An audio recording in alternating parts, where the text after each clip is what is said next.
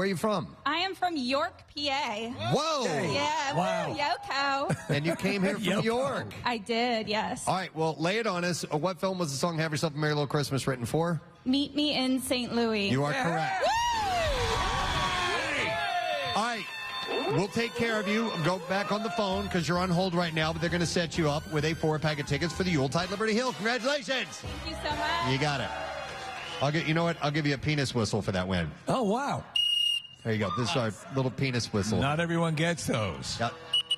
All right. New term introduced, by the way, Yoko. I've never heard of Yoko is great. Yeah. York County is Yoko. By the way, the Yuletide Liberty Hills, located in Lafayette Hill. Yuletide Liberty Hill is the region's ultimate Christmas village, featuring rides, boutique shopping, ice skating, live music, craft drinks, and food, and so much more. Use the code Kathy20 at checkout for a 20% discount, by the way. She's the activity queen. Yeah, Rick Savage is the bassist for Def Leppard. Rick Allen is the... Did we get that wrong? That is my apology. I apologize for that. I would like to apologize. Especially to Kritzagon, the philosopher of evil. I'd like to apologize to Jennifer Garner and her pool boy, Ben Affleck, for incorporating them into my fantasy life. You're right. Rick Allen is the... I apologize.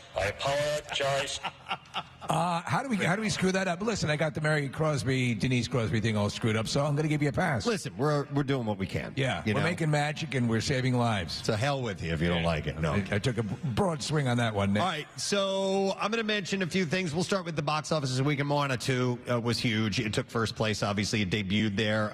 And for the regular 3-day weekend, it made $135.5 million. For the 5-day holiday weekend, it raked in $221 million. I saw it with my nephews and niece over. What'd you think? It's so good. Yeah? It's impossible not to have a good time. And it's really well done. If you like the first one, you'll love this one. I can't say enough good things. And the songs are good? The songs are great. Okay. Yeah. How's Vin Diesel? He's surprisingly adept. Well, Dom was out of place, but we had the songwriting team in our studio, and they were wonderful. So we're very happy for this success.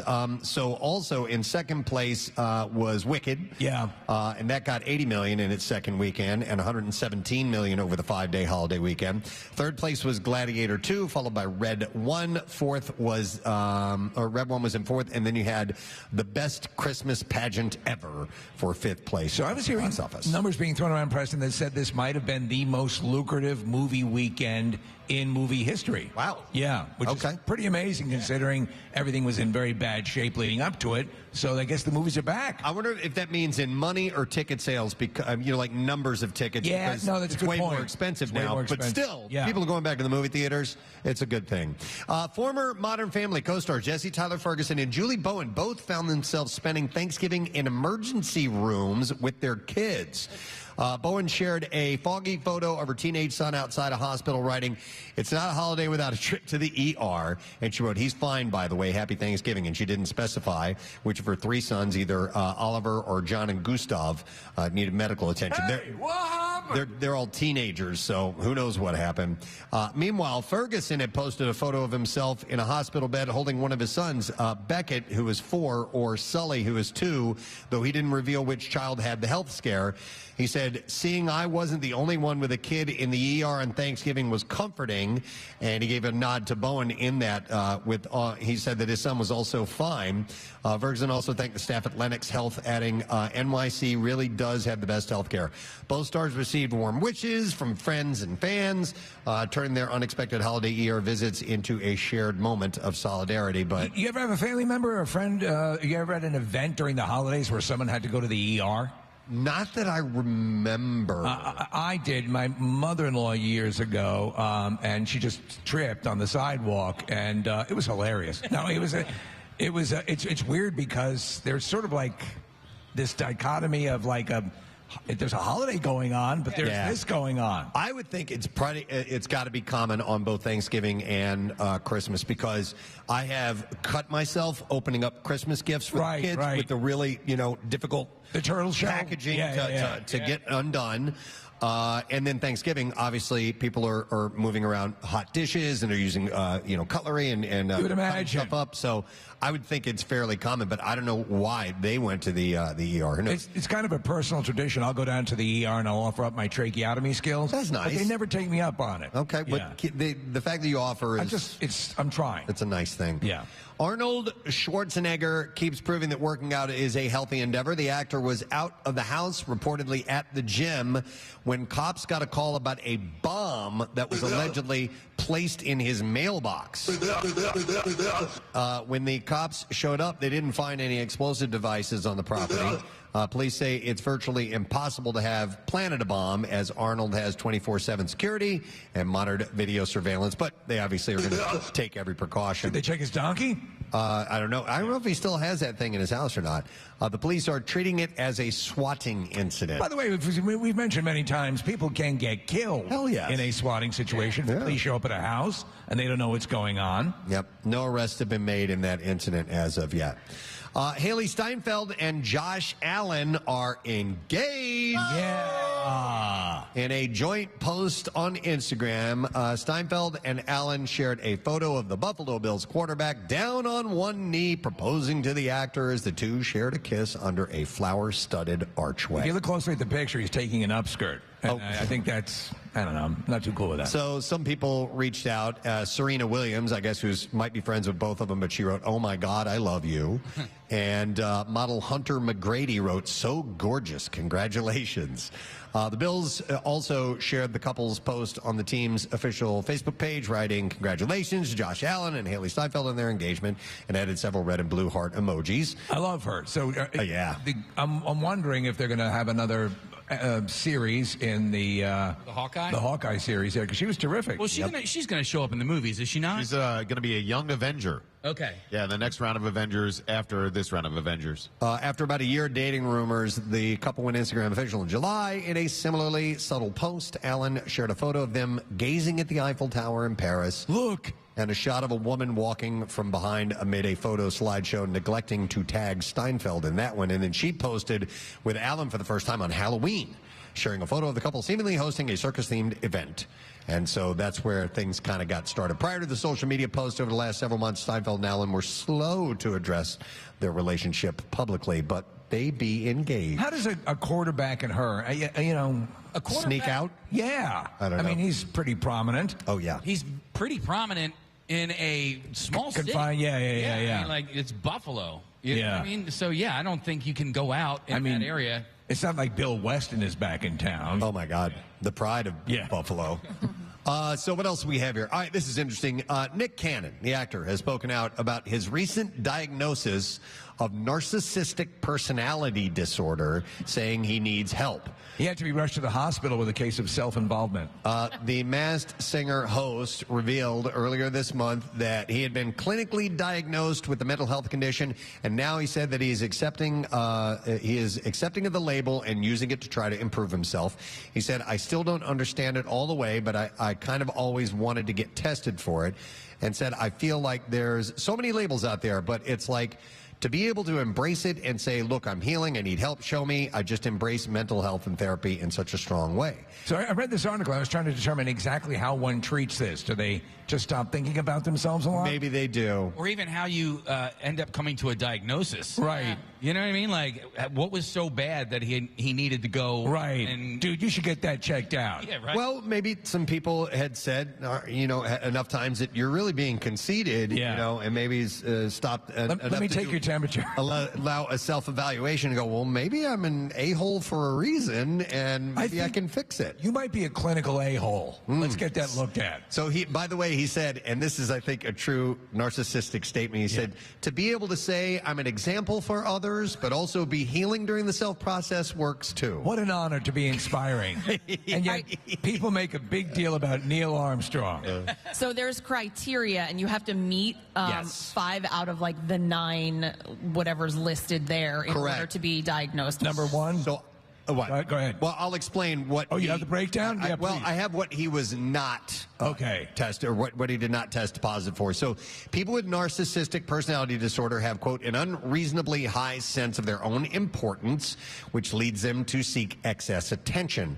The condition, which is generally treated with talking therapy, can cause problems in many areas of life. That'll be $100, including relationships, work, and financial matters. You suck. So here's the deal. He said he identified with all of the so-called markers besides lack of empathy and rage. And so, like the lack of empathy ones, those are the people that can go out and kill people. Yeah, sociopath. Yeah, psychopaths. Yeah. Was there blood in his stool? They didn't. Is that a marker? I don't think it's a marker, but maybe they checked. I think I'm a narcissist. There's blood in my stool. Cannon said that he identified with all the markers, like I said, but not just. So the ones he didn't identify with were the empathy and rage. Other markers, including taking advantage of others to get what you want, feelings of superiority and looking down on others, and having difficulties managing emotions and behavior. So those are ones that he kind of, I guess felt that he fell into the category of. Is having 12 kids by 7 different women? Is that on there? Is that narcissism as well? Maybe trying to spread your seed all over the world. Yeah, like a sprinkler. You know what's got to be weird though, to be in therapy for narcissism, because in therapy you talk about yourself the whole time. You're the focus. I love this. Yeah. Right? How do you treat that, Nick? Just a therapist going, enough about you. Let me tell you what's going on in my world. Yeah. Well, I mean, there's that old joke with the narcissist, but that's enough about me. What do you think about me? Right. Yeah. But you have to do that in therapy. Yeah. Well, we were talking about the series, The Penguin, and whether the penguin is technically a sociopath or a psychopath. Okay. Right. And there is a delineation, and I forget what it is. Yeah. So he says, I've been attempting to do the work myself and had a lot of therapists as well. So how about this? We're pulling for him. John Gosselin from John and Kate Plus 8 is heading back to the altar. Yeah. According to Entertainment Tonight, Gosselin proposed to his girlfriend Stephanie Lebo last Saturday. He stayed local, right? He's in Western PA, is he not? I do not know that. I'd always assumed so. He might be in York. Possibly. Yorko. Yorko. I mean, he's from Wyomissing, right? So the Reading area. Did he moved from there? I thought he moved out to like a little further west, but I don't know. Maybe he's reemerged back into society. The couple met at a mutual friend's backyard barbecue in August of 2021, going public with their relationship in August of last year. Is he still wearing Ed Hardy? I don't know. Remember his t-shirt? That ship sailed. Do not know. Hey, Dolph Lundgren gave fans some great news over the holiday. He announced on Instagram that he was having one last procedure done and that he was cancer-free. That's awesome. Yeah, back in 2015, the actor was diagnosed with cancer that was considered terminal and was given 2 to 3 years to live. And now, 9 years later, he continues to bounce back. What kind of cancer was it? Did they specify? I don't remember, Steve. I only saw this story this morning, and it doesn't go into detail. But I remember when the announcement happened. I just don't remember what type of cancer he was diagnosed Nick Cannon tweeted at him and said, "Big deal, I'm narcissistic." 9 years later, he continues to bounce back. If there's one thing the movie fans know, Ivan Drago is tough to KO, even when the opponent is cancer. Wow. And speaking of the Rocky reference, this morning we are going to honor Rocky Day, which is tomorrow. But today we're going to do a contest. Later on, we're going to do the Rocky Run Relay, and it's going to take place outside. We are going to need a couple of contestants from in here who might be interested in participating in this. We'll take you through the steps of Rocky's life through the movies. It's actually amazing, and I don't want to listen. I don't want to be sacrilegious, but Casey, like the Stations of the Cross, this is sort of the Stations of Rocky Balboa. Yeah, correct. Yeah, it's a lot like that. Yeah. Yeah. So we'll get our. We're going to need volunteers probably pretty soon. So we'll get to that in a little while. Let's see. What else did I have here? Serena Williams' husband and Reddit co-founder Alexis Ohanian has revealed that he's undergone surgery to fend off cancer. He posted the news on Instagram saying that he had undergone preventative surgery after tracking some suspicious nodules on his thyroid over the last 4 years. They were getting bigger in the latest biopsy. They were very likely to turn cancerous. He said, my mom had breast cancer around this age and then ultimately died from brain cancer a decade later. So I hate... Again, that's all terrible, but Nick Cannon has narcissism. Let's all keep our eye on the ball here. So the hospital bed pic was from last week and posted later. The worst part, to be honest, has been not being able to lift for 2 weeks. but Big Fella will be back at it next week. And I took my girls to Disney World this week, so life is wonderful. Oh, you can't lift. I just can't lift. Yeah. But no, it's cancer. No, of course. Hopefully it's going to be something that he can get rid of shortly. It could be worse. He could be overly into himself. He could be. Let's all remember, it could be worse. Director Sam Mendes is doing a series of 4 movies, each one centering on an individual member of the Beatles. And it's rumored that Barry Keoghan has been tapped to play Ringo Starr. I think that's actually good. Yeah, and if the rumors are true, one person who approves of the casting is Ringo himself. I'm questioning the decision to have Ving Rhames play Paul McCartney. Oh, wow. Ving Rhames. Yeah. That would be a stretch. I think that is a stretch. He's a talented actor, though. Yeah. So Ringo said, I think it's great. I believe he's somewhere taking drum lessons, and I hope not too many. No official casting news has been released from any of the 4 movies at this point. I mean, you're the Beatles guy. Who would you cast as Lennon? I haven't even thought about it, to be honest. That's a good question because I'm never really good at that type of thing. Maybe it should be Paul Rudd and Jack Black and everybody who was in Dewey Cox. They did a phenomenal job. And played the Beatles. You know what they need to do? They need to get someone who's not too... though they're running the commercials for the Dylan movie with Timothy Chalamet. Yeah. Looks really good. Yeah. So I would be a horrible casting. Were you about to say maybe somebody who's not high profile? Somebody's not high profile. But I think it's different than the Dylan thing because you're talking about 4 separate people. Well, but each one's going to be a separate movie. I'm sorry. I'm still trying to process the Nick Cannon stuff. I know, but Steve, thoughts and prayers. So let's see. Here's another story. Brett Goldstein, writer, actor, most known for his portrayal of Roy Kent on Ted Lasso, confirmed a long-standing fan theory recently. He was talking to Entertainment Weekly, and he said of the theory, oh, yeah, there's loads and loads of the Wizard of Oz in Ted Lasso. I've never put that together. No, neither did I. And he says this, I don't get it, but he says the pinball machine is the one that's always, Ted has to go home. I guess it just keeps bouncing around. Yeah, I think is that what that means? Isn't it a Wizard of Oz game that they play in the one pub where they watch a lot of the matches? I believe it's a, and then there's at one point where the owner, the lady that runs the bar, she rigs it for Ted's son. Okay. And I'm pretty sure like he can play for free. Anyway, I'm pretty sure it's a Wizard of Oz pinball game. Okay, but he said the one thing is that Ted has to go home. There's no place like home, and then there's no place like Richmond FC. He said, yes, that's all Wizard of Oz. Explaining further, Goldstein said that his character Roy Kent was the Tin Man. Jason Sudeikis' Ted was Dorothy. Hannah Waddingham's Rebecca is the Lion. And Phil Dunster's Jamie is the Scarecrow. Okay, so Tin Man, Roy Kent needs a heart. Right. Jamie, a little bit dumb. He needs a brain. Hannah is always intimidated by the other owners, so she looks fierce, she's cowardly. Yeah. Oh, okay. Now it does make sense. And Jason is Dorothy because he wants to go home. You saw him do his stand-up show, right? I did not. No. I thought you went to see his. No. Okay. I'm curious. No. Yes, I'm sorry. I thought you were talking about. I went to see Brett Goldstein. Right. Yes, I thought you were talking about Jason Sudeikis. Right. So how was it? He was great. Okay. He's a funny guy. Okay. He was really good material. Obviously, he can write really well. His delivery was good. I mean, it didn't. I didn't leave going, oh my God, that was the greatest night of comedy. Right. But it was a lot of fun. He was a really good stand-up. All right, and then we'll do one more story, and we'll move on to the clips. Alt casting is becoming a thing. You guys familiar with that term? Alt casting? No. Sporting events are accompanied by, or in some cases hosted by, animated characters like SpongeBob, SquarePants, or The Simpsons. So that's called alt casting. Okay. While that may be a great way to get kids into sports, and teens and adults may like the newest idea, Peacock is readying an alt cast of a live NFL game accompanied by Madden-style graphics. The December 21st matchup between the Texans and the Chiefs on Peacock will blend live action and video game elements from EA Sports' Madden NFL game. I don't know how that's going to work. No, neither do I. So the goal is to get kids to watch football? I guess. Well, yeah. I mean, sure. The Madden NFL broadcast will hinge on the weather since visibility is required to create the simulation. I have no idea what all this means. I know they're going to have Bluey call the next UFC fight.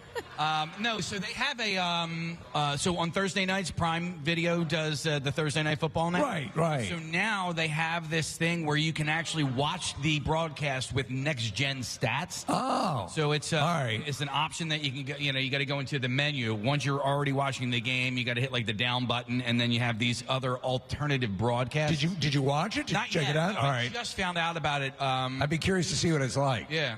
All right. Let's move on to the clips. All right.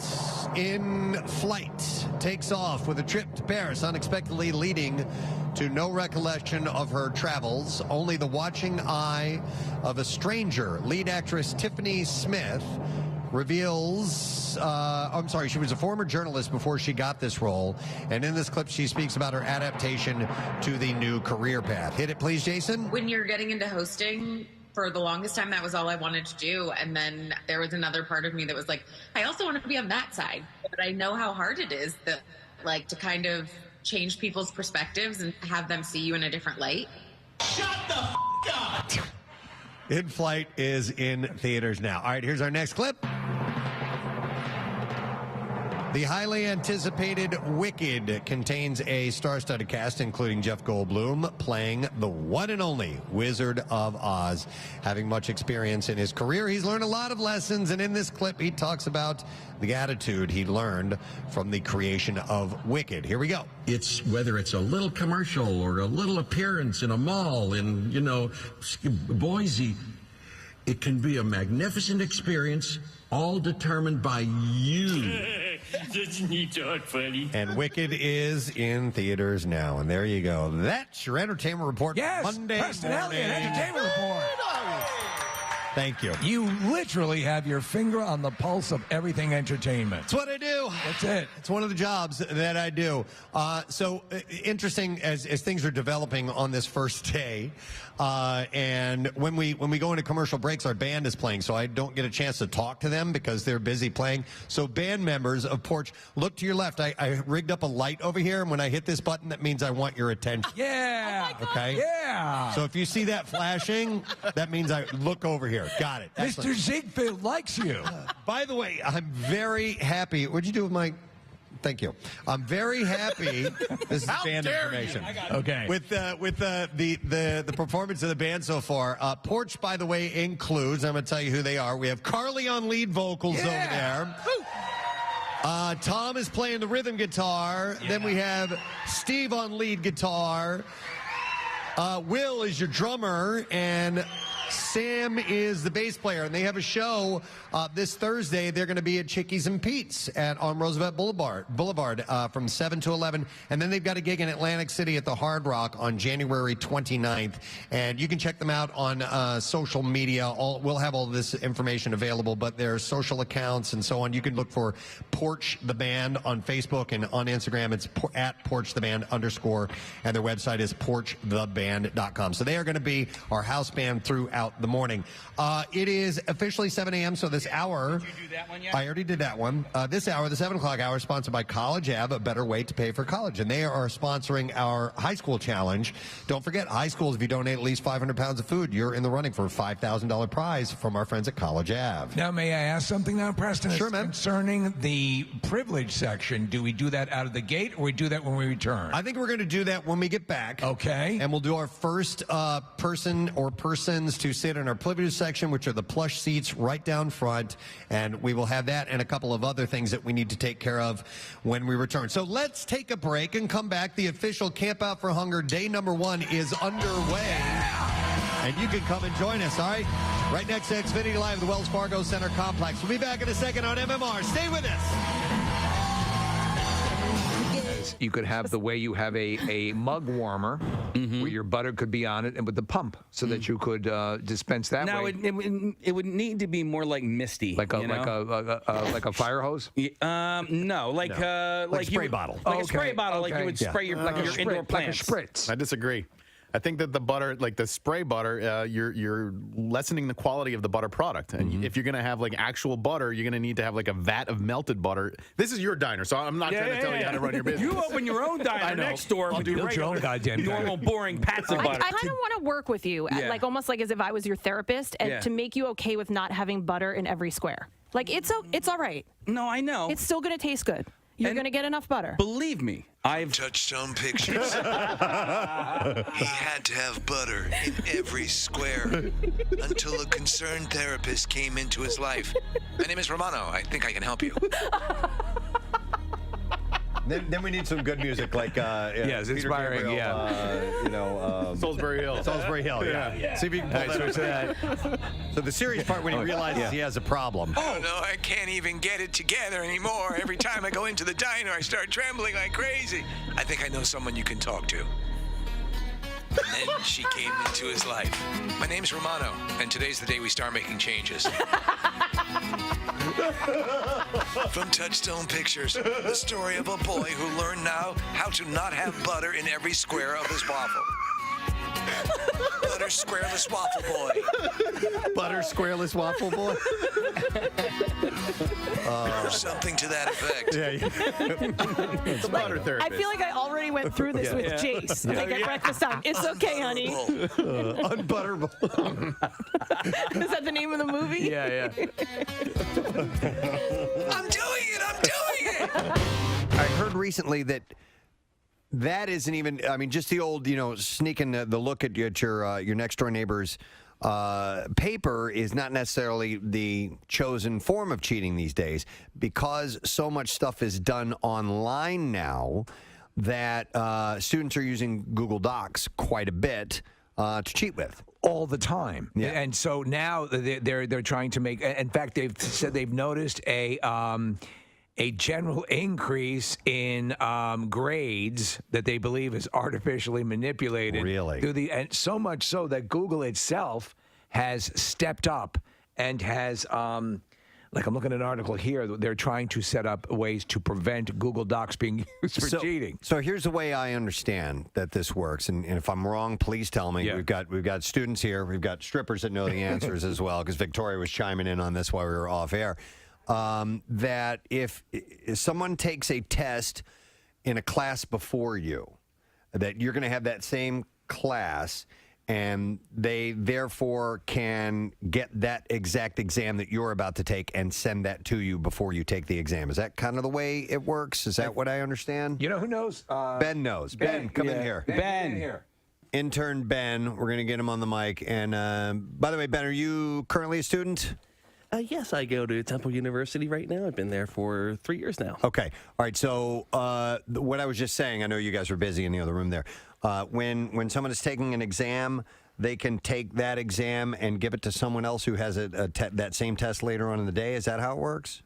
So it totally depends, but like a lot of the times it will just be on your laptop in class, and it's impossible to cover on everyone's laptop, as you can imagine. Okay. Yeah, okay. You all right? Had to run in. He's a little nervous. I was wondering why you talk like that. And actually, it's the thing is the Google documents.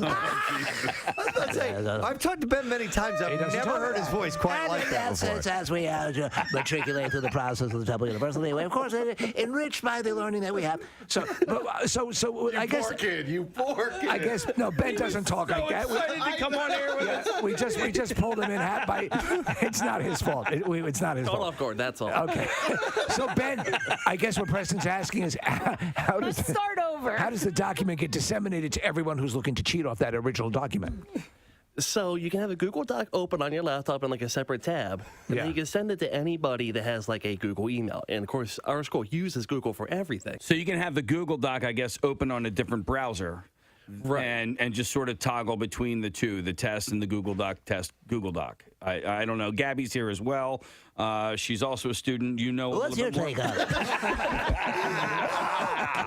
Yes. Stop it. I'm just kidding. Poor Ben. We pull him in while he's trying to do other work. So What's your take on it, Gabby? Yeah. So if you're in a group, just like in a group, when you're doing one of your assignments, you obviously have everybody's email. So you can set up this Google Doc where you can share everything that you do. So even if you're in one class earlier and you have a friend that's in the next class later in the day, you can just share that document with other people in other classes. Okay. And Victoria, were you the student? Did you do this or hear about this happening as well? Yes. Oh, why is your mic not on? I'm sorry. Go ahead. Yeah. Yes. So when I was in school, it was just super easy. First of all, the website is pretty, like, once you, like, get it down, it's super easy to, like, use. And yes, like, sharing is, like, so easy, and it's so easy to communicate on there amongst many people. Did anyone ever flow? I mean, because they're saying that it has had, and Google has actually had to step in to give teachers ways to fight this. Do you know anyone who's ever cheated using the system? Well, that's what I was going to ask. I would say. Actually, no, I'm not aware. Ben has something to say about the Apple Watches. Yes. So not about the Apple Watch, but I do have a story we can go into. Okay, please do. So in high Make it a long school, one. I went to a tech school. So I was in the computer programming, obviously. Right, yeah. Obviously. So, but we figured out a way to cheat on the learning guides, which is like a little, like, our little exercises to learn how to program, but the teacher caught wind of this. Yeah. So for a month, every student had to handwrite all their code. Oh, God. Because we were cheating, which is like Java and HTML. That's awful. That's crazy. That's all little symbols. We had to handwrite all of it, then we had to type it up, and that was like his way to prevent us from cheating. And I was pissed because I wasn't cheating. I was the one actually doing it right. Because This all is the other students outlandish. This is absolutely outlandish. I'm going to take you outside and kick your ass. Did you rat everybody out because you weren't What am cheating? I, a monk? This is ridiculous. No, Casey, I was trying to be cool. No. But so how long did it take to take a test like that? Well, for what would take 5 minutes on the computer was about 25 on the paper. Jesus. Just because you got to remember the symbols, you got to squiggle them or whatever. Just you have to talk through them. Just keep This talking. is the goddamn dumbest thing I've ever heard. It's goddamn ridiculous. 25 on the paper. No, but I mean, to write, he's talking about writing code is in all symbols and intense stuff. It's Preston, get yourself together. I can't. Steve being outrageous Ben is killing me. Oh, this is an outrage. Preston, our dancer wants to chime in here as well. Oh, yes, Victoria. Yes. Yeah, don't forget about me. Okay. I'm anyways. sorry, Victoria. No, it's okay. It's just so funny. I'm listening to how, like, far people will go to, like, actually cheat. And I went to a really good school, and we would literally cheat in groups, and the teachers had no idea. That's how No oblivious. idea. I guess they were just paid so well that, like I swear, they didn't care. Do you think there's some credence to the fact that schools who rely on, how the school's performing would allow this to happen? I guess to keep up with their reviews and stuff like that. Yeah. It's conceivable. I mean, I went to a really good school, so like, I guess like high test scores were like super important. So it's plausible deniability, right? That you can say, okay, they're just getting good grades. And what's funny enough, in 9th grade, I actually had a social studies teacher that would literally grade you on, like, if he liked you or not. Like, we would write what we had for breakfast on, like, literally, I would write the most ridiculous answers, and some of them would be right, and some of them would be wrong. I swear this man graded you on whether he liked you or not, or maybe your outfit that day. Like, I swear bet he you didn't did care. very well. Yes, being stunningly gorgeous helps, too. I passed, by the way. And he met us. Like, he was a G. He was awesome. What's going on over here? Just because she's super hot, she passes? I'm here writing goddamn code. My fingers are falling off. She talks about having egos and she gets an A+. You're a good sport, Ben. It's an outrage, frankly. Goddamn, says like I have a rheumatoid arthritis writing all this code. And over here, she says she had a Pop-Tart for breakfast. She has an A+. I love when you threaten to kick their ass. Outside now, I'm going to put my foot so far up your ass, you're going to see my big toe coming out your nose. Oh, my God. All right, we have to wrap this up. Oh, we do? Okay. Yeah, all right. No. Officials are working to contain a scabies outbreak. No. What the hell? This is at Radnor Middle School and one student from Radnor Elementary School, yeah. Yep. Scabies. Mm-hmm. And at least 18 students were diagnosed with the infectious disease. Okay, what is scabies? It's a rash. Okay. Isn't that... Wait, okay. Scabies isn't crabs? Well, it is caused by a mite. a little creature. Okay. But they normally it's not visible to the naked eye. But it's not It's not crabs. It's not okay. It's not like but crotch do you crabs. get it down there? You can. Yeah. Okay. Yeah. If you're lucky. The scabies will burrow under the skin and lay eggs. Oh God. An itchy rash consisting of raised tracts, bumps, or blisters may appear on parts of the body, including between fingers, wrists, elbows, armpits, waistline, thighs, and genitalia. Including the nutsack. Yes, probably. Yeah. Well, there all the little crevices and cracks. They lay their Ball eggs. sacks are yummy. I remember in high school there was an outbreak in our school, but it was everyone who was getting it down there. Yeah. So it seems like it's few and far between that we have scabies outbreaks. I always consider that one of those bizarre peripheral things like scurvy and gout. There was that, the guy that I told you about that wanted to go halfsies on the fleshlight. Oh, yeah. And by the way, again, take that in. Nick knows someone who wanted to go halvesies on a fleshlight. Yeah.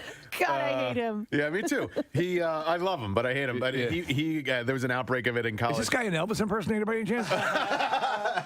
No. But he was at the Nationals game last night. But he was in college. He got scabies, and he got it through sexual contact. And so we would make fun of him incessantly afterwards. And the way that we'd make fun of him was just by saying scabies every time we would walk by. But yeah, he got it through sexual contact with the. Oh my God! Every once in a while, they will award that to a traffic reporter. Our friends of the Nordiques brought down a replica of the Stanley Cup here this morning. Hey, by the way, I need to mention, if you are dropping off donations, you will be doing so at the Planet Fitness donation zone. You can park in Lot G if you want to walk the donation over, but you can drive through and drop off the donations at the Planet Fitness drop-off zone. But park and enter through a midway entrance located on the Broad Street side of the event space. I know it's a little crazy when you get down here with as far as where to go and what to do. You can check with WMMR.com ahead of time if you are on your way. Oh, and by the way, the buzzing noise you hear in the background, that is our friends at Camelot that are covering all this with our drones. They're amazing. They just did a fly around on the Stanley Cup. Excellent. Stanley Cup. Yeah. That's a first. Yeah. A drone covering the Stanley Cup. Camelot Productions drone coverage, and you can check out their website. It starts with a K. It's Camelot spelled with a K. CamelotProductions.com. Let me see. Oh, this is what we need to do. This, Casey, I'm going to put you to it first. Okay. Our first members to sit in the privilege section this morning. Who is interested in sitting in the privilege section? Casey is going to just find somebody who stood out to him for whatever reason, and you get the best seats in the house for an hour or so. So Casey's walking out. We got people wearing different outfits this morning in various stages of... yes, there we go. All right, you got them? Who is it, Case? Oh, can you speak into that mic? I don't know if you can or not. We're going to have them step up to the mic real quick. We'll meet our first privilege listeners. Who do we have here? What is your name, first of all? I'm Riley. Riley, and who is this with you? What's your name? I'm Shannon. All right, Shannon. They walked in dressed as a cow, and what are you? A koala. A koala! Cow. The perfect combo. Excellent. This is great. Is this your formal attire that you're wearing this morning? Yep. All right. I love it. Well, thank you guys for being here. Have a seat in the privilege section. Relax. Let's hear it for them, guys. Yes. Our first animals in the privilege section. You know, two of the favorite meats served on Thanksgiving are cow and koala. And this is in honor of our old boss, Bill Weston. All right. And then the other thing I was going to do, Casey, because we need to take care of business right now.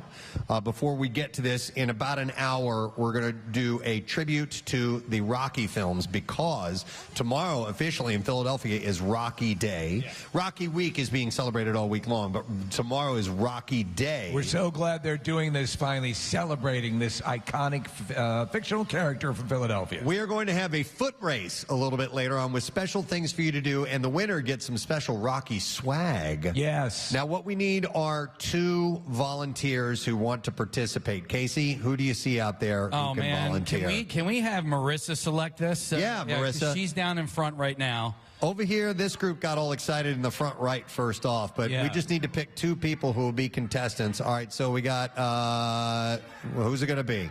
Marissa's looking around. She's got one gentleman. What, Marissa? I can't hear you. The guest mic isn't on. If you could bring that up, that'd be great. It's 2024. We can have a female Rocky. Well, yeah, the first person. Yeah, she had her hand up first. Rockina. Excellent. Rockina. All right, so Marissa's going to set you guys aside, and we will get that, like I said, underway in about an hour or so. It's one of the things we're looking forward to, watching crumble before our very eyes and not work at all. It's intricate. There are many steps to it. It can only end in disaster. But listen, did Rocky win that first fight? Hey, No. good point. Yeah, and not only that, but I got a text message on Friday from Marissa. You know, we have to get all these props for this thing, right? So we needed an Apollo Creed cutout, and she had it ordered, and it got canceled on Friday. Are you kidding me? Oh, Yes. bummer. My God. So who do we have? So I just scattered and tried to find a printer. You couldn't find a printer. And then finally I was like, I just got to put something up on Instagram or whatever. So I got to thank Andrew from Belia Printing in Woodbury, New Jersey. The dude, ding, ding, answered the bell. Nice. And he got that thing printed in less than a day. Sweet. Picked it up on Saturday That's morning. amazing. Oh, man. That's the we can do it spirit that represents. And thank you for that, because that's the part of this thing I was looking forward to the most. It, like, the wheels fell off on Friday of Thanksgiving weekend. I'm like, nobody's working right now. Like, I called, and Well, like, he did. There were like, like chain places that do printing, but like, You would Apollo think that Creed there would is be some licensed. sort of Apollo Creed cutout store, but there Right. isn't. There isn't. Yeah. So. All right, well, the first guest we want to chat to this morning is a good friend of ours. We have had her on the program many times because she is the CEO of Phil Abundance. We'd like to welcome Lori Jones. Morning. Hi, Miss Jones. Hello. How are you? I'm great. It's wonderful to see you again. Here we are at Camp Out 2024. How do you feel? I feel like it's going to be the best one yet. Oh, really? I do. I think Okay. the weather is a great indication. Yes. It's No rain. chillier. Yeah, no rain. No It's all rain? good. It's all Really, good. It's yeah. December. We had a great Thanksgiving weekend. The parade was great. It's wonderful. Lori, we were thinking about, obviously, Preston and I, we did, and we're going to talk about this in a little bit. We were on a float with Marissa, Thanksgiving parade. It was fantastic. See all the people out there. And again, this city, all the people that need now more than ever. And I don't, we say every year that this is what we're here for and what everyone responds to. But I have a feeling, there's two things going on, that this is a profoundly desperate year, A, but B, that the spirit is there to get this done. You're exactly right. You're exactly right. So I lied when I was saying it was doing okay earlier. Like Marissa knows. Marissa Magnata, she's phenomenal on our board. I was having a moment, feeling very emotional today because it's like you said, there is so much need. I do appreciate the love that we feel here. We feel at the parade. But in Philly alone, 252,000 people are food insecure. Over 500,000 people, 1 in 3 kids in the city of Philly. In all of our counties, in Burlington County, Camden County, Chester County, 8% of the people are food insecure. And for all the generosity of the people of this area, for some reason, we are one of the worst cities for this, are we not? They call us the poorest big city. Yeah. And it's not just the city, it's a whole region, right?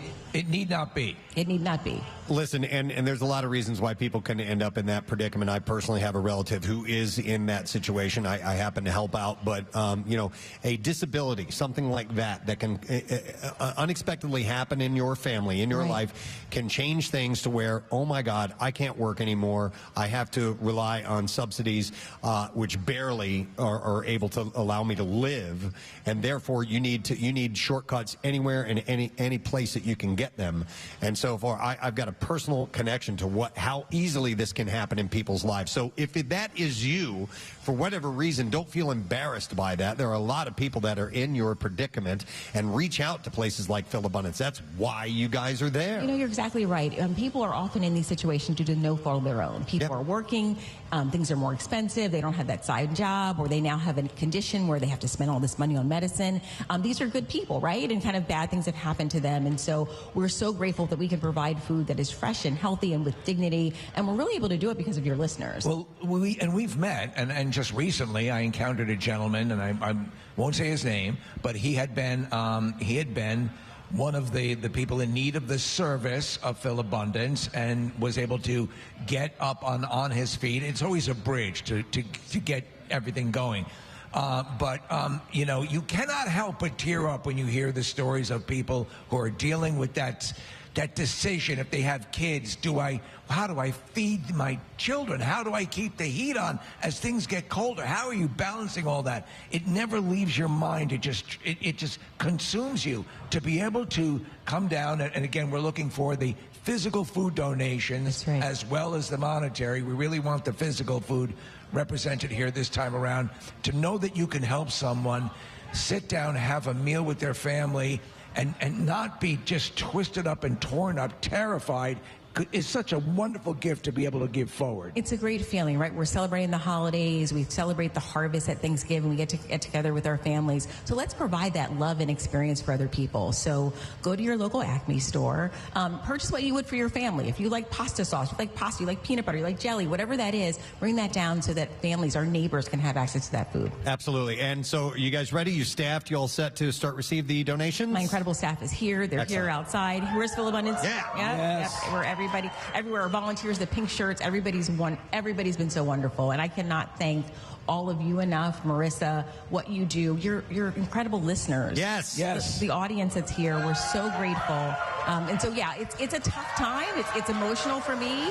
It's the heart-wrenching part of what you described with families, especially not being able to feed themselves, but then it's really the heartwarming side of your volunteers, your listeners, and the way all of you do this for us each and every year. I think it's going to be a record. And I know we all do. We just have this feeling that we're going to see the most people we've ever seen down here this time around. Yeah. We're going old school after Thanksgiving. We've been doing it before, and I think people sitting down with their families and realizing all that they have to be thankful for and thinking about those who really just need a bit of assistance to get along, I think it really impacts. And so, Preston, you always say the reason why this works in the colder weather is because people feel it a little bit more. And so this is, you step outside, you put on a coat or whatever, think about what people are doing and how they're just trying to scrape by. You can make a huge difference with Phil Abundance and the Camp Out for Hunger. Come and see us. It's underway. Lori, we will check in with you throughout the week, obviously, and then we'll talk to you on Friday, probably. Thank you. Love you all so much. Thank you so much for all you do. Lori Jones, CEO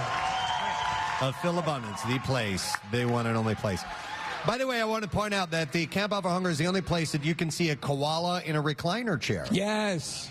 Which I'm looking at right now. And I need to mention the privilege section is sponsored by Regency Furniture, and they've given us the wonderful accoutrement to add to that raised area over there. Stuff looks good. Those seats look very comfortable. And then Regency also set up a cool little photo booth outside of the tent that anybody and everybody can use. By the way, we're at the sports complex. We're in the parking lot of Xfinity Live. You can't help but see us in Preston. You said something earlier that really resonated. I know it's a little overwhelming when you show up. Make the effort. Just there's a ton of parking. Yep. Come on over. Don't worry. We want to see you here. And don't get nervous or whatever. Everything's in place to make it very welcoming. And listen. The more people we can get to participate, the better this will go. And ask around. Find out, if when you get here, ask where to go to. People will point you in the right direction. Real quick, I would like to, before we bring on another guest, which we're going to wrap this segment with, but I want to chat a little bit about the weekend, Thanksgiving Day, and the 6ABC Thanksgiving Day Parade, which we were invited to be a part of, and myself and Steve and Marissa actually were on a float during the parade. The weather sucked. Yeah. It was horrible. It rained all morning long. I predicted that, by the way, a couple of weeks ahead. And we had a great time anyhow. Well, they said it was the worst weather for a Thanksgiving Day Parade broadcast since '85. It didn't matter, though, because we were really done up. We were bundled up and ready to go. And it wasn't a downpour constantly throughout the whole thing. There were breaks. But what was really cool was we were supposed to be on a float with the Ladies of Chic. It was called The Sound of Music. Yeah, you know the band La Freak says Chic. Freak out! Yeah. So they show up. Yep. And they look at the float, and the rain's coming down, and we're, Preston, Marissa, we're up on the elevated part of this float, because that's where they have us standing, which is kind of cool, at the bow. And they kind of look at the rain coming down, and they said no. So they bailed? They pulled up, and they're like, we're not doing it. We're not doing this. And so they went down to the end of the parade route, and so we got this gigantic float was just the three of us. Yep. It was huge. It was really cool looking. Yeah. And it was just the three of us, a guitar and piano. It had a music theme to it. And so we're sitting up there and we're getting ready to pull away. And I look down and I see that there were these speakers mounted on it, and they were covered with, bags, with plastic bags so they wouldn't get wet. And I'm like, oh. So if Chic would have been on, they would have been playing, Freak Out, La Freak for 3 hours while we were on there on loop, so everybody would know that this is the band coming. I'm like, well, there's going to be no music on there. I'm like, can we put on some rock music? Yeah. And the guy's like, I don't know. He's like, we need one of the float captains to come over. So he eventually flagged down the float captain. He comes over. He hooks up this iPad, and he's like, all right. And he hits a button, and all of a sudden, Freak Out! The freak station comes on. And I'm like, no. I'm like, that's great, but they're not going to be on here. I'm like, can we play something that might be like MMR related? Well, there are MMR banners all around the front of the float. Yes. So he's like, I just work here, man. I don't. He was like giving me one of those. Yeah. I'm like, I'm not bitching at you. I'm like, I'm not. I'm saying if you can do this, that'd be great. And I'm like, well, why don't we just hook up my phone? And they're like, yeah, we could try that. And I didn't have the dongle thing, but he did, which was really cool. And so we plug it in, and I pulled up a playlist that I have of just 300 rock songs, and I stayed more like in the classic rock thing. No, you have to be safe. I didn't want, Limp Bizkit coming up by accident, or just, or Killing in the Name if I'm Rage Against the Machine. F you! Over and over on this. So they cranked it up, and first song that came on was Back in Black, and I'm like, all right. Yep. And they cranked it way up. So we ended up having a blast. It was great. Listening to that music all day long, heading up Ben Franklin Parkway, and the crowds were still there, even though the weather was horrible. So, generationally, families get out there. They daisy chain these tents together. They had all sorts of protective coverings. They had barbecues. Casey, a whole tent had crock pots lined up.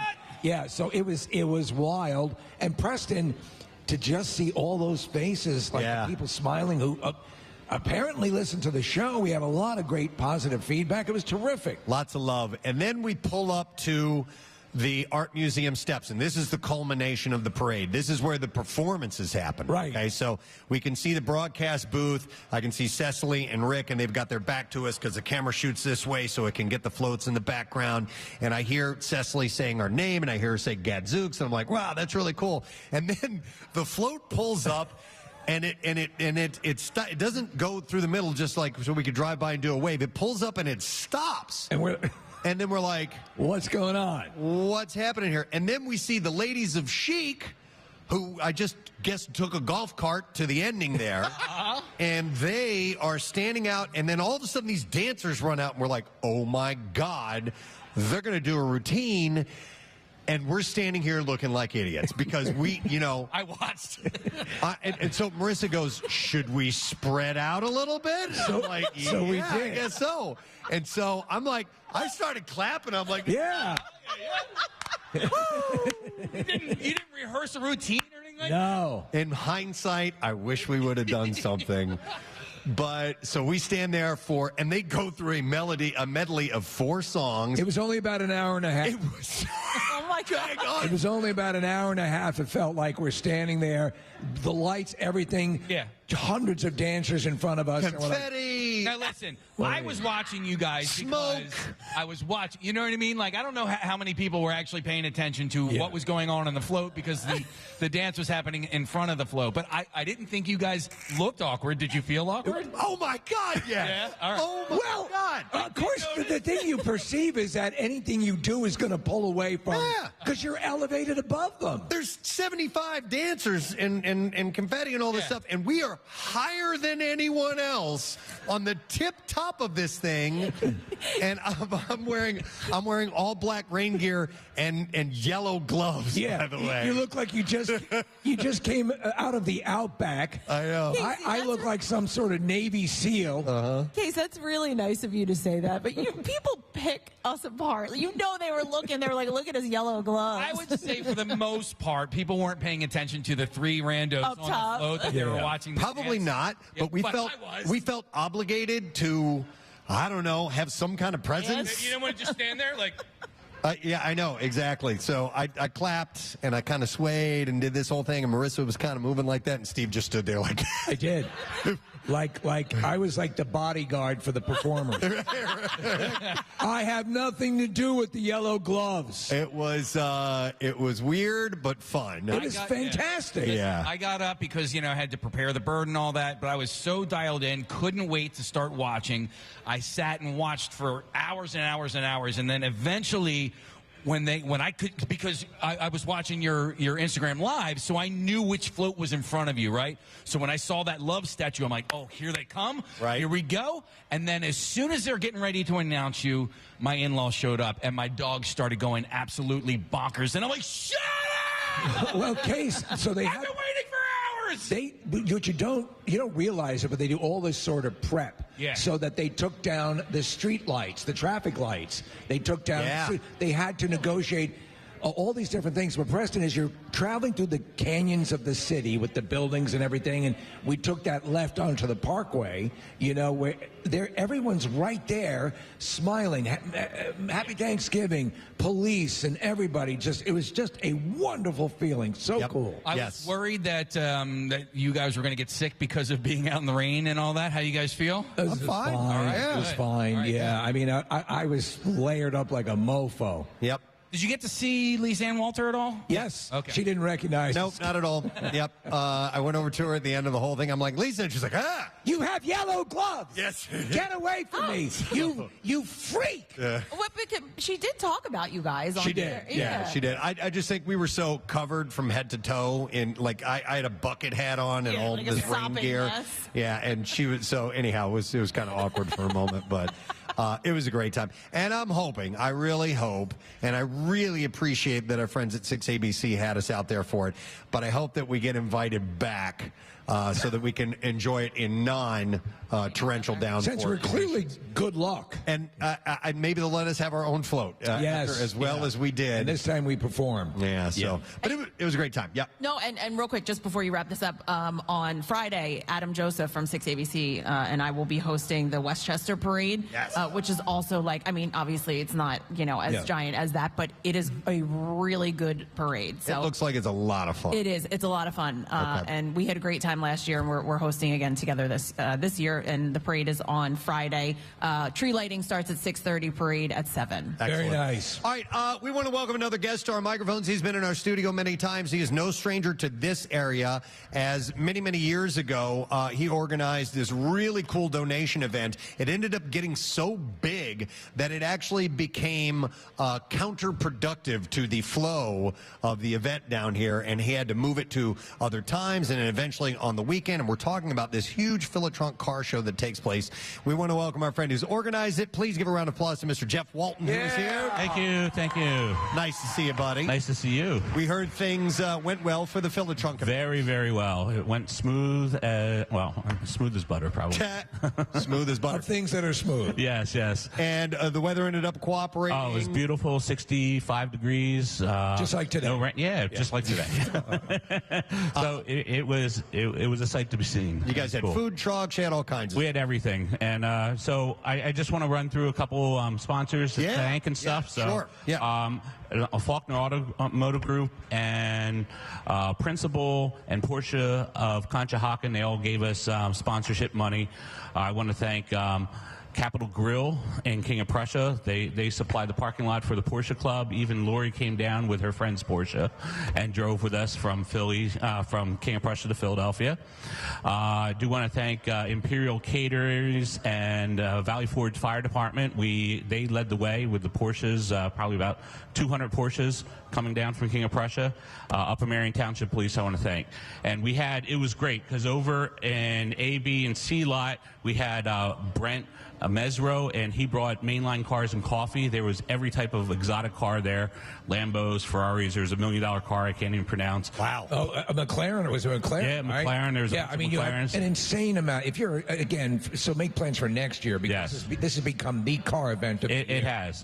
It was really cool. And it was pretty neat because we were in King of Prussia staging, and all of a sudden this McLaren came in, and he kind of said, hey, what's happening? What's going on? And we told him, and he stayed for a little bit, and then he drove off. off, and here it was A.J. Brown.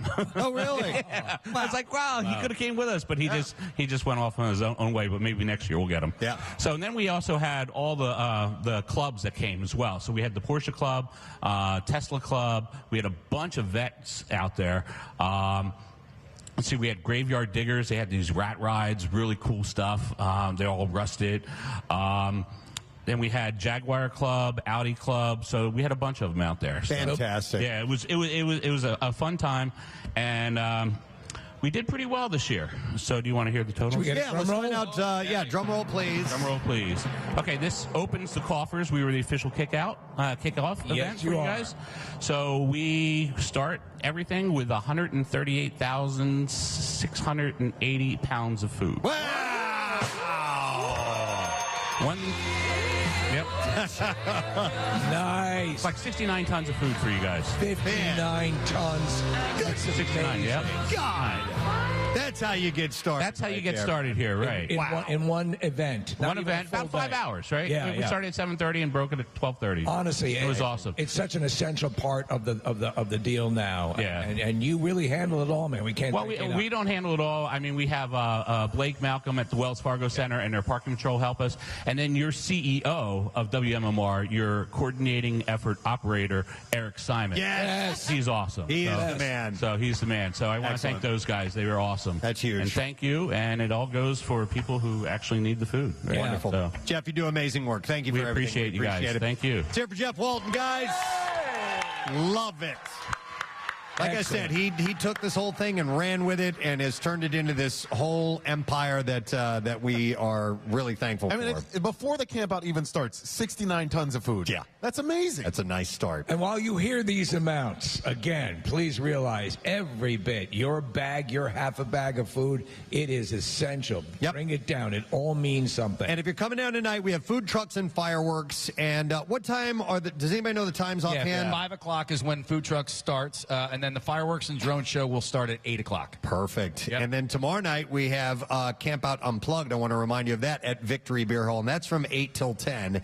And we are going to have performing acoustically Don McCloskey, Adam Weiner of Low Cut Connie, and we have Rob and Eric and Dave of the Hooters who will be performing tomorrow night. So make sure that you come by. And we just ask for a donation. It's essentially free. There's no ticket. There's no charge except for donating some food, or if you'd like to make a monetary donation as well. So we'd love to have you out for And that. check on the website for parking instructions, because you can park. There's specific parking for you when you come down. All right, with that note, we are going to take a quick break. We're going to come back in a moment. We've got some B-File stories, some other guests. The band Porch is our house band today. We'll be back at the Camp Out for Hunger on 93.3 WMMR. Make sure you stay. Okay, all right. By the way, Steve, you mentioned scurvy. Scurvy, I read the other day, is making a comeback. Of course. Hey, it's all the rage. Because of like fasting diets and things like that. Oh, that's awesome. They're not getting the vitamin C that they need, I guess. We thought we'd missed out on it, Preston, because we weren't able to take the trip to the New World. Yeah, it's a vitamin C deficiency, and it can make you really, really sick. Like fruit and stuff like that was how you fought it, right? Yep. And leprosy, we learned, is making a comeback. That's where the term limeys came from, is when the English would travel, they would load up all these limes to try and keep scurvy away. Hang on a second. Maddie has scabies, and Kathy's going to leave the room now. She doesn't even want to be on the phone with somebody with scabies. Hey, how you doing, Maddie? Good. I had scabies. Oh, okay. Right. Oh, it says actually has scabies. Yeah, Okay. I had scabies, and it was horrible. I think I got it on the Appalachian Trail because there was no STD thing going on. Yep. Okay. So it's interesting that you mentioned that, and that's possibly where this particular outbreak came from. But I'll get into those details in a moment. How bad did it get for you? It was horrible, dude. Every fold in your skin on your body, they burrow into and they lay eggs, and there's these little tunnels. It's horrible. And You're laughing as you're talking about scabies tunnels. Yes. Yeah. These tunnels. They're like under your skin, like in your knuckles and the creases of your finger. Die. So Maddie, Kathy, in your junk too. in your junk. Okay, we're looking at a picture. You're right, Maddie. It says skin condition caused by burrowing mite. And they lay the eggs in there, yeah. They lay the eggs. It was horrible. They gave me this poison that I had to rub all over my body. Yep. And I had to wait like an hour and let it like seep in. And then blistering caused. There's like blistering afterwards. Maddie, let me ask you: did they make the trip down to your junk? Did you have it around that region? They were anywhere there's a fold or a crease. There is burrowing mite. And not for anything. Go ahead. Here's the reason why it spreads like that. The incubation period is like 2 to 6 weeks. Oh my God! Before the itching even occurs, so it gets all over your body. These and you things, don't know yet? And like you said, Maddie, listen. It says the doctor in this story said you apply this cream. It's a topical prescription from scalp to toes. Every part of the body. Everywhere, and it burns. And then you have to sleep overnight with it on. They said it needs to be on for 8 to 10 hours for it to work properly. Yeah. Do you have to put it in the butthole? Oh my God. You put it everywhere, Preston. Okay. Thank you for clearing your throat. Do you have to put it butthole? No, I'm a 40-year-old man, and I had it when I was like 30, and I had to have my mother rub the cream on my back. That's how you didn't have to. Yeah, I would have. I mean, can you like, who else am I going to ask? I don't know. Thanks, Maddie. I appreciate it. Maybe like a girlfriend or wife. Somebody who could put it in your mother. I have to go over to my 30-year-old single son and rub ointment in his ass. That is horrifying. Yeah, that's nasty. I did not realize the burrowing was an issue. That that adds a whole other realm of hell to it.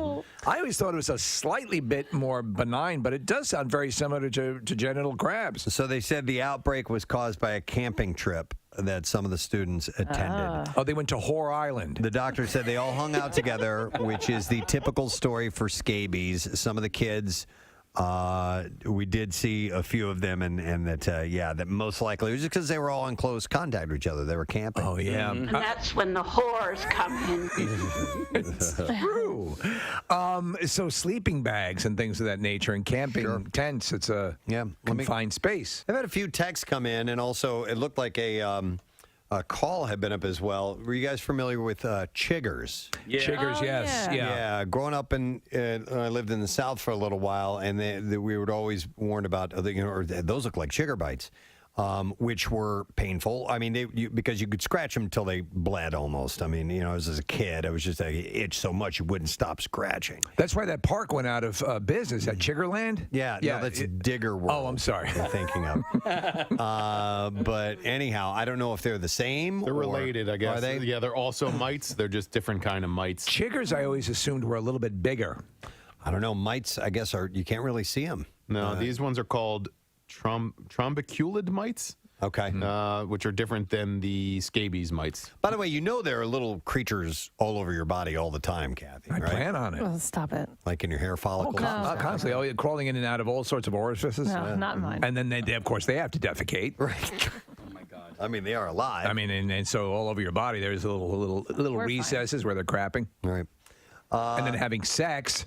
Interesting. In your own body. Growing up, my dogs would get fleas all the time. Yeah. And it's never been an issue. From sleeping with dirty dogs. No, but I mean, it's kind of an invasive species. It's incredibly invasive. And once you get it in the house, we had to have our house bombed a couple of times. And because, my one dog, he would just kind of like hop the fence and run the neighborhood. So I don't know where you pick up fleas. Where do you? Anywhere. Any street corner. You should dress like slutty. They're quite like Scabby Welts, man. Yeah. That's the old bluegrass singer. His name is Scabby Welts, and he sold more records in Pakistan than Slim Whitman. Hi, I'm Scabby Welts. It's great here to provide you folks with music. Music that'll make you want to scratch. He and Boxcar Willie went out on tour together, so. But he died of scratching himself to death. Yeah. Scabby Welts. You remember Scabby? Yeah. From the good old days. Order now and get a second collection from Pussy Fistula. Oh, my God. Let's see if we can get an answer to our stupid question. Wow. I don't know who's on the phone. I don't know what they have to say. So I think our phone screener's messed up here. So this is Guess the Caller Wednesdays, Preston. It's a new thing. Okay. Hang on now. My phone lines aren't even lit up. Yay, okay. Casey has to do what's called retake the board. You need a gun? No, it's a little step process where he has to hit a few buttons. And can I try it? You can try it. Go for it. Let me see here. Go for it. No, that doesn't work. It doesn't work. So now he's got to do Is this. this because of cleaning? Of course it is. Oh, it is. You touched something. I didn't do the board. Try now, bro. All right. Hi. No. It shows that somebody has them on the line right now. Did Bill Weston do the board? No, Hey, Casey, Robin did the board. Can you talk to them through that? Yeah, I can. Okay, Casey's going to interpret. Ask the person who's on the phone. Hey, WMMR, who's this? John, how you doing, bro? What's your All right. answer, man? What's the question? Ask John. So the angles in a triangle add up to how many degrees? Yeah, how many degrees, bro? Bro. He says 180. Is that right? John's right. Wait, hold the earpiece up to the microphone. Yeah, let's see if we can hear this. All right. Hey, wait. I got to wait for the bells and whistles. No, you'd have to put the other one so we could hear him. Yeah, this one. Yeah, there you go. Hey, John, can you hear me? No, Casey, there. Jesus. Let me try this again. John, can you hear me? John, say something. Can you hear me? No, we can't hear him. Casey's actually holding the handset up to the microphone. He was talking, John. Can you hear I know, him? but we can't. The mic. Yeah, just barely. By the way, I think he said his name is Ken. Now, is this John or Ken? He did say Ken. That's why I wasn't answering. All right, listen, Ken. Sammy's got to go. We gotta go. You won. Oh dear God! All right. Give him his goddamn prize. So the answer is 180 degrees. All right. I think we have it. I think it's fixed now. Hold on. Wait. No, it's not. I just hit the button and nothing happened. It's not. That sucks. It's not working, Case. Great. We were going to play the whoosh. Oh, jeez. Nothing is working. How did they clean the board with a hammer? No, we use Q-tips. Q-tips attached We to hammers? specifically didn't hit any buttons or unplug anything. Or you did. Or push buttons totally did. and had lesbian love on the board. Casey's trying to fix this so that we can hear that wonderful sound effect, but it's going to take a little while, so I'll move on. I bet you other shows can play woot woot. Okay, now the board just disappeared on me. Everything's shut down. I wonder if we're even on the air. Are we on the air right now? Oh, no. Marissa, can you go into the other room and just kind of give us a thumbs up? Let us know if you can hear us on the. I think things would sound different On the radio in our waves? headphones if we Well, were this is on the air. longest emergency broadcast signal of all time. Right. It's literally the board, which is normally lit up with all kinds of crazy blinking lights, is now dead. All right, now it came back on. All right. Yeah. Yep, we're good to go. Marissa says yes. We're still on the air. Congratulations, guys. We were talking earlier about the three women behind home plate at the World Series, flashing their bibbies. By the way, did that make it on national television? Oh, yeah. It did, yes. Clearly. I don't care about the World Series right now. So. There was no mistaking it, and I find myself watching behind home plate a lot. I don't know why, but I get distracted by it, and then you saw this coming on, and it was one of those things where the instant reaction was, "Wait, did I just see what I think I just saw?" Yeah, right. Are the mooning and the pressed ham as big anymore? I mooned somebody last week. You did last week? Yeah. I didn't. I was going to press Tam, but I didn't want to. It was down the hall at the other studio. I didn't see. Wait, our own coworkers? Yeah.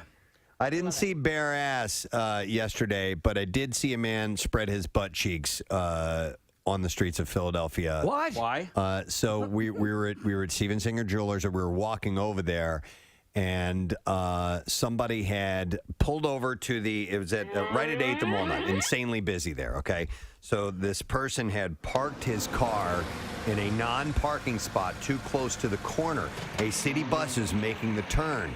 The car's parked where it shouldn't be, so the bus can't make the turn. The car's in the way. So the bus driver starts leaning on the horn. Well, the guy who had parked the car happened to be standing right there, and he didn't like that. And he starts flipping off the bus driver. Meanwhile, everybody else is honking their horn, going, dude, move your car, move your car.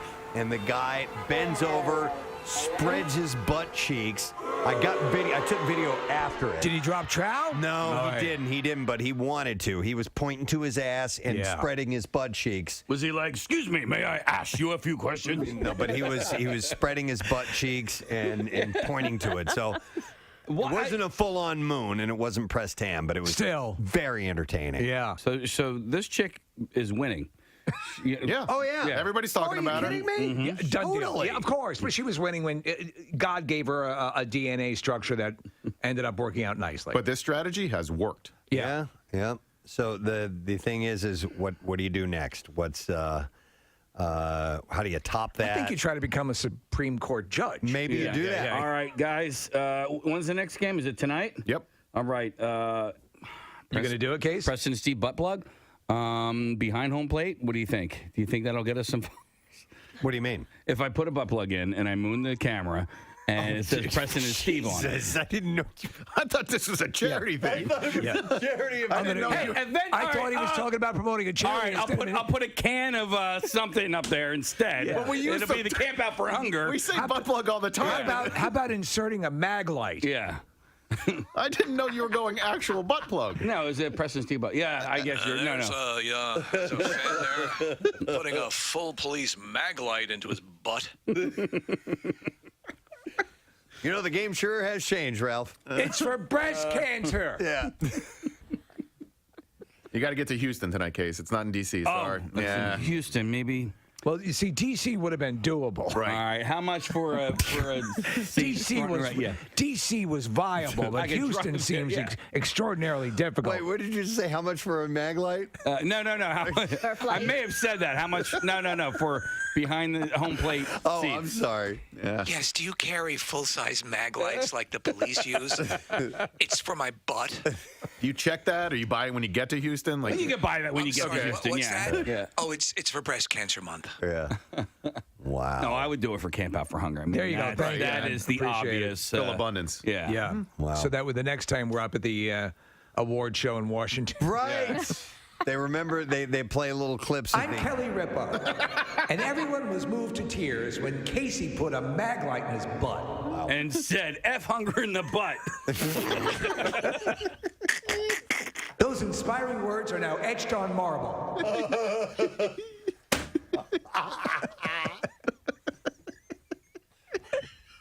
That's the statement trying to be made. Yeah. F hunger in the F butt. hunger in the butt. Camp out. Can't wait to see those signs this year. Oh my God, no. No, you can't. It's a fan. Have your son or daughter. Yeah. Camp out for hunger. Let's circle back to the royal family for just a moment. Kate Middleton and Prince William discussed marriage while they were dating in order to take the pressure off of themselves and make sure they wanted to spend the rest of their lives together. In royal correspondent Katie Nichols' new book, Kate, the Future Queen, she writes, there on the Paradise Island, William promised Kate that he was in the relationship for the long term. For the very first time, they talked seriously about marriage, and with the ocean before them and beneath the night sky, they made a pact to marry. My dearest Kate, I love you. What island were they on? Does it say? It says the Paradise Island. I don't know if that means Paradise Island in the Bahamas or not. Yeah, they went to like a Club Med thing. Yeah. Unlimited drinks and you don't have to tip. I left my wallet at home. I can't get enough of Buster Poindexter. They played a hot. Everywhere you go. It's like Marley in Jamaica. Hey. Totally. Oh my God. He's walking, he's got 2 drinks with the little umbrellas in his hand. Do a little sachet. ID. As the music's playing.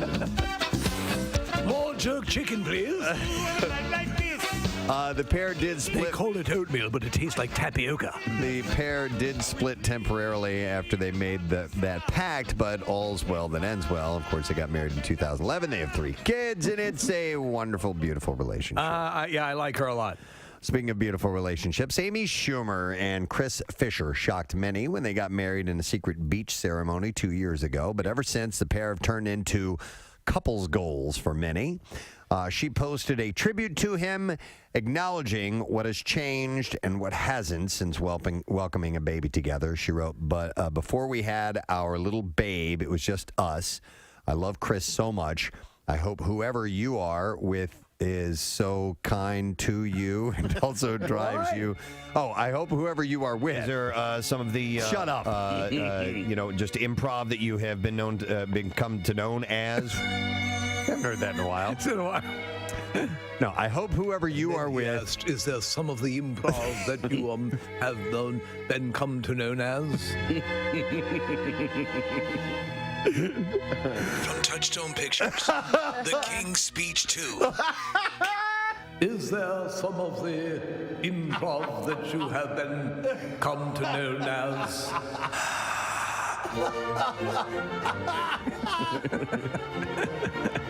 Oh my God. Oh. I love that idea. I absolutely love that idea. Pregnant Meghan Markle's sartorial choices. Yes. These are clothes? Clothing, yes. Okay, sartorial. It's what she likes to eat at the food court. Oh, okay. No. Frequently give fans a double take, generally for their stunning elegance. But some are wagging their fingers at the Duchess of Sussex for the skirt that she chose to wear on the final day of her royal tour of New Zealand, Fiji, and so on. It was a full cooter shot. Well, it was up above her waist. No, it wasn't. She paired a stunning royal blue Givenchy sweater with a sheer blue pleated skirt. So there was some see-through to it. Well, you know what? She has. Oh wow, yeah. Yeah, I see it. But she has had a higher than they usually like the skirts worn with members of the royal family, but nothing outlandish. Whenever she's out, but she still looks elegant. You can see the shape of her panties. Yeah, I mean that's a little. Does sheer. it matter that there are sexy photos of her on the internet to the royal family? Do you think? Because when she did Suits and she did some modeling There's a whole stuff, bunch of it. Yeah, and Nick, she had actually just done one prior to this whole meeting Prince Harry. Yes, and it's excellent. And the whole family received a portfolio of all of this stuff and said, "Here's what we're dealing with." She's a beautiful woman. If you need me, I'm going to be reviewing these photographs in my chamber. How long is that going to take? Wappa. Fwap. That's it. The fappening. Wappa. By the That's way, the royal family version of fap. Why does this all have to rest on her shoulders? Like, why doesn't she have people looking at her going, "Yo, dude, I can see your panties"? But she makes the final choice. Yo, dude, I can see them. With your traffic this morning. Let me see. There was something I wanted to mention. What the hell was it? No, not the no deeks. Shut up.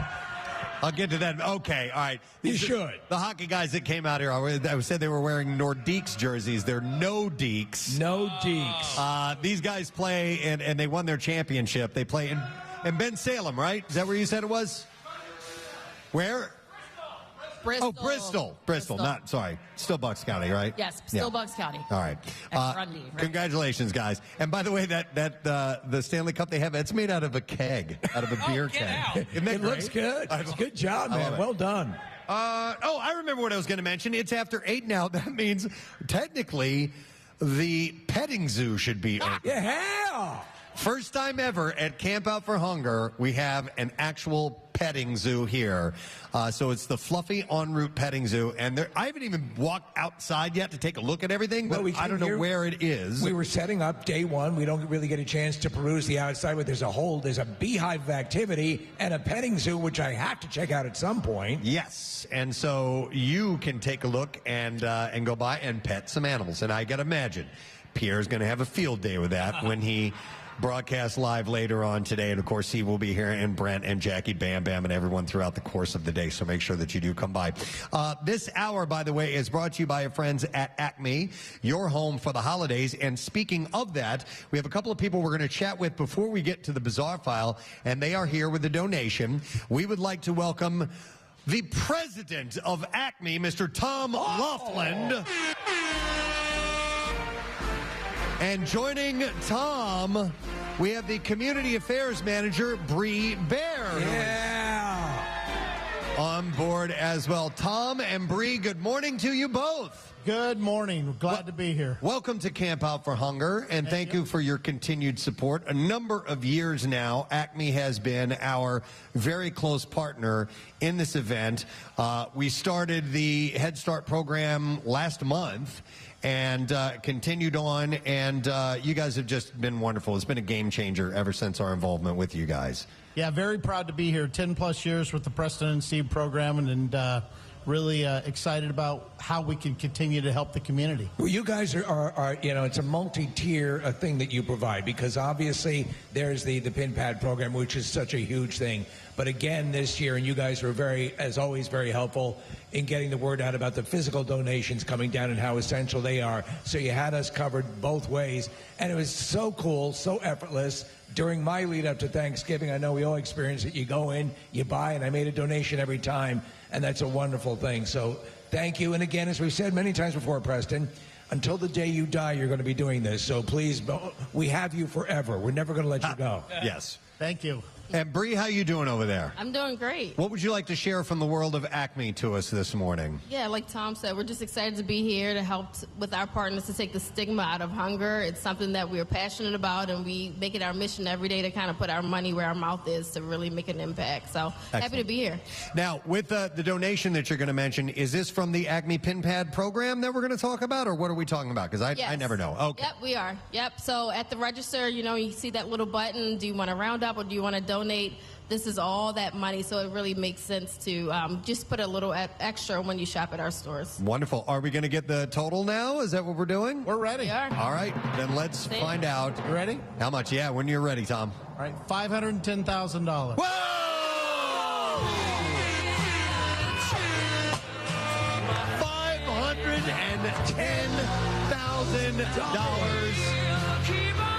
That's $500,000. That's unbelievable. That's insane. I'm blown away.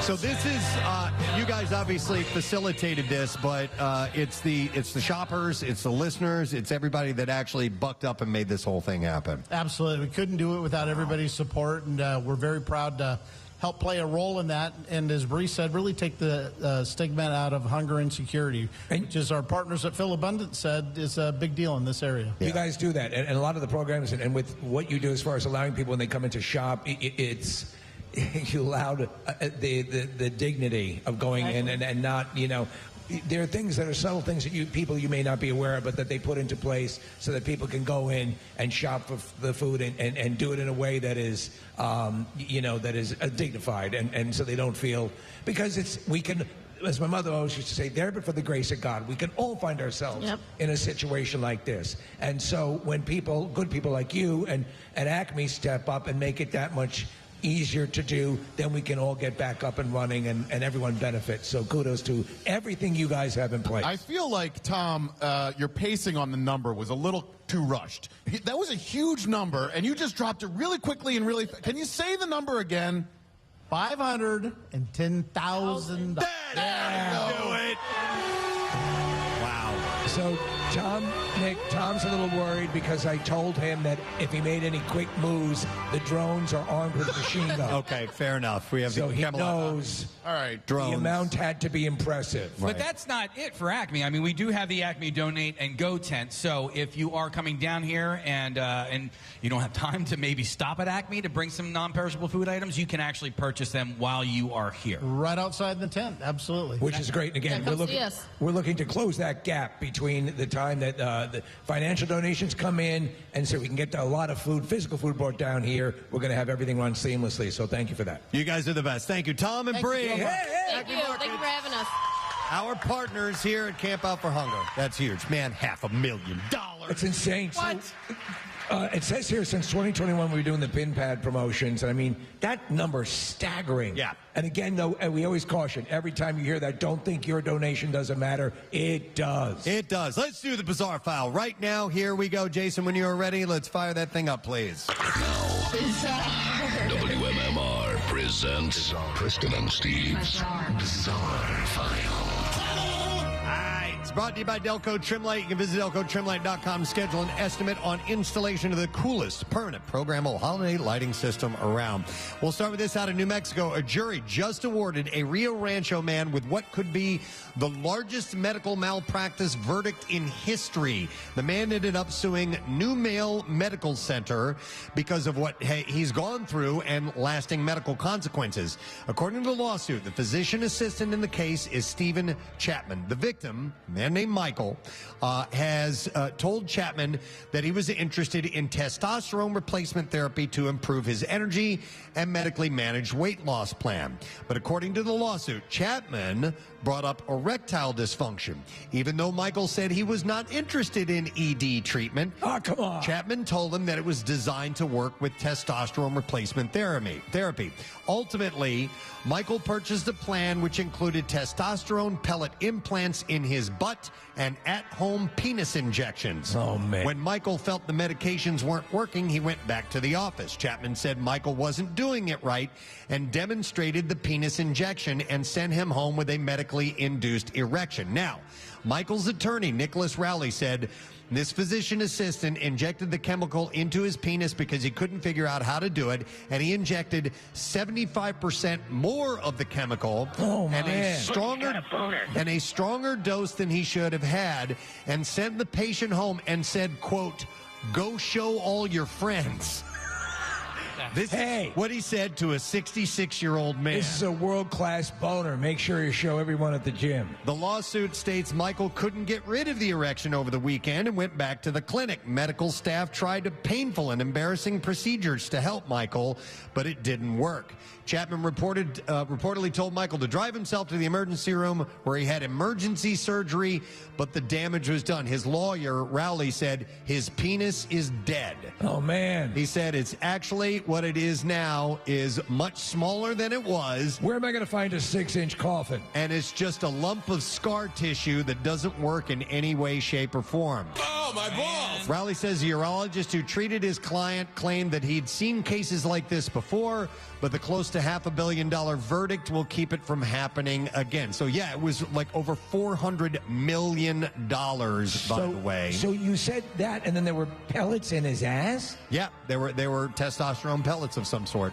He said, but it was the penis injections that did him in. My ass is fine. He said, if someone's trying to sell you something medically, take a step back, ask other health providers, get the second opinions and third opinions. The jury awarded him $412 million. Wow. But once interest kicks in, it could surpass $550 million. Would you trade in your junk for $500 million? I thought about that over the weekend, and at this age, I might trade it in for $500 million. Been looking at a new set of clubs? Yeah, so we'll see. After allegedly swiping a van, which she later sold for scrap, a Minnesota woman made an incriminating entry into her own personal journal, and cops found it. So Vanessa Guerra wrote in her journal, "Totally stole a car today." Something I never thought of doing. Effing super freaking out about it. Investigators allege that Guerra had made that written admission of guilt on the same day that reportedly this man's 2004 Ford Freestar was stolen. The van was only worth $2,000, later sold for scrap at a salvage business. Witnesses at the auto salvage business said that Guerra had brought the van in and sold it to them. And during the theft probe, the sheriff's office investigator was able to locate a journal belonging to Guerra containing the written exclamation that she, quote, "totally stole a car today." Totally robbed a liquor store.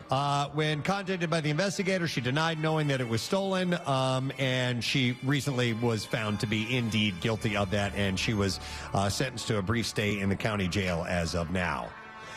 And then we'll do another one. A surgeon who allegedly performed multiple wrong site surgeries, including one that resulted in a patient's death after the wrong organ was removed, has surrendered his medical license for the second time. I made a mistake. Dr. Thomas Shaknovsky was licensed to practice osteopathic medicine in both Alabama and Florida. However, following the death of William Bryan, who died after Shaknovsky allegedly mistakenly removed the man's liver instead of his spleen. Wow. During emergency surgery. You're going to want to turn that upside down.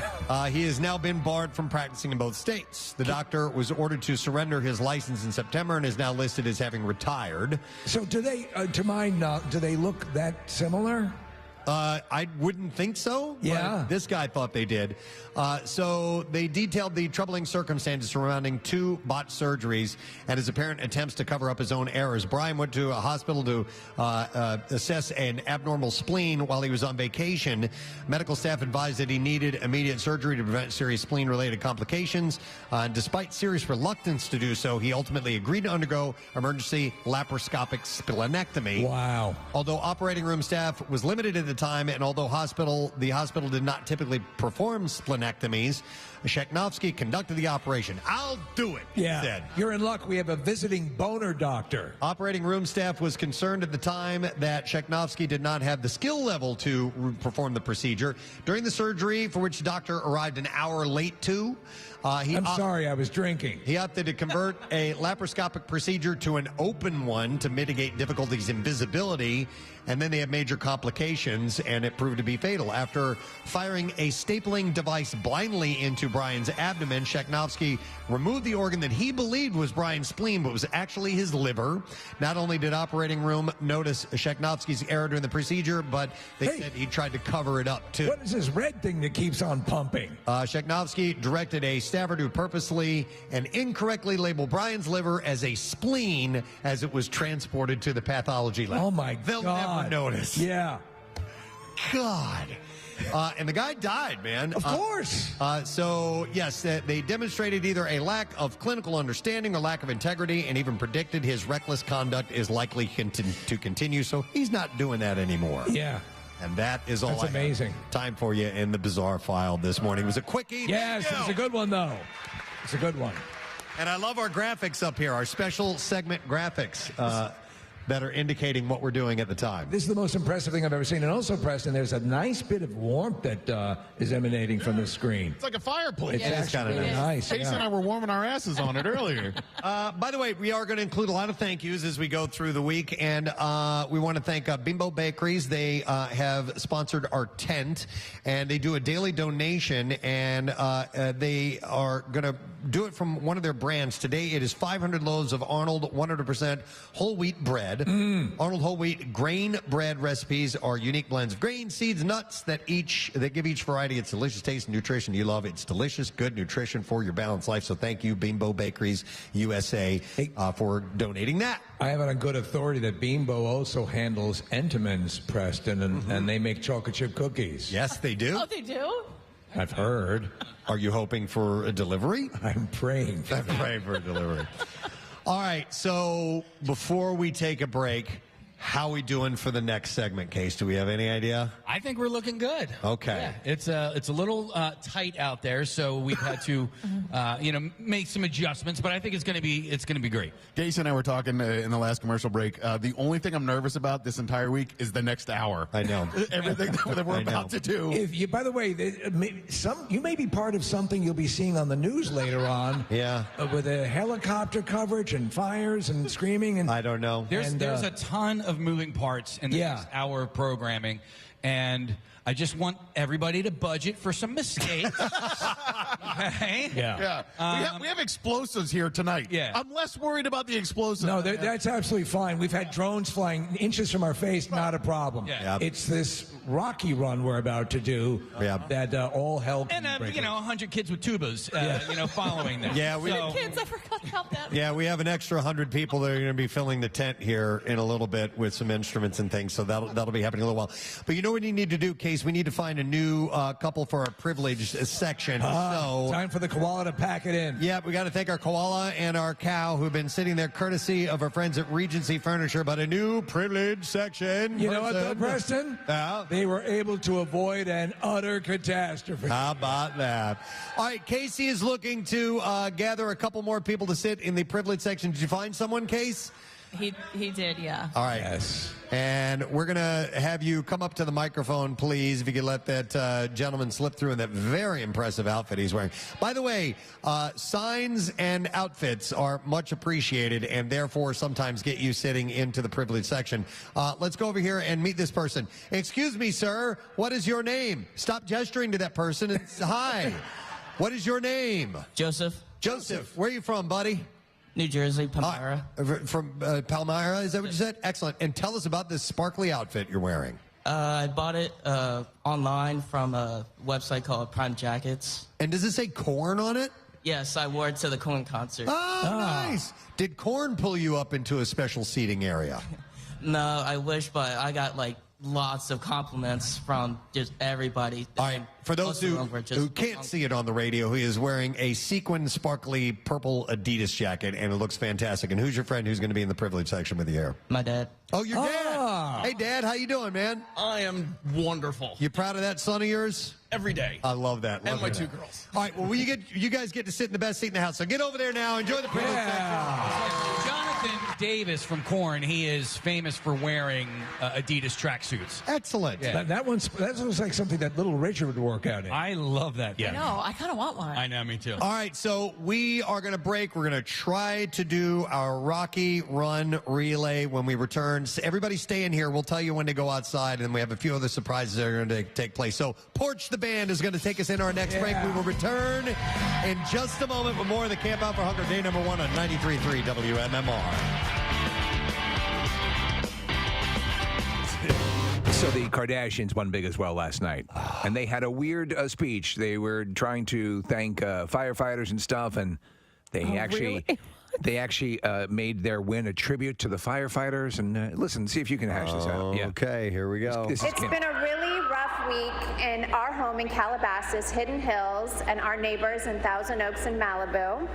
Our hearts are broken from the horrific shootings and those who have lost their lives and homes, as well as the hundreds of thousands of us that have been evacuated from the devastating fires that are currently burning. So thank you so much to all of the people that have voted for us. This is such an honor. Did you make that leap there? Did you make that leap? Okay. There's a lot of fire out there, but thank you for voting for us. Are they dedicating the award? It gets to that at the end, yeah. All right. I'd like to dedicate this win to all of the firefighters, the law enforcement, and the first responders.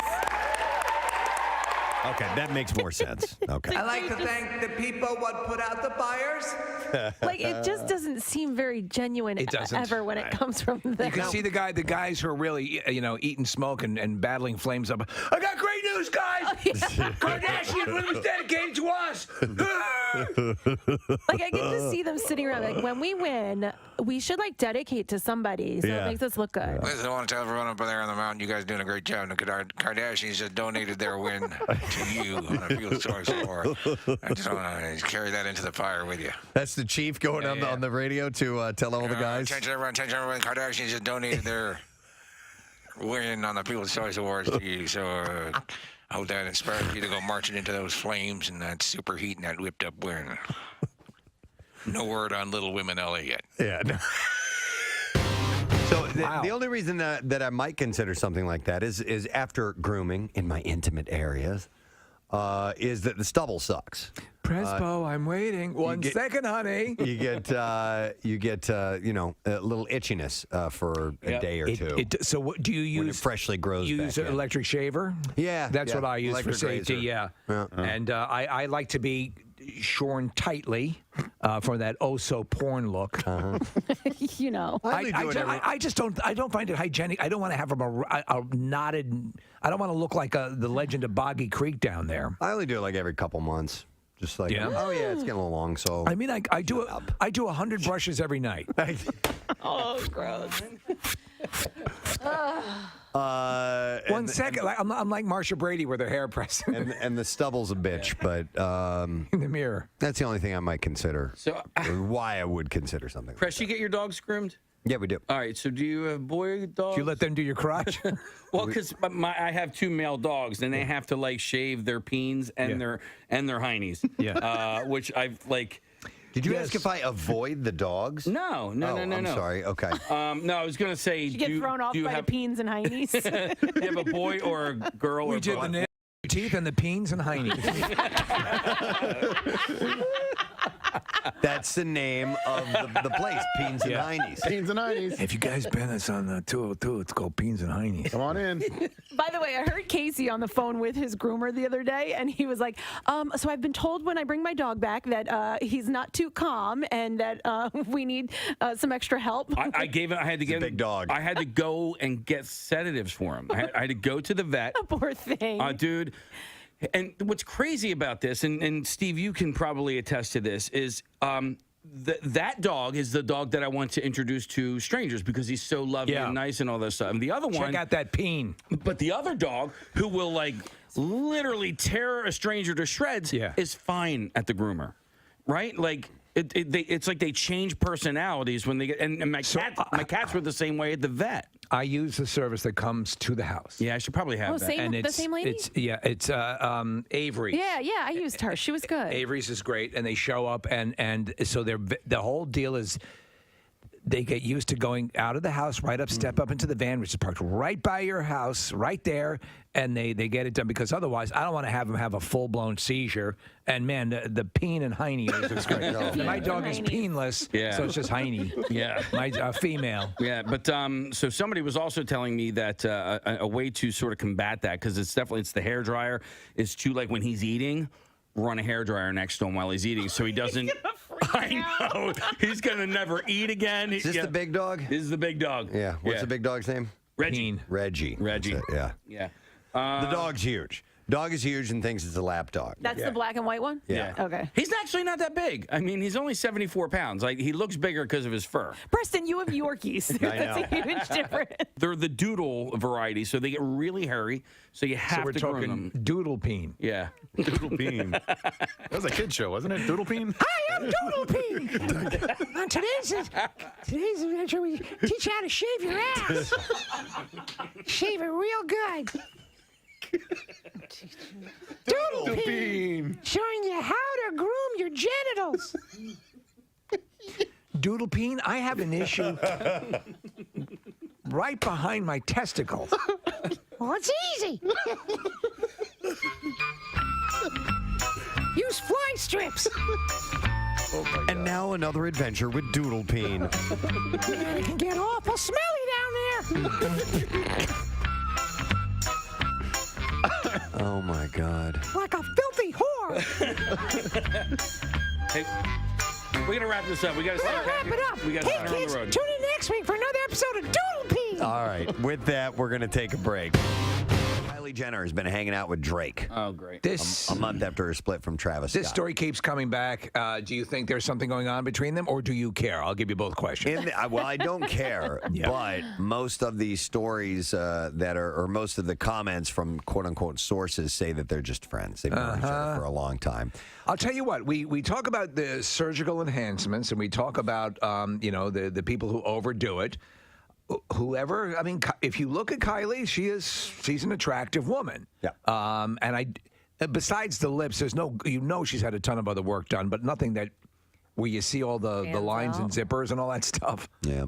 I mean, listen, it's almost like I get mad because it's like you're a billionaire because of what you look like. And that's not what you look like. It's, like A-Rod, is he going to get into the Hall of Fame for baseball because you were juiced up half of your career? So it's almost like your numbers are tainted. Well, the most clear aspect of the whole hypocrisy of this thing is that what got her over the threshold, what started the Kylie Jenner empire, was the Kylie lip kit, and her lips were surgically enhanced. Yep. I say to you, Greg. But is it an indictment of the country? I'm wearing Kylie lip today. Oh, I hate you. I know. Why? That actually looks good. I told you I bought it. Yeah. I know. I got it at Ulta. I tried one color, and I like it. It's pretty good. You're giving her money. I want my lips to look good, all right? Yeah. Get off my back! Doesn't look like you're wearing anything. That's like Kylie genius. That's what it is. That's what I got. I got kind of like a neutral color. She is... It's like the Emperor's New Clothes. Yeah. It's like, doesn't even... All right, anyway, I got it. Without all of the surgical enhancements, she's still an attract... She's East Delco hot, She's right? cute. Yeah. East Delco hot? Yeah. I think she's just Delco hot. Yeah. No, I mean, like, she's not Radnor hot. I see your point. All right. Emmy-winning SNL actress Kate McKinnon is set to headline a new series on UCP. The hell is that? I don't know. Is it the Paramount Network? I don't know. Is that Uck? The series, it's Uck. You guys watch Uck? The series tonight on Uck. That's Uck. Is it what the hell? Where's that sound coming from? Where's that sound coming from? You know what it is? It's What? we said series and it lit up Siri on my phone. Where's that sound coming from? I can't yell that loud right now. My throat hurts too much. What the? Well, we have everything you need. Just tell me what you need, and I'll hit it. All right. Well, how about there's nothing on here. There's nothing on here. Thank you. So Universal Content Productions. It's a couple. It's a division. We here at Couple. There we go. It's the sister station. Couple. Couple. Yeah, Cup is the sister station of Uck. Couple. And it's sister station. Couple. Cup. Yeah, a couple. Couple. We done? No. Okay, Just give it a minute. Give it a minute. Couple. Have fun. And instead of the CNN, Yeah. Couple. This is CNN. Couple. This Couple. is Do that, Fred. By the way, Shake Shack, Yep. love their burgers, but I might as well eat them while I'm sitting on the toilet because that's how quickly they go through me. Just for some particular reason? Yeah. Do you get the special sauce? Dude, so He makes the special sauce. I literally ate it one time, and I was driving home. I ate it by Helium. There's one right there. Oh, no. And I ate it. Oh, no. And I had to race. Oh, my God.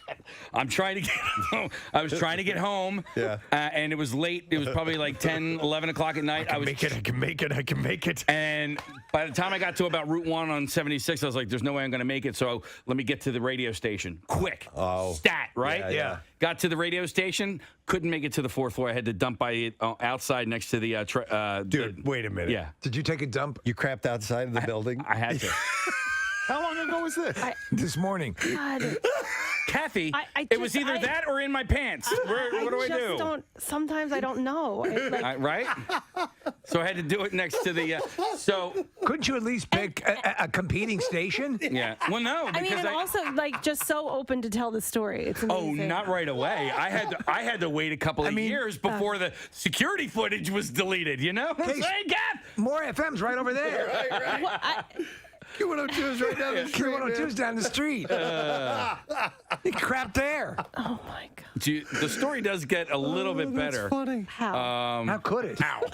But could you have imagined had he been stopped at another radio station simply because it was an emergency? Yes. Right. Local broadcaster in a clear attempt. Like a superintendent of a school. Right, exactly. Right? He would have been raised to heroic levels here. Now, how does the story get better? Oh, man. I think I'm just going to end it there. Well, no. You started down the Just path. say it quietly so we can't hear it. Just whisper it. They're not listening. Yeah. So I had to smeared it on someone's car. I had to leave it there in the grass. Yeah. I couldn't take it with me. Right. Oh, you didn't want to take it with you? No. I couldn't. So what ended Take up. your dog for a walk. So, I left it there. all right. So a little bit did end up in my underpants. So I had. That was just like a bingo. So I had to put. Luckily I had. Nobody can hear this, right? Right, no, All we're good. So luckily I had all these T-shirts in the back of my car. Did you fashion a makeshift underwear? I literally wore a pink T-shirt as underwear on the drive home. Oh no! It gets better. Okay, so then I'm on my way home and I'm thinking, there is like T-shirts and poop and all this stuff next to the building. All right, so we got top people on this as we speak, and we have some other guests that are going to be joining us through the course of the morning.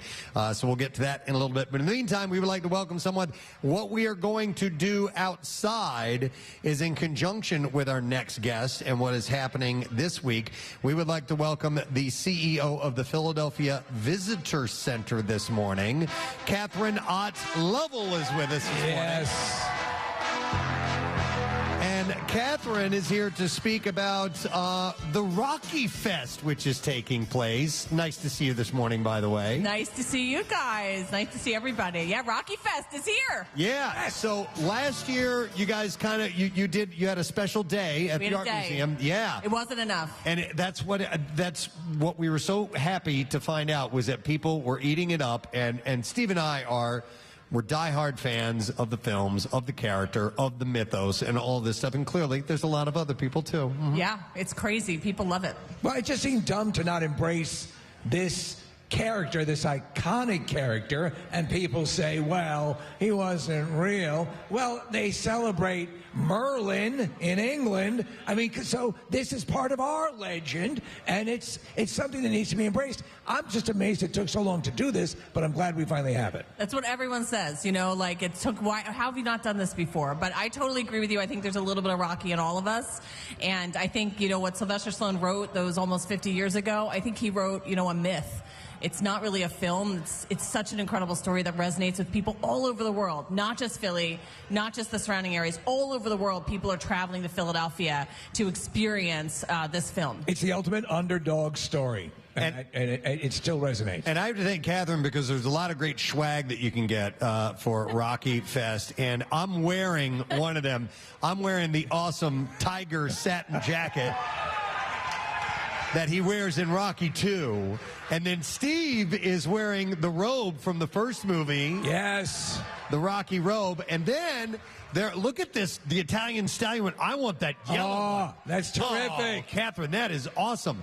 Are these on sale at Rocky Fest? These are on sale at the Rocky Shop, which is right at the base of the Art Museum steps, and they're prizes today for whoever wins. Yes. We have Rocky prize packs, including VIP tickets for every single event happening in Rocky Fest this week. And there's a ton of them. Yeah. Can you rattle off some of the we're events? doing Rocky tours every day. The first ever publicly available Rocky tour. It's a 90-minute tour. It goes all over the city. People think that in the movie, Rocky just ran 10 minutes, through South Philly. No, in the movie, he goes all over the dang city. That's where the tour goes. We have a Southpaw's Yappy Hour at the Terry Street Pier. We have a movie marathon with the Philadelphia Film Society. We've got Rocky date nights. We got a date night at the Penn Rink. It's going to be awesome. Bring your family, bring your friends. We got a date night at the zoo for Illuminator. Those are the site of Rocky and Adrian's first date and where they got engaged. There's so many events happening. Really special event tomorrow morning at 10:30 a.m. I can't say what it is, but check out the top of the Art Museum. There's going to be a special surprise there. Oh, there's not a real person. It's not a real person? Close. Oh, I know what it is. Robot Rocky? No, it's Gritty Rocky. I'll bet you. I will bet you it's Gritty Rocky or Fanatic Rocky or one of our beloved mascots. So that's awesome. I think there's definitely a market for this, because I want to go see some of these spots from the film besides the Italian market, that I know very well. But I want to see some of the other location shoots, and so the tour sounds fantastic. Yeah, tourists come and they do their own Rocky tour. They look up where were the filming locations. They try to recreate it on their own. We're taking our flash buses, the tourist bus, the purple buses, and we're taking them all over the city. That's great. It starts and ends at the Art Museum steps. You hop on this tour and you get to go all the way from South Philly to the waterfront up to Kensington where Mick's gym was. You go down to see Rocky and Adrian's first home. Even go out to Laurel Hill Cemetery where there is still Adrian's grave, which is a fake grave visited by thousands of people every single year. So it's an actual tombstone affixed to the ground? Okay. Oh, yeah. People come and lay flowers in front of it. It's sort of amazing. Yeah, Paulie was buried there, too. You got to put the chair up in the tree. Yeah. By the way, if people want to find out all the information about the Rocky events, where's the best place to go? PHLVisitorCenter.com/RockyFest. Just Google Rocky Fest 24 and all the information's there online. Excellent. So we're about to do our tribute to Rocky Fest right now. Yeah. Outside. Have you been told what we're going to do? No. Okay. But I brought the prizes. All right. Yes, we do have the prizes for that. So we are now going to put on our remote equipment, and we are going to try to do this outside. Everybody's involved in this. So I have these special headphones that I'm going to put on, which, Rodney, if you're ready, I'm going to put on this wireless mic. Can you hear me? Yes. You can hear me? Because I can't hear me at all. I have no audio in my... and we can't hear Steve. So, no, it clips in and out. It's nothing. Okay. All right. Or is there a way to turn the volume up on this? Because I will need to hear them. I'm actually not hearing you at all. I don't know if I'm hearing you. Oh, now I can hear you. Okay, yeah. And now I can't hear you. There you go. Okay. All right, so we're going to step outside, and you guys are welcome to join us outside. I think that we may have video up on the screens. I'm not really sure. But we're going to head outdoors as we speak. Steve should have a remote microphone as well, so we're going to make our way out. And I'm going to explain exactly what's happening and how this is going to take place, if there is room enough for everybody. And then we have a special thing that's going to happen inside of the tent. So let's see. Nick McElwain, are you out here, by the way? Yes, sir. Can you hear me? You should have some audio equipment, too. Nick? Yeah, you got me okay?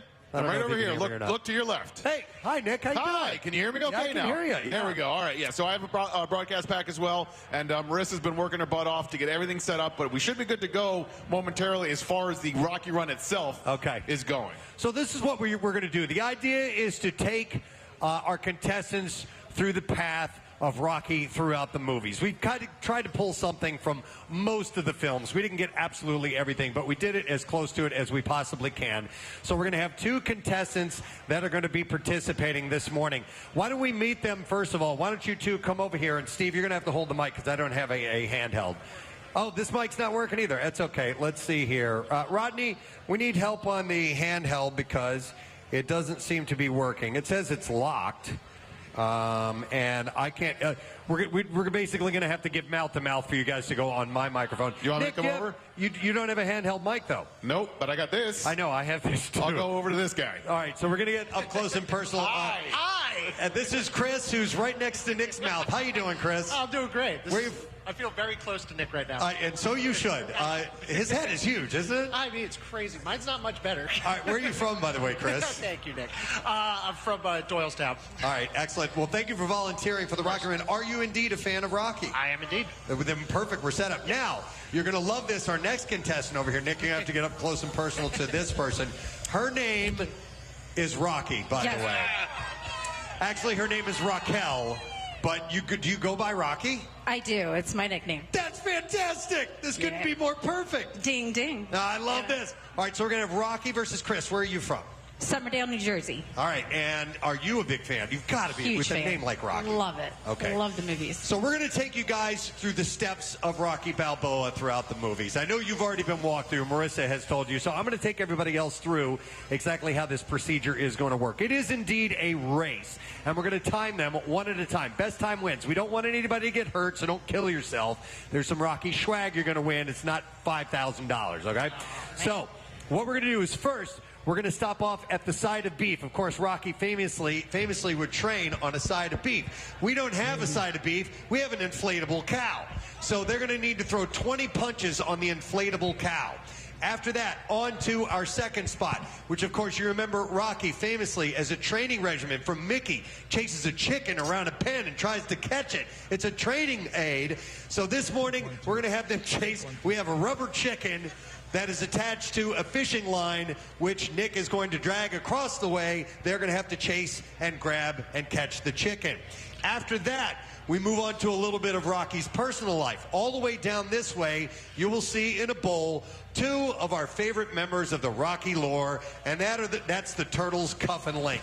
So we have two turtles inside this little bowl, this little terrarium, and you have to feed Cuff and Link. So after you feed Cuff and Link, then one of our favorite moments from the Rocky franchise is when Rocky did a foot race with the amazing Apollo Creed right here. So Casey is going to be taking our Apollo Creed cutout, and you're going to be racing against Apollo as they ran together on the beach all the way down to the very beginning to the starting line, where we have the beloved Butkus the dog. It's an inflatable dog. And you have to wash Butkus, so you're going to have to reach your hands in there with your boxing gloves on. Mind you, they all have boxing gloves on. And you grab a sponge, and you got to wash Butkus. After you wash Butkus, next we go to old school Russian training. And Rocky IV, Rocky famously split wood and carried logs around. So we have a simulated log here, which you're going to have to grab, hold it up over your shoulders, and run all the way down. This is one of the last legs. Then After they carry the log down for the final training, then we get into fight mode. You sit down in the chair from Rocky 1. It was a classic moment when Rocky's eyes were swollen up and Mickey had to cut him with a razor. So we're going to sit down, but instead of Mick, we've got Nick. So you sit on the stool and you say, "Cut me, Nick," and Nick is going to cut your eyeball open. Not really. All right, and then the final step is to run up the steps that we have over here and triumphantly put your arms in the air, and that is the end of the Rocky Run Relay. So that is how we're going to do this. There's 8 different spots along the way for you to hit. And don't worry, Marissa's probably going to be going along with you to make sure that you do each one correctly.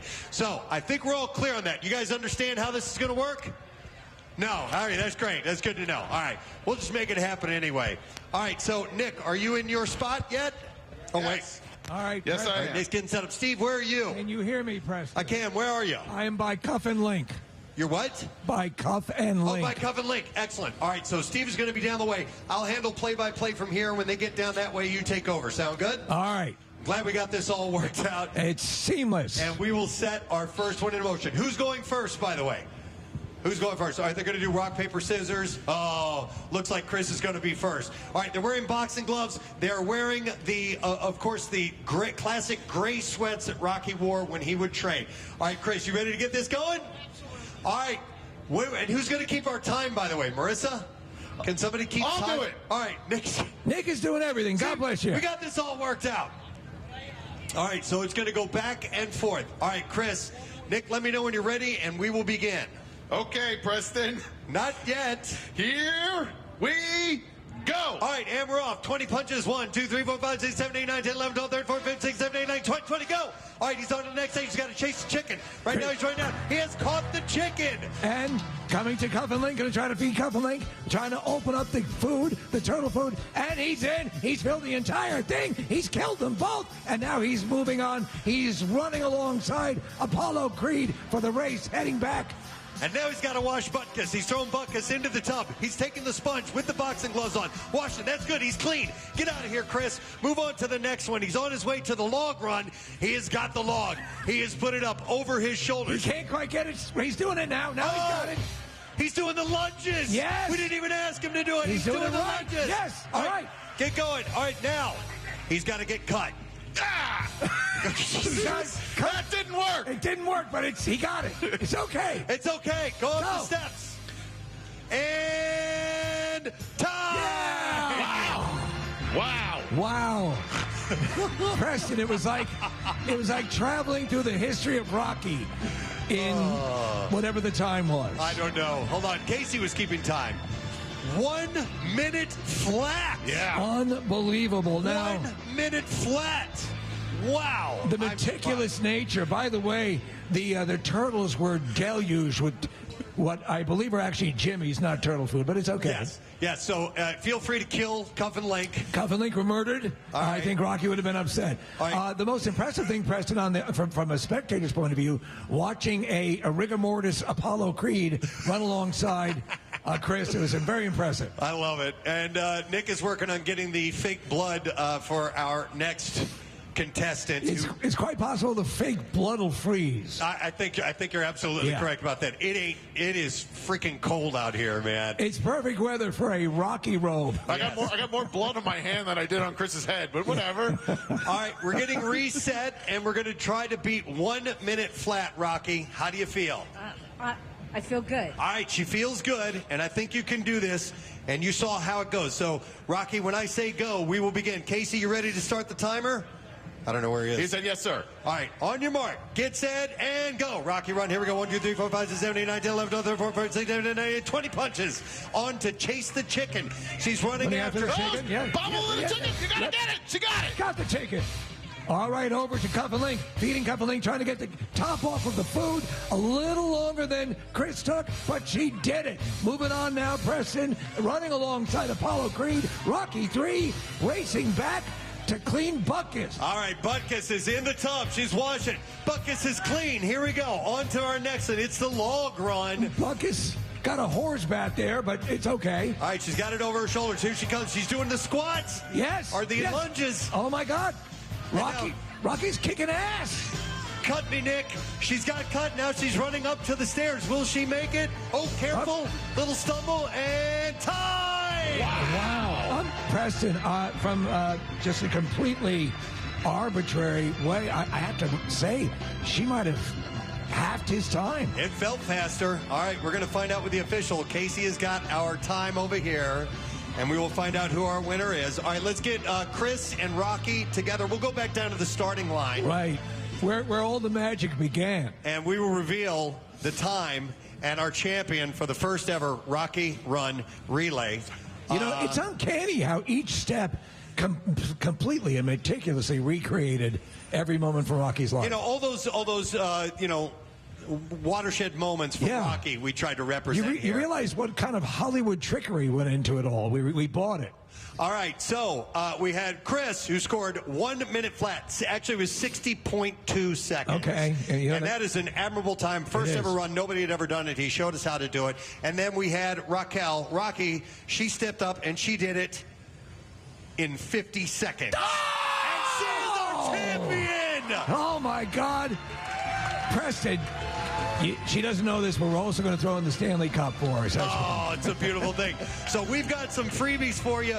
Let's get our freezing asses back into the tent where it's nice and warm, and we will continue on. So Rocky and Chris, you guys come on in, and we'll make sure that you get set up with the prizes, and we'll move on to our next segment because we have a few different things that are going to be taking place now. But honestly, what an impressive. You know, we watched two champions wage battle in one of the dumbest things we've ever done, but it was very impressive. I am quite surprised at actually how seamlessly that went. By the way, in the planning stage, it was over a much larger distance. Yes. But when we got here, obviously, it was a little bit more concise. So we're switching over now. Yeah, I got to thank Marissa for her tenacity and stick-to-itiveness for getting all the props and getting them in the proper place. And therefore, we were able to pull that whole thing off. So, wow. All right, nice work. So, we need to get Casey and Kathy, Marissa, Nick, everybody else in here as well. And we will move on to what is next. And like I said, it's kind of like herding cats right about now with what we are trying to achieve in the order that we have set up. So I think we are going to move on to a donation that is going to be taking place. Marissa, are we having our guests come up here? Yeah. Oh, we love having these guys by. I have one person's name on my list. All right, and we are going to welcome the creative manager of Victory Brewing, Bobby Zwalen, this morning. Is that who we're doing now? Oh, I was told that wasn't happening. Okay, so this is the Landis Theater who is joining us. All right. Stephen Sersko, is that you? Hey, Stephen, how are you? That is me. Good, how are you? Awesome, buddy. Nice to see you. And then who is next to you? Because I don't know. My name is Andrew Clementi. I'm the operations manager over at the Landis. Awesome, man. Thank you, guys. We appreciate it. Hey, I know a friend of ours is going to be performing at the Landis Theater. Yes, absolutely. In the not-too-distant future with this tribute to Michael McDonald. Yeah. Kyle Mack just sent me this commercial, which is incredible. Yes. So Minute by Minute, that's what they're being called, Yes, right? Minute by Minute. It's January 3rd at the Landis Theater. It's actually their first kind of real big show that they're going to be doing, so we're excited to bring it to them. So, wow. Excellent.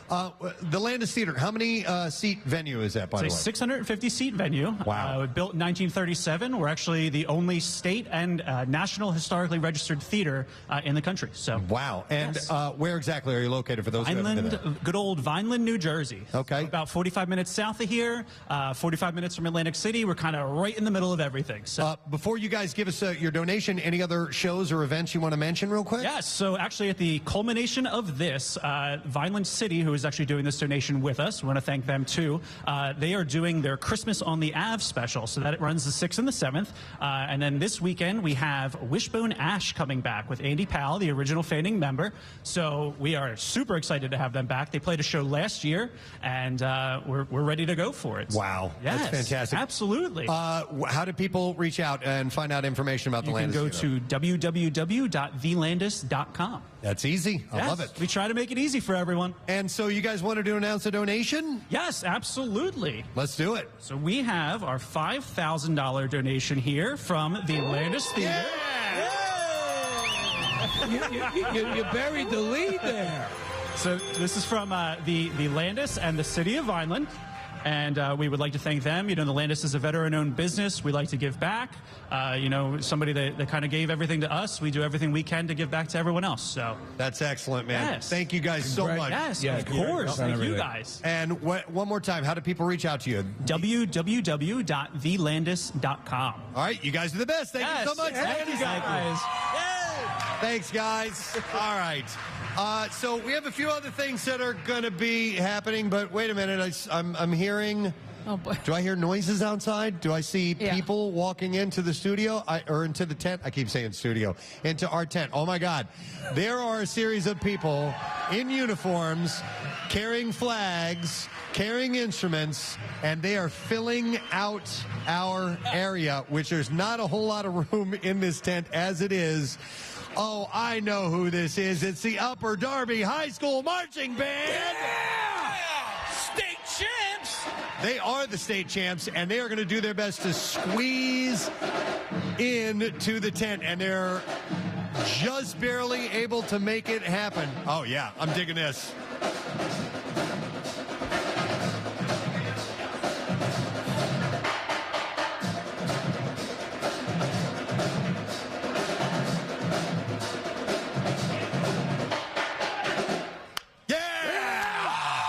Love that sound. Okay, there are commands that are being shouted out. I have no idea what's happening. Squeeze in, I think they're yelling, Preston. All right. We'll make room for you. You guys can go down the middle aisle if you want to as well. Feel free to fill out the space. Oh, wait. All right. Hands are moving. I think we're about to be. Yes. Here we go. 5, 6, 7, 8.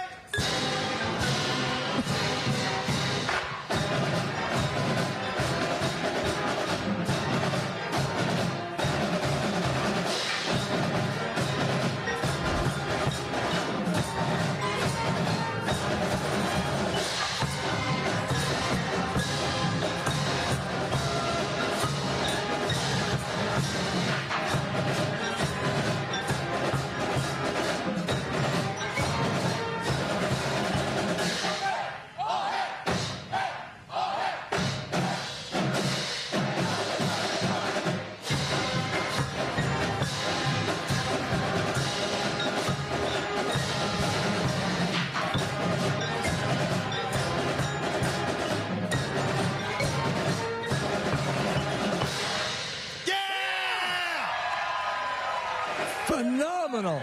The Upper Darby High School Marching Band, and we have sitting next to us, we have Douglas Ballard, who is, what is your position, Douglas? I am the Director of Bands at Upper Darby High School. Outstanding. Congratulations on your guys' success. You're state champs, from what I understand. 4 times in a row.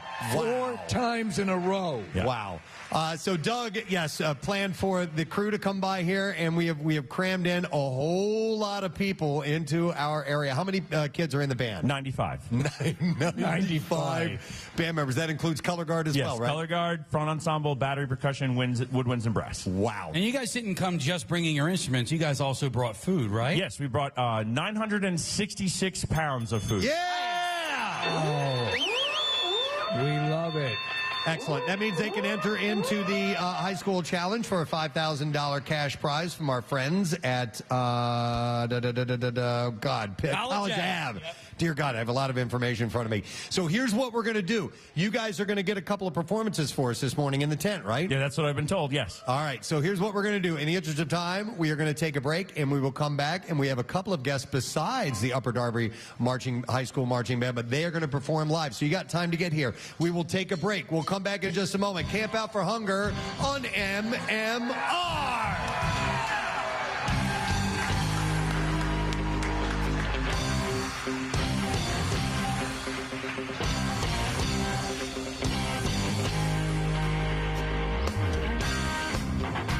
Preston and Steve on 93.3 WMMR.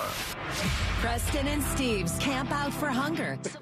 Like, if security goes and they see that on Monday, they're going to go, well, who pooped here and look at security. They're going to look at security and they're going to see me like all ashamed, crouching next to my car. So on Monday, I came back to work with a giant trash bag and I had to like collect it all. Oh my God. And then throw it in the dumpster. So he cleaned his spot. Yeah, I cleaned my spot. hate you. I hate me too, Kathy. When I got home. And this was all because of what? Freaking Five Guys. Shack. Oh, Shake Shack. No, not Five Guys. Don't you talk They're bad about- fine. Yeah, they're fine. Where in the building was it? On the over at the loading docks. Well, you unloaded. Yeah, And I I'm had to go. What's that? Why didn't you come inside? He couldn't get in. I couldn't make it. I couldn't make it. Yeah. I do believe me. I'm not. don't. This is not a proud moment here, Kathy. Yeah. Though you would assume it could have been a proud moment. Yeah. I mean, I'm glad you came back, and that's noble. Yeah. Well, I mean, it wasn't necessarily noble. It was self-preservation. The there. last thing you wanted is that footage to end up. But what's worse, the footage of you doing it or the footage of you collecting it back up in the bag? They watched both and they were like, okay, well, he came back and cleaned. You know, we'll erase this. All right, so you should eat your hamburger upside down. On the toilet. That's what we got. That's all. That's all I noticed. I didn't. There's nothing to notice. That's it. I can't top that. No, it ends there. I will not be able like to. a derailing train. Right. So nobody heard that, right? Nobody heard that. So let me go to here and more broken ribs. I have. It says Walper. Is your name Walper? Walter. Honestly, wouldn't you at least say, Walper? Is this Judge Wapner calling in? You got a nickname now, Walter. Oh my God! Yeah, you hear what happened to old Walper. That's not even a mistype. I'm looking at the T and the P are like nowhere near each other on the keyboard. Walper. Name's Walper. Let me get that straight. Your actual name is Walter. And what happened to you? So what happened to you, Walter? All right. Well, All right. I've broken my hand. Yeah. I've fractured all my ribs. Were these fights over your weird name, Walper? It's not my name. His guy's name's Walper. I'm gonna punch you. But at least you got a great nickname today. Walper. Well, hang in there, brother. Okay. From Touchstone Pictures, the inspiring story of a man named Walper. I've seen him. He's got some medical issues, but the worst thing is his name is Walper. And then a young therapist came into his life. Hi, I'm Kathy Romano. We're going to change that P to a T. Simple as that. And then his life turned around. I'm the head of a Fortune 500 company. And I can do the saber dance. That morning show's not making fun of me anymore. Oh, man. A little while back, I had this idea. If we were to cast WMMR, the movie, Yes. who would play who? And we That's went right. down a list of people, and we had people suggest, and we eventually narrowed down the cast of the WMMR movie. What celebrities would play? Exactly. And playing our program director, Bill Weston, John O'Hurley was the overwhelming You were I the am- overwhelming choice. Yes. Well, that's interesting. I was hoping he'd have higher standards. So to understand Bill Weston, he has a bit of your delivery. He is somewhere between Peterman and Ted Knight. So right, and that would be right, and that would be the deal. So we figured we'd come up. Actually, Steve did come up with some lines that might be indicative of Bill. These are things that he has said in various forms. And we're calling this the Bill Weston story. Soup. There it is. He hates soup. It's a long story. So a lot of this is very inside. Do we have any soap opera music, which would? Yes. Okay. Yeah, perfect. Okay. If you wouldn't mind, give us a couple of Bill Weston lines. That'd be wonderful. Here we go. Okay. Preston, try to refrain from mentioning on air that you occasionally use Band-Aids. It makes you sound privileged. I just saw the most amazing thing while driving in today. Firefighters were collecting donations at various intersections. Is that a Jewish thing?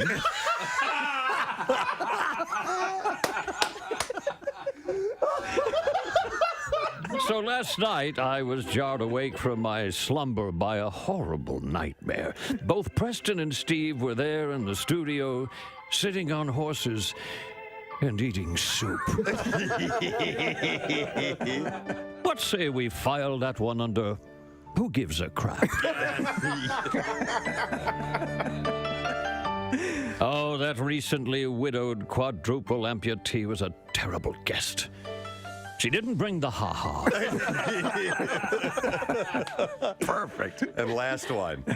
On today's show, you had the Pope driving in a go-kart, you solved the John Benet Ramsey case, and you raised Kurt Cobain from the dead. I'd give it a C+. I couldn't have asked for better. My God, that was absolutely perfect. Yep.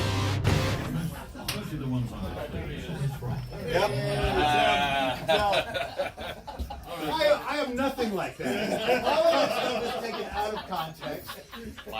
My God, it's like looking in a mirror. It's like, by the way, the interview, I'll give it a B+. B+. No, that was terrific. Oh, well, thank you very much. Yeah. And for playing along with absolutely. I don't know, you're reading Gold. It's gold, Jerry. It's gold. All right, we're going to have to probably pay a retainer to use that, so no drops. We're not going to use those as drops. But thank you very much. That was a great interview. By the way, who was the singer who did that ghastly song, Pina Colada? Oh, Rupert Everett. Or wait. Rupert Murdoch. Rupert Murdoch. No, it was Rupert. Rupert Everett, wasn't it? I think Not you're the right. guy from Harry No, Rupert Potter? Everett's an actor. Yeah. Who the hell am I thinking of? It's Rupert. I'm way off. Oh, don't play it. Oh, it makes me ill. Caught in the rain. I detest What's it? Rupert every Holmes. second of Rupert Holmes. Rupert Everett is the actor. I rarely would beat up on a song. This song makes me want to vomit. Midnight. Oh, stop it! In the dunes of the Cape. Wait, why do you hate it so much? It's hideous. It's first of all, he says, my lady. You know, my lady. We got some problems with my lady, my old lady. You know, and then I'm going to look in the newspaper and hook up with some chick. And This would definitely be yacht rock. Same my lady, and the same chick is hooking up with me that I was trying to get away from. I'm just surprised because it's very Buffett-esque, and It's you not are such a Buffett-esque. huge It's Buffett ghastly. fan. Okay. It's ghastly. Actually, Jimmy Buffett has said this is a perfect song. He has not. He has not. Pierre, it's all rock and roll. See? Yeah, isn't it all rock and roll? Isn't it all rock and roll? All right. Oh, man. Turn myself against me. Turn. It is about having an affair. Like he's trying to set up an affair, and his wife is trying to set up an affair. Rock and roll. When you listen to the lyrics, this crap. it's pretty messed up. All right. That's the great thing about rock and roll. I'll stand. Whatever you're into, as long as it's not Rupert Holmes, because that's crap. See, the danger on this program is to reveal any vulnerability, and then it will be immediately seized on by the rest of the masses on the Preston and Steve compound complex, and then, but not just once, they'll save it in that file. And then, when you least expect it, pull it out. Well, you know now this will be something for you for a while. Yes. And then you'll be able. There was a second though Rupert Holmes song. Yes, there was. Besides the Pina Colada song. Do you remember that, Preston? Dry Martini? I don't know. Nick's going to have to look it up. check, yes. Something called Him, Steve? I don't know that. Yeah. Sing it, Nick. But it came out in 1980. Pina Colada came out in 1979, so it was right afterward. But maybe he was that was a hit single. It's him. By the way, you just said pina, and I've heard that that's technically the way you say the drink, pina colada. Pina colada. Although I always used to say pina colada, but he sings pina colada. If you like pina colada, It's actually piñas. When you have more than one. I hear pina colada. Hang on. Let's Here, listen. let's play it. Oh no! Here we go. What have I done? I hear pina. Do you? Yeah. All right. You're just looking for reasons to hate it. It's Yeah, actually it's a letter.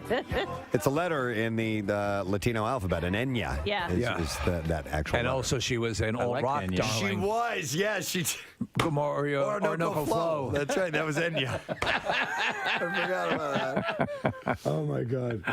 All right. On my program today, That song is bizarrely hypnotic too, isn't it? Which one? Orinoco Flow. Oh yeah, I love that. All right, I'm sorry, Pierre. Take two. Try that again, Enya. Sorry. That's rock and roll. That's Orinoco Flow. I like the first one better. One more time. We're going to have to go again. I love that. And they're in the booth telling her she's got... And you can sing it again. In the land of peace. Oh, my God. Let's do that again, Enya. You don't want to leave it in? I just coughed up a manatee. God. Someday yodeling's going to come back. It will be. It's all rock and roll. Yeah. It is. Yodeling is rock and roll. Except for Rupert Holmes, who is the biggest cancer in music. A tumor that needs to be excised. I wish him unending misery. Where did he go? He's on the floor. You killed him. I'm so Whatever you're surprised he into. hates it. I don't hate. I don't love it. I don't embrace it. Rock, country rock, except for Rupert Holmes, who stinks so badly. He taints everything he touches. Like a plague he is on music. There goes my peace and love. Yeah, what do you mean you don't hate? You just tore him apart. I take it all back. By the way, somebody texted and said I would listen to an entire show of Steve doing cough takes and famous songs.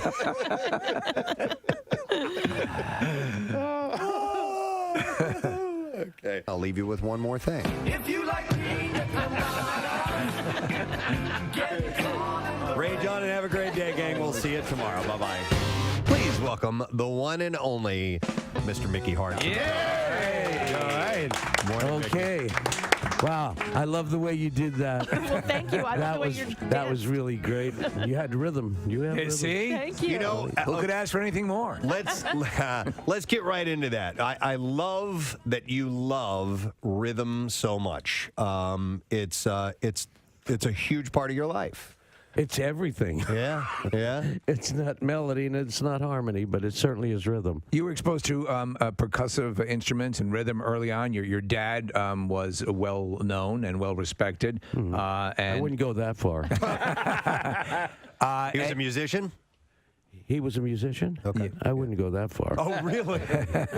All right. But he did dabble. Okay. Yeah. All right. More And than then, dabble, and then actually. you were working in a you had a job and you were it was I had a job once. a jazz club Once. Yeah. A long time ago. I can't remember having the last time I had a job. Just thinking, You don't call this just a thinking job? of the idea of having to have a job just gives me the willies. I mean, what would I do with the job? Oh my God. You wouldn't be a 9-to-5 guy working the cubicle. No, I doubt it. But if I had to, I would. You would. Yeah, but I don't have to, and I won't. Yeah. But so you don't view what you do as a job?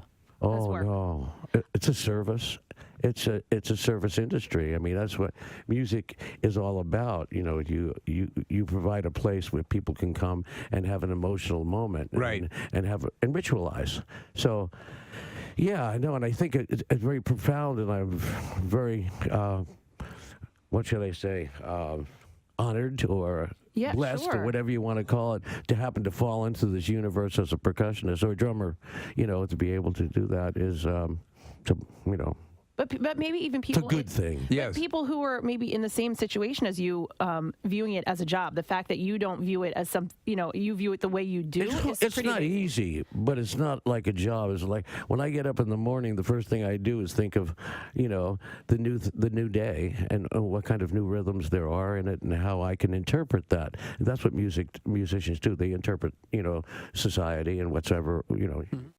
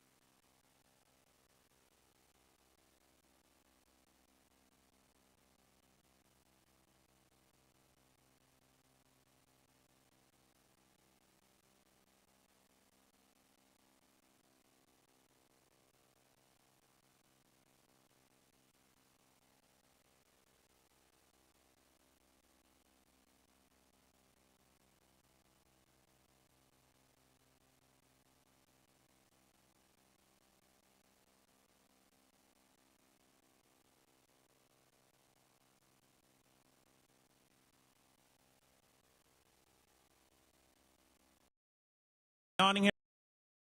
And so the band's kind of playing the evil part, and then we all switch back in, and we had this big company front, and it finishes strong. Excellent. All right. Well, I'm excited. Who's your drum major, by the way? Josiah Marker. All right. There you go. All right. Drum major Marker. The field is yours.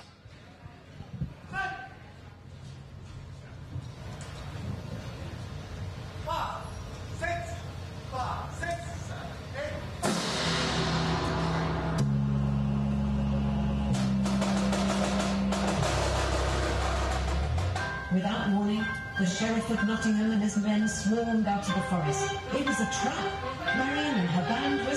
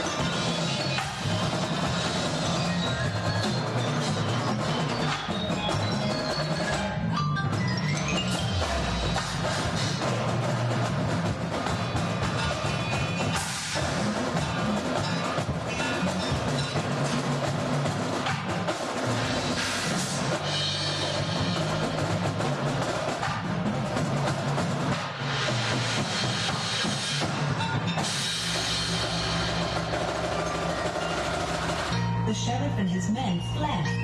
Robin was saved, and all of the outlaws cheered because the day had been saved once again.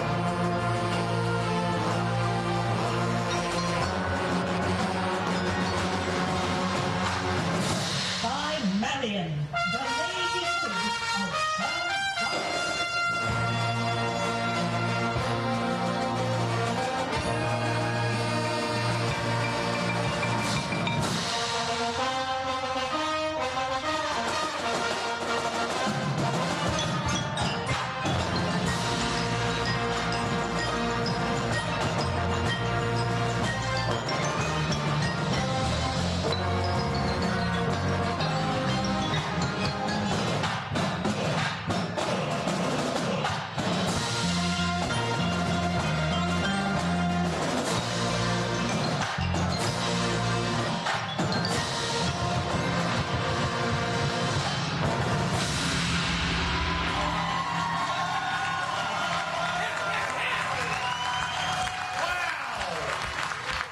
Finish on that one. Doug, come back up here real quick. The Upper Darby High School. And what is it? What is the logo, the team mascot? We're the Royals. We call our name is actually the Upper Darby Marching Royals. And it's just because we have a phrase, and all of you now we did bring shirts in for all of you. Oh, nice. And Rodney. Yay. And you are now honorary Royals. And we have a phrase that we say at Upper Darby, and it's once a Royal, always a Royal, and we are bringing you guys into the fold. You are now all Royals. So welcome to the Upper Darby Marching Royals. Thank you. I love that. We're royally something, definitely. And no bloodletting ceremony. None at all. That's a big plus. Not needed. Yeah. Are there any shows or any parades coming up you guys are going to be featured in? We do have on December 18th, there's the Upper Darby High School winter concert that involves choir, band, orchestra. We're all kind of we're all kind of being there. The marching band season is officially done today. This was it. Yeah. The pinnacle performance. Yeah, thank you.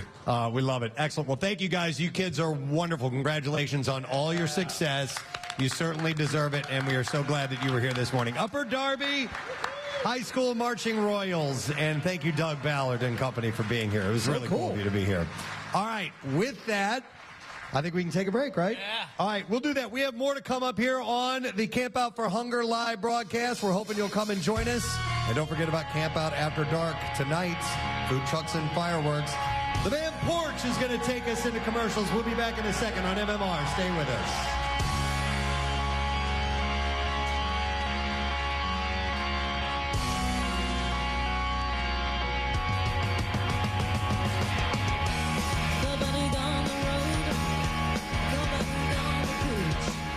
Preston and Steve on 93. Whatever it is, and they lay down that groove, and every 5-10 years you find a new groove, and you work at it. Yeah, you do work at it, but you work at play. You work to play. Sure.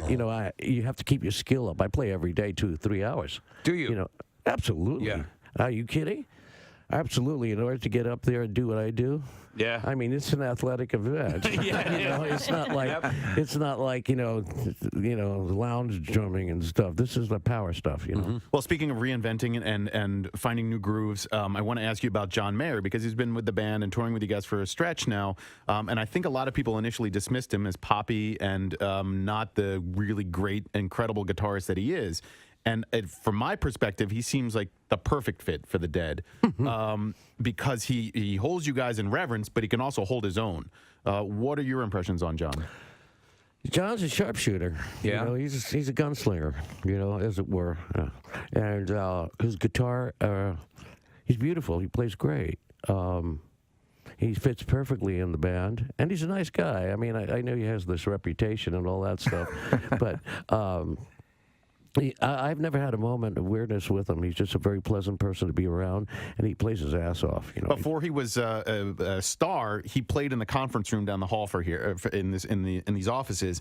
And I went to see his show that night, and one of his strings broke during the performance. He tuned the guitar to itself and he didn't miss a beat. And right then, I knew this guy had it, and I was so impressed by his ability. I'll tell you when I knew he had it was one day when he was just joined the band, and I had gotten him into this droning things, feeding back, getting a little crazy.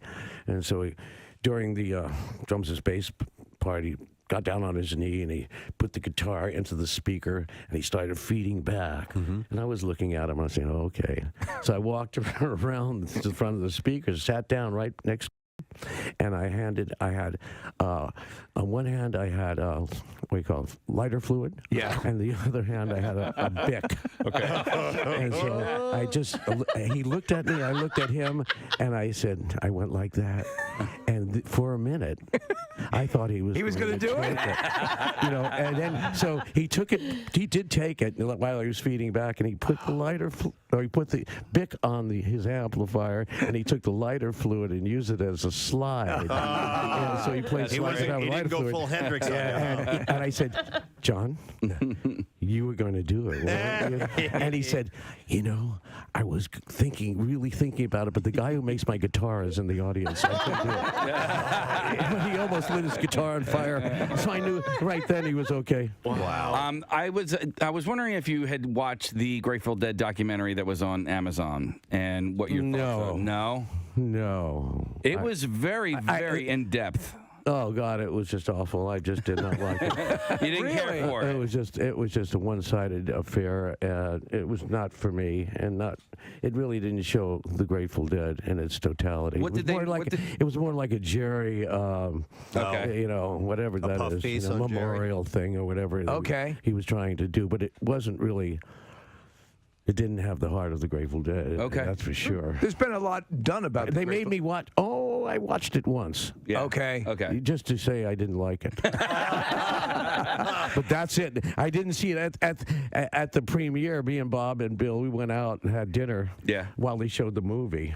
That's funny. We came back right at the end when they all started. And we go, okay. Thank you. I wanted to ask you about some of the things that you do like. I was listening to the concert in Paris, 1974, this morning. Yeah. What was it besides the United States? What was your favorite country to play in? Oh, Jesus, that's a good question. I think that I can't answer that question because they're all good when you play good. You know, every country is the same. If the music is played well and we have a great time, France is great, England's great, Germany, it's all good if we play well. If we don't play well, the city sucks. This place, we blame it on the city. Blame it on the city. Of course, Franklin Port. I also, as a fan, there's an ebb and flow to the way I listen to your music, and so recently I flowed back to. I guess I ebbed back to. I ebbed back to studio albums. Do you? I don't know if you ever listen to your own music. No. But do you have a favorite studio album? Yeah, I would have to say it would be, well, it was half studio and half live. It was called Anthem of the Sun. I think it was our second record, back 3,000 years ago. Yeah. And that was probably my favorite. American Beauty, Working Man's Dead. They were nice, fuzzy, warm. See, my first album I ever bought was Mars Hotel, so I automatically go back to that one. And Unbroken Chain. And we were never very good in the studio. We never could cage the animal in the studio. When did you realize that? It seemed to be early on. Yeah, well, we thought we could make, no one knew how to make a record. But I mean, we didn't know how to make anything. We were just musicians at the time, and we weren't really savvy on the studio. No one had a studio. Right. Now I have a studio. Everybody has a studio. So we just weren't producible. There was too much anarchy in the band. Too many people wanting to do... they had strong opinions of it. So, and we never really liked it in the studio, the four walls. It was too captivating. We were like a captive in the studio. And we never really made a great record. You guys had a pop explosion in the late 80s when you hit with Touch of Grey and Hell in a Bucket, In the Dark. Was that fun? Was that cool? Was it neat seeing a whole bunch of people who maybe had not been turned? You always had legions of loyal fans, but here all of a sudden, boom, you had fresh music. And the tour was gigantic. Was it fun? Oh, yeah, it was fun, but it wasn't quite like that. Okay. What happened was we were already playing stadiums at the time. That was in '87. Yeah. So instead of playing 1 or 2 days at the stadium, we're playing 3 days at the stadium. Yeah. So it really didn't affect us much. We just You guys were touring sold-out shows anyway. We didn't feel it, which we were playing stadiums. And yeah, but you know what? I was found more out about you guys incremental. because of the Touch of Grey. There was a music video. I was young at the time, so so you guys had a music video, so you were totally reaching an audience. That, we never did the videos or anything. We never did a single. So we weren't really part of the music industry. We never played that game. And we knew if we lived by the single, we would die by the single. If we didn't have a hit. That's interesting. Yeah. It's funny because I remember becoming aware of the Grateful Dead, through the iconic artwork that was associated with the band. Yep. What's that about? What's that about? So that predates, obviously, videos, but still, a visual medium brought me into the awareness of the music, which is very cool. Exactly. It mirrored the music. In the old days, how that started was these artists would come to the shows, and we were all getting high, and psychoactive drugs, taking acid and whatever. And these were physical representations of what the music sounded like.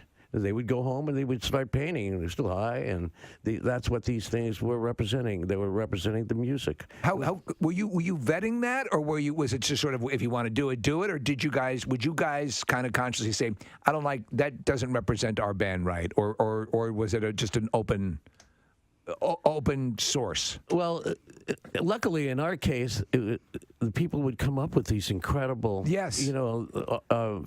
iconic stuff. Yeah. We just had to choose between the good stuff. I mean, it was so much good around. A lot of people went home and just did it, and it was uncommissioned. Yeah. They just went out and said, this has to be done. Wow. And so then all of a sudden we looked at them and we go, that's us. And they go, okay, cool. That's cool. That's it. Let me ask you with the art and your painting. I mean, did people automatically take to it? Were you afraid you were going to get here's a musician trying to be a painter sort of deal? I'm not afraid. Yeah. So what was that jump like, and how well were you received initially? Because I mean, honestly, we were looking at the stuff. It's pretty amazing looking. There it is. Yeah. So what was that initially like? Well, I didn't think of it as it's art. You know, Yeah, it is art, came out. It's right. you follow the muse. I mean, you're an artist. You know, the thing that it turns you on, makes you do things artistically. And first time I did it, I walked into the house and my daughter looked at it and he said, "You know, Dad, this got legs." That's pretty good. Legs. She liked it. Yeah. And so if my daughter liked it, and she doesn't like much. Does she like the Dead? Does she like that? Okay. So I said, okay, I'll paint. If you like it, I'll paint it. You can take a look for yourself and see Mickey Hart's work. It's called Vibrational Expressionism, The Art of Mickey Hart. And Sunday back out this way, King of Prussia, noon to 2. Is there a spot where we can go to get all this information, a website or anything, you guys? I just want to meet the King of Prussia. We all do. And I want to see Mrs. Prussia. Sure. Mr. Prussia. And all of the little Prussias. All the Prussiettes. Yeah. I'm actually Mrs. Prussia. She is. Yeah. She shops there all the time. I heard that she cooks. Oh, You heard wrong. have heard wrong, sir.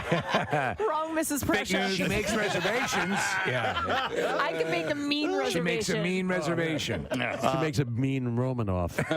Ladies and gentlemen, please give some love to the one and only Mr. Mickey Hart. Yeah. Thanks for coming by. So I'm 4 episodes into Game of Thrones. Excellent. Oh. Yes. Is she naked yet in any of those episodes? Emilia Clarke? Yes. I forget how that proceeds early on in the series. Well, she goes into a scalding hot bath. Right. Full frontal nudity. Yeah. I do like it. And Khal Drogo plows that at one point. Well, yes, he does plow that. So, Yeah, well, he so is you're a saying farmer. the nakedness though drops dramatically after like 3rd or 4th season? Yeah, it's still there, but All but yeah, it's still. She comes back with a vengeance. Yep. She's got just a wonderful beef. Reach, you're not far off, man. Nice beaver. She's not like one of these workout feeds where things kind of look splayed all the time. Wow. Just natural. All right, so Speaking of beaver, I got to show you guys. What? something. What? Where did you come from? I know. I got. It's a picture. okay. Well, yes. Later. Oh, okay. That's just the reminder. Thank you, You're welcome. everyone. Jot that down. Okay. Jot that down. it right down right now. Kathy not my has beaver. pic to show us. The beaver pick. I wasn't this excited when Adrian's men came on the show. Before we do the bizarre file, I should play that piece of audio. Okay, it's real short. It's very, very quick. It's not an audio illusion or anything like that. But do you know? We don't know where this is. Graduation ceremony. It looks like a college graduation. It was ceremony. college graduation, And you know, as you walk up, this is your moment. This is your family is there. It's your time to shine. You get your name said with the thousands of people in attendance. You walk across the stage. You grab your. I want to thank the band Porch real quick. We have Carly, Tom, Steve, Will, and Sam that are performing this morning. A couple of gigs coming up. They're going to play Thursday, December 5th, this Thursday at Chickies and Pete's on Roosevelt Boulevard. Then they got a big gig at the Hard Rock in Atlantic City, January 29th. And before that, they'll be back at Chickies January 16th. You can check out their information. Facebook, just look for Porch the Band, or on Instagram, Porch the Band _, and their website is porchtheband.com. And we got a few more sets from them coming up. I want to mention earlier we did the Rocky Run, and that was part of the Camp Out for Hunger Games that we do, and it's sponsored by Thomas's, and they do this daily donation. Thomas's English Muffins and Bagels, and from English Muffins and Bagels to swirl bread. Ooh, I love swirl bread. Thomas breakfast breads make a delicious meal, a quick snack. Visit your local grocery store to pick up your favorite Thomas's products and wake up to what's possible. So we thank them. You know what, Preston? If the Rocky Run, so I consider it a success, and it was a success basically. In fact, that everything turned out well. But the fact that we got this Carl Weathers Apollo Creed cutout behind you, oh my God, is a complete win. It's a bonus. It's a bonus. He should stay there, right? Absolutely. Yeah. So we'll keep him up in the back. And before we move on, I think it's time for some new people to sit into the privilege section. Yay! Regency Furniture. Case, can I choose? Casey. Can I choose? Yeah, do you mind? Because there's somebody that is glaringly obvious that needs to sit in the privilege section. I don't know if they'll fit, but I think the giant rooster with the good morning to see you sign. Yes, thank you. All right, come out front, guys. Marissa is going to move you into the best seats in the house. Yeah. And we want to thank Regency Furniture for supplying this. It comes with a plush rocking recliners on a raised dais. Hi, what's your name? Hi, I'm Amy. Amy, and you are the chicken chaperone or the rooster chaperone? Yes, I am. Who's in the suit? Who is This that? my son, Dylan. Oh, you poor thing. Hi, Dylan. How you doing, man? Here, come over to the microphone. Can you say? I just want to hear you. How you doing, buddy? Pretty good. Doing pretty good. Pretty good. Can we get a cock-a-doodle-doo from you? No. He doesn't want to do it. Mom! Mom! Mom! Come on! I put on the friggin' suit! Dylan, don't worry about it. Don't worry about it. You're embarrassed enough as it is. Well, you guys get to sit in the seat for the next hour or so go ahead and relax. Can he even sit? I don't know. He's knocking stuff over. Let's see. We're going to find out. It's one of those inflatable costumes. It's he can't see anything. Sorry, man. Poor bastard. This poor son of a bitch. And then the people behind him now. Let him deflate if you need to deflate a little bit. I can't believe his mom made him get up early, put on the damn chicken costume. And you're right, Kathy. Now Santa Claus can't see him sitting behind him. Oh, man. Unfortunately, we have it. This is such. I love the way this looks. We have a giant rooster in front of Santa Claus, next to the Stanley Cup, next to the Philly sports guy. I mean, and then the Ghostbusters just arrived. Oh my God! I'm telling you. Did somebody call him? Somebody must have called. Well, we called them, yes. Who are you going to call? These guys have been coming down every year. They do a cosplay.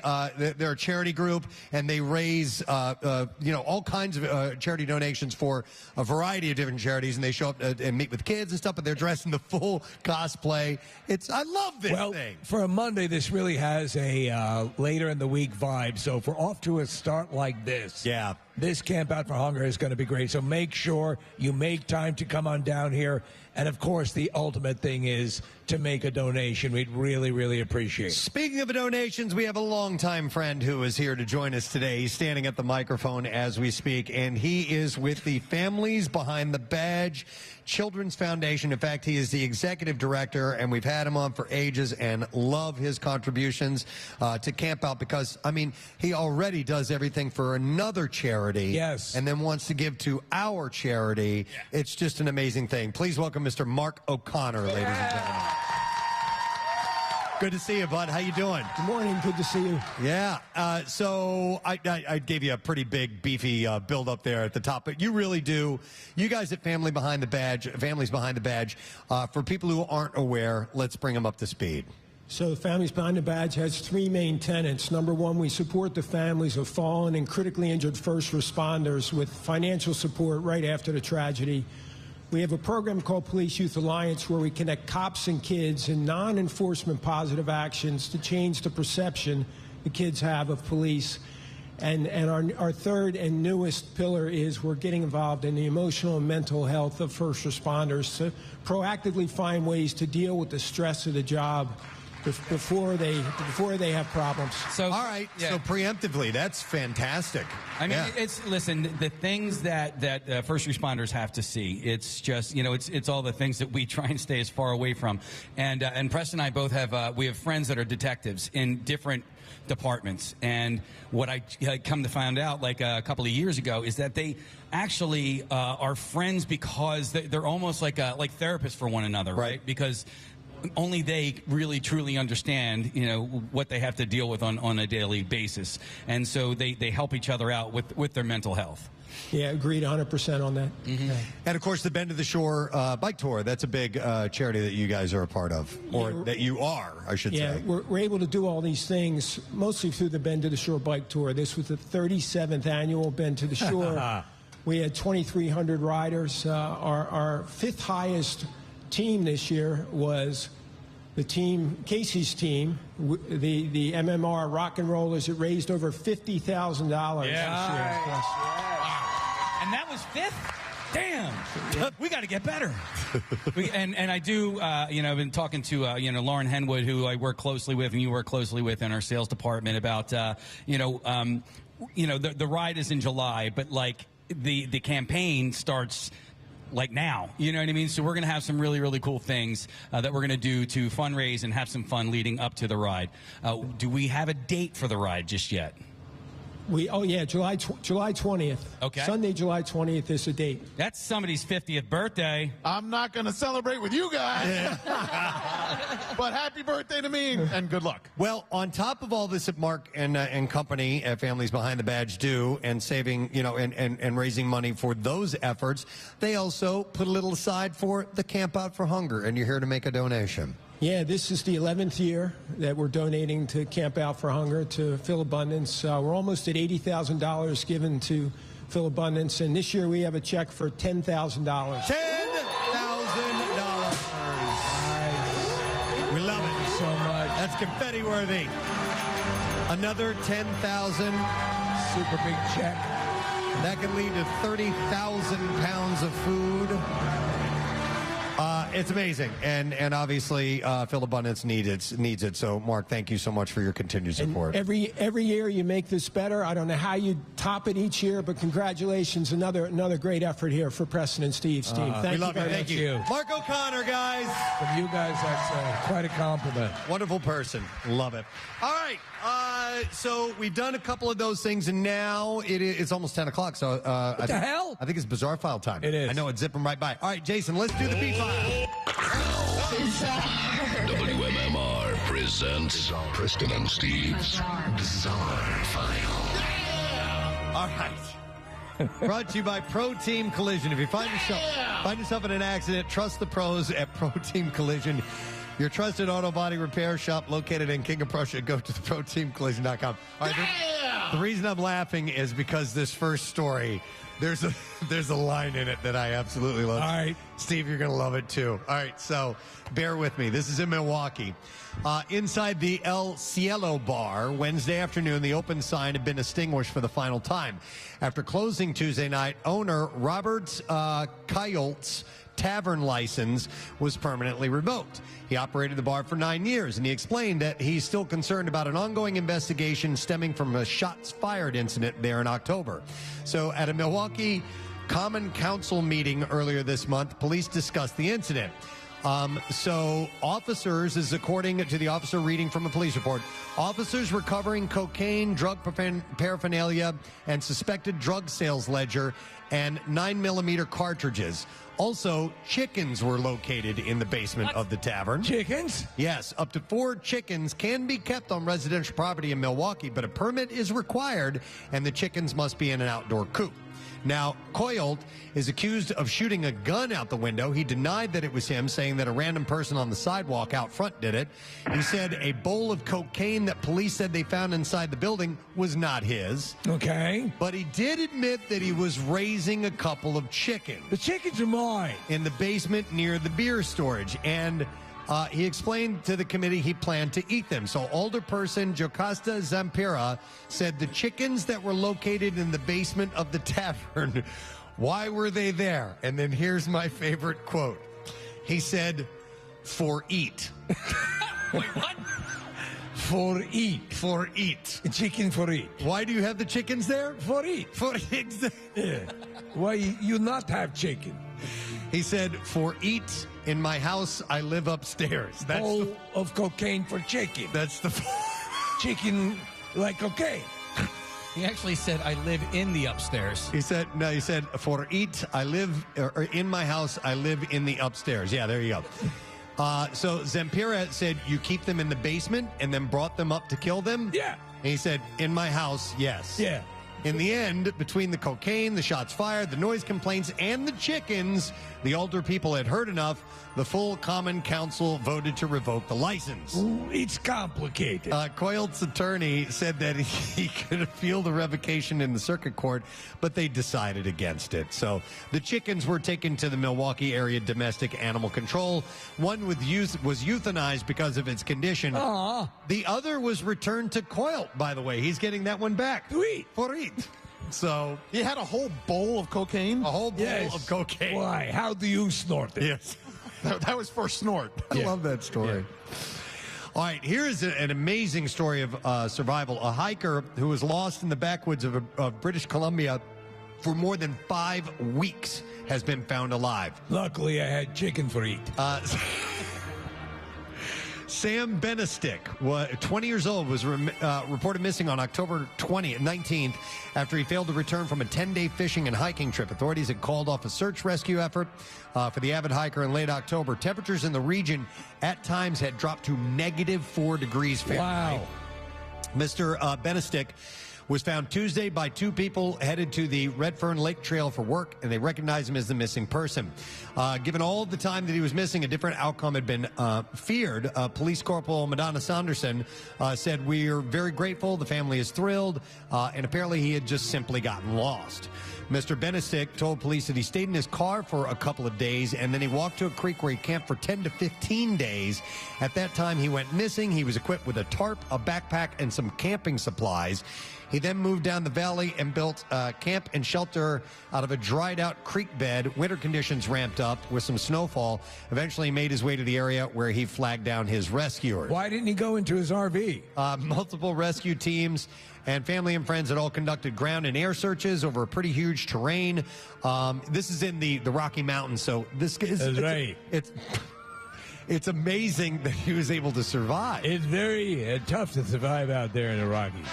Local inn owner Mike Reed said that the hiker had cut his sleeping bag and wrapped it around his legs to stay warm. That's pretty inventive. Yeah, he was told the young man nearly collapsed as he was placed into an ambulance as he was in rough shape. I don't like this. Then they got him a bowl of cocaine and he was much better after that. To snort.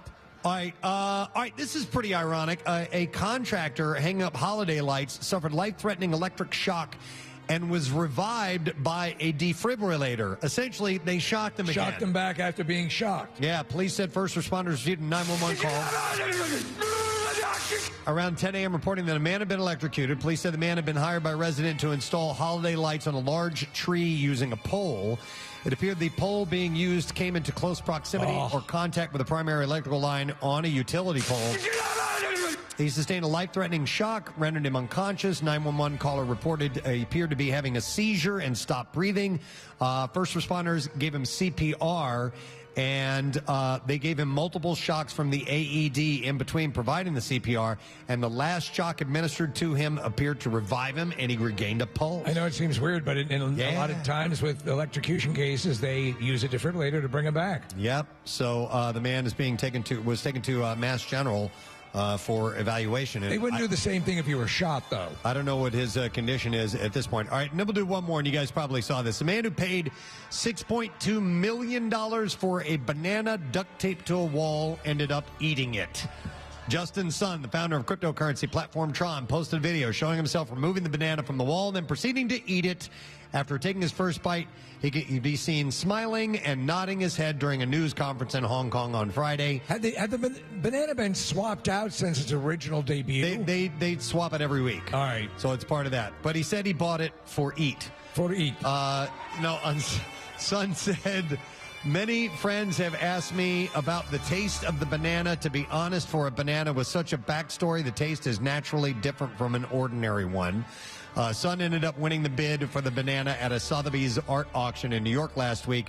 The winning bidder isn't meant to buy the banana itself. The winner actually receives a roll of duct tape, one banana, a certificate of authenticity, and official instructions for installing the work. This is the most colossal waste of money I have ever heard of in my life. You know what you should have done? Take the banana, go out and give it to someone who's hungry. Yeah.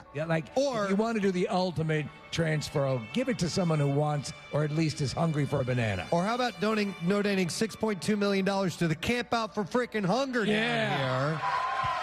You know. Scumbag. Exactly. All right, and there you go. That's what I have in the bizarre file.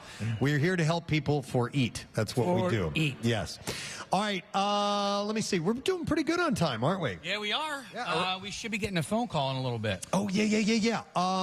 should we break or wait for that? Yeah, you know what? Let's break, but real quick, let's give our we have yes, a new sponsor for our you guys. 10 o'clock hour is brought to you by Leedy's Premium Meats, crafted just for you. So thank you guys very much for being a sponsor of the hour. And as Casey said, yeah, Kevin Smith, he's actually going to be here in the studio on Thursday, but he is actually so excited about his appearance that he wanted to give us a call ahead of time. That's how you promote. To talk about it. So we're going to do that. And with that, that's perfect sense. We'll take a quick break. We'll come back in a second. We get more of the camp out. Don't forget food trucks and fireworks tonight.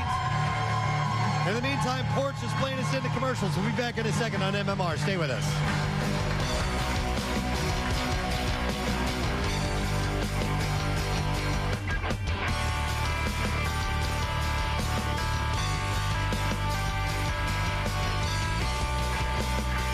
You've worked so hard for. And paid a lot for. Paid a lot for. This is the culmination. And as you're walking, they announce your name.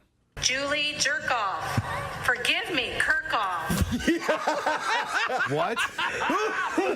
Are you serious? Yes. This is legit. Julie Too legit to quit. Wait, one more time. One more time. Quiet, everyone, please. It's her moment. Yeah. Julie Jerkoff.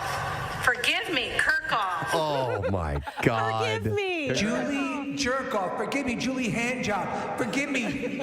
Julie Handy, forgive me. Julie Blumpkin, forgive me. Julie Dirty Sanchez. Oh my God. Julie Jerkoff. Forgive me, Kirkhoff. Oh. Wow. You know what, though? That's better than just having your name read that most people are missing anyway. You know she was called Jerk Off throughout all her life. It had to have been a nickname at some point, or her friends called her that. Julie Jerk Off. Yeah. Or Julie Jerkoff. Forgive me, Kirkhoff. If you think about Julie Oh my God, I can't believe I said that. Or that professor won a nice bet. Yeah. Said she would do it. And Julie Salad Tosser. Oh, it's not even close. If you think about it, in high school, she probably had jerk off as a, I wouldn't even say a nickname. You know, they made fun of her. Maybe even her friends would call her that because it's such an obvious. But And then she gets to college where everybody matures a little bit and she loses the jerk off for a couple of years. It's and clear. then boom. Kirkhoff is I mean, you can come into that Kirkhoff. Dude, she's getting her master's degree. It's a Master of Science degree as she goes up and hears Julie Jerkoff. Forgive me, Kirkhoff.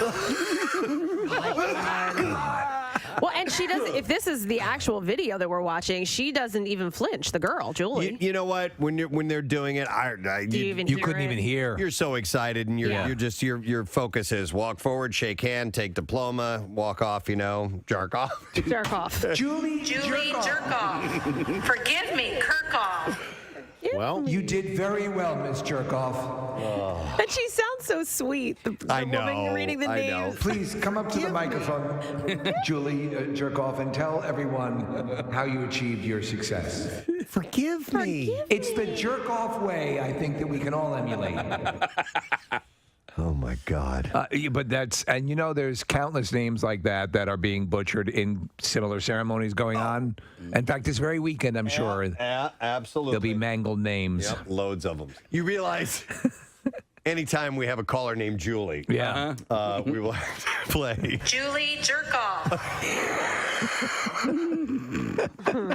It's awesome. It's the best. It made my day yesterday when Casey sent that to me. So, on that one level, is it sort of cool that you have, since she's probably dealt with it her whole life, at least she has a meme now that's attached to her. Let's see. We have a caller on the line real quick, and I'm going to go to this caller. Hi, caller. Good morning. What's your name?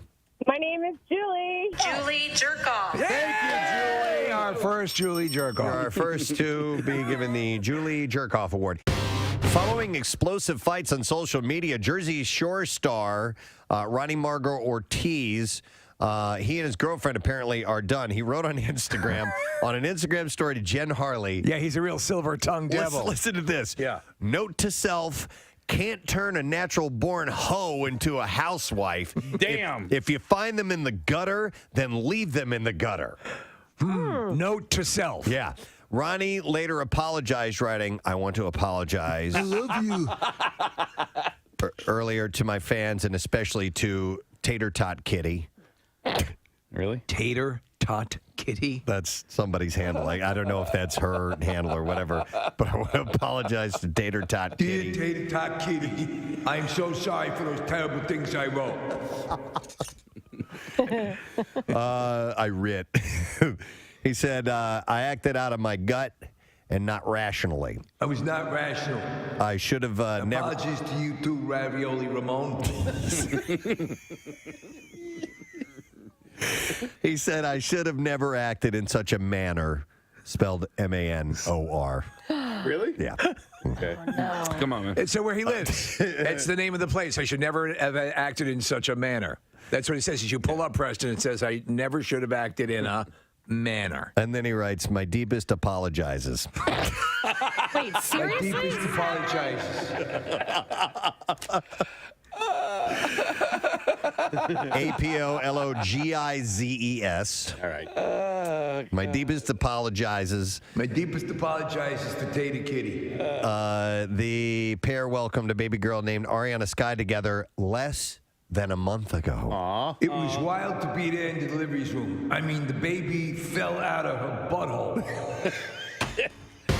You remember a while back we had a couple of televangelists who were talking about how they needed a new jet. Yes. And they to were spread the word. Jesse Duplantis Yes. is his name. The Duplantis Ministries, right? Televangelist with a global reach is asking disciples for money to buy a jet that costs $54 million, quote, so we can go anywhere in the world in one stop. If you're watching the video, he's dressed as I imagine Willy Wonka would dress when he retires. By the way, so I'm waiting for Marissa to get the full audio over, but Duplantis' solicitation comes 4 months after another televangelist, the Newark, Texas-based Kenneth Copeland, announced that he had just bought a new Gulfstream 5 jet. Oh, someone got a little jealous. I think that's what it is, Steve. I think that's what it is. Wait a second. What did that son of a bitch just get? Yeah.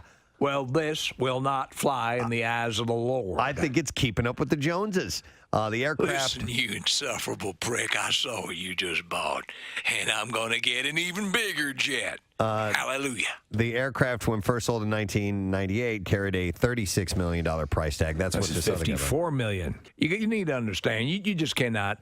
You're waiting in line, and you're going through TSA, checking. You're taking your shoes off. That's time wasted from spreading the word of the Lord. That's it. That's it. Oh, my. And then you got the crying kids kicking the back of the seat. I cannot put together a proper homily on a flight with the riffraff, the human filth that populates these various aircraft while I'm trying to get out there and minister to the human filth.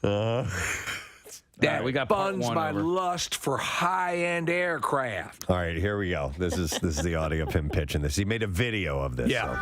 Hello, ladies and gentlemen. I'm Jesse Duplantis. Thank you for tuning into This Week with Jesse. We're going to be talking about aircraft. You know, I've owned 3 different jets in my life, and used them and just burning them up for the Lord Jesus Christ. Now, Listen to how many times he incorporates the Lord and Jesus Christ into this. now, some people believe that preachers shouldn't have jets. I really believe that preachers ought to have and go on every available voice, every available outlet to get this gospel preached to the world. Now, I talk about this in a lot of my messages, and I want you to see this if we can, Caleb. Get it back. This is the very first plane that I purchased for the Lord back in December. The Lord asked me, he said, I need you to purchase the modest aircraft. One engine ought to do it with a decent range, something that's comfortable with a couple of seats and a bed. That's what I need you to purchase. I said, Lord, should we not use this money to feed the poor? He says, we'll get to that. That I purchased for the Lord back in December 1994. And I said where I began.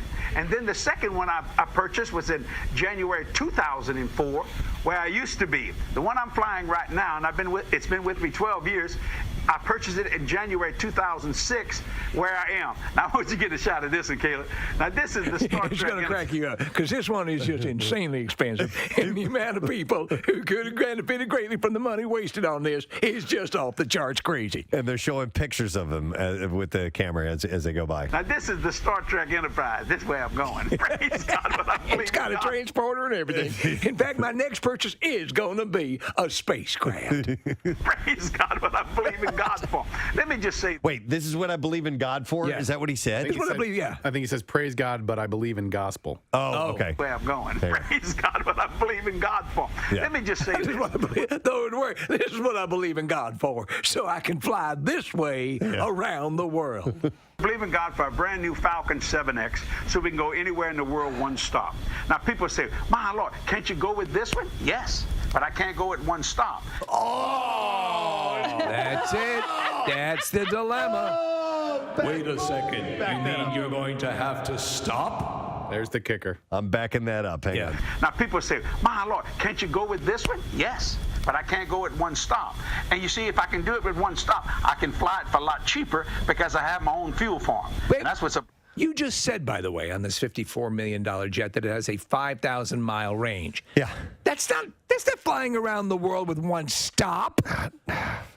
It's this is the way to travel. And I know you have issues at home where you can't feed your children. You know, it's hard to cover your bills. But if you ever do get the chance to fly on an aircraft like this, it will open your eyes and make you ask yourself, dear Lord, why don't I have a jet of my own? Oh, my God. It's the audacity, the absolute robbing of human beings, preying on their faith. There I was in Zone 3 waiting to load onto the aircraft. Zone 3. And I said, dear Jesus, I am surrounded by a sea of human filth that is keeping me from spreading the Lord's word. What can you do for me? Can you hook me up in a $56 million plane? Will get it done nicely. And I can fly in one stop. And it's also economical. Is it very economical? Yes, Lord, it's very economical. You know, they got down there down in the Cabo San Lucas, they got these young ladies that need to hear the word of the Lord. I need to. Oh my God! I need to see this guy in down there, Casey. Let me tell you something. The girls have literally gone wild, and they need the word of the Lord Jesus Christ to tell them that if the tops are coming off, if the tops and pantaloons are coming off, make sure that at some point the Bible opens up.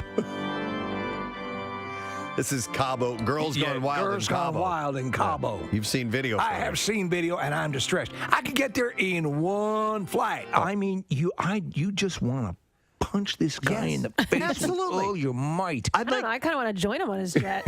I wouldn't mind riding This is my new friend, Kathy Romano, and I believe that the word the Lord would use is bodacious. Yeah. We're praying together. Yeah. They're playing music for us, and they donated food. I think that's the biggest donation from one of our bands ever. I think so. Freaking awesome. Thank you, guys. They are the best. Congrats. Thank you, KS Pool and Patios and Porch for doing that. We have a few things that we're going to do in this particular segment. Is our guest standing by and ready to go? I think so. Yes. Now, we tried to do the phones earlier, and they didn't work. Remember that? I do remember that. Okay. I don't know if we have got faith in Rodney. I don't know if we got that worked out yet or not. I do too. But our next guest is going to be joining us in the studio on Thursday, and we're so stoked about him being able to be here in person. He didn't have to come down here in person, but he is coming. No, he's one of our absolute favorites too, so it works out. And he was actually told Casey, he's like, "Hey, any chance I can call in and talk about it? A few days before I even get there." So we're going to get him on the line. Let me first see if I get a hello out of him before we all go crazy and then no one is there. So let me click this button. Can you hear me over there, bud? I can hear you. Kevin Smith. Wow. Hey, man, how you doing? I feel fantastic, man. What are all those people doing there for everything? I know. It's crazy early and it's cold, but we've got a jam-packed tent here, and I guarantee you, when you come here, it's going to be jam-packed too on Thursday morning. I'm going to be bringing lots of food with me, kids. I'll be taking a red-eye flight from Los Angeles. I'll be bringing some vegan food that nobody wants. Yeah, it's all good. Every time you're on, Kevin, you told that story about when you were younger and you had mozzarella sticks for the first time, and it was life-changing. I always think every time food comes up with you, I'm like, that's. By the way, are we going to have a gourmet mozzarella stick place down here this week? Oh, I don't know. All We right. should. All right, For all right. Kevin, we can do that now, yeah. Anyway, anything you bring will be more than welcome. I'll bring as much as I can. It was impressive to hear that that porch brought 3,000 pounds worth of food, man. Right. Yeah. It's been thrown. Yeah, yeah. Well, you listen. We have. It's one thing we try to walk the tightrope here, because the truth of the matter is that you have these super large donations. We have corporations bringing down a lot, but it is the individual donations as well, in concert with everything, that makes it a success. As you know, Kevin, in this area, for some reason, we have Philadelphia and we have Southern Jersey, and this is a very food insecure area for whatever reason. So it is at critical levels. We've had people tell us from the Philabundance from campouts past that the food gathered during this 1 week is going out well into late summer. So that's how critically important this is here. Wow, man. That's you guys doing the Lord's work, feeding people. That's why when Casey said, hey, do you want to come by? Because I'm going to be in New Jersey on Thursday and Friday anyway. I said, yeah, I'll fly right to Philly. Oh. So I'll be with you all on Thursday. That's excellent. Oh, what are you doing in the area anyway? Casey was telling me something about Santa's secret stash. We're doing I'm putting on a Santa outfit, and we're taking pictures. So Santa Bob is coming to town. Santa Bob. You can sit on my lap, which is probably not a great idea, but I've got a whole Silent Bob themed Santa outfit with a backwards baseball cap, Christmas hat. So we're doing that at the stash on Thursday and Friday. Okay. Wow. That's awesome. Listen, one of the reasons, and we'll talk more in depth about it when you get here on Thursday, but one of the reasons that you popped up as an idea to come by here is, I heard you mention that there's a good chance that a Dogma sequel is going to happen, and I immediately was like, ooh, I'm in on this. And then Casey reached out to me and turned it was going to be in the area. But we'll talk a little bit more about that, but is it looking more than likely like this is going to be a reality?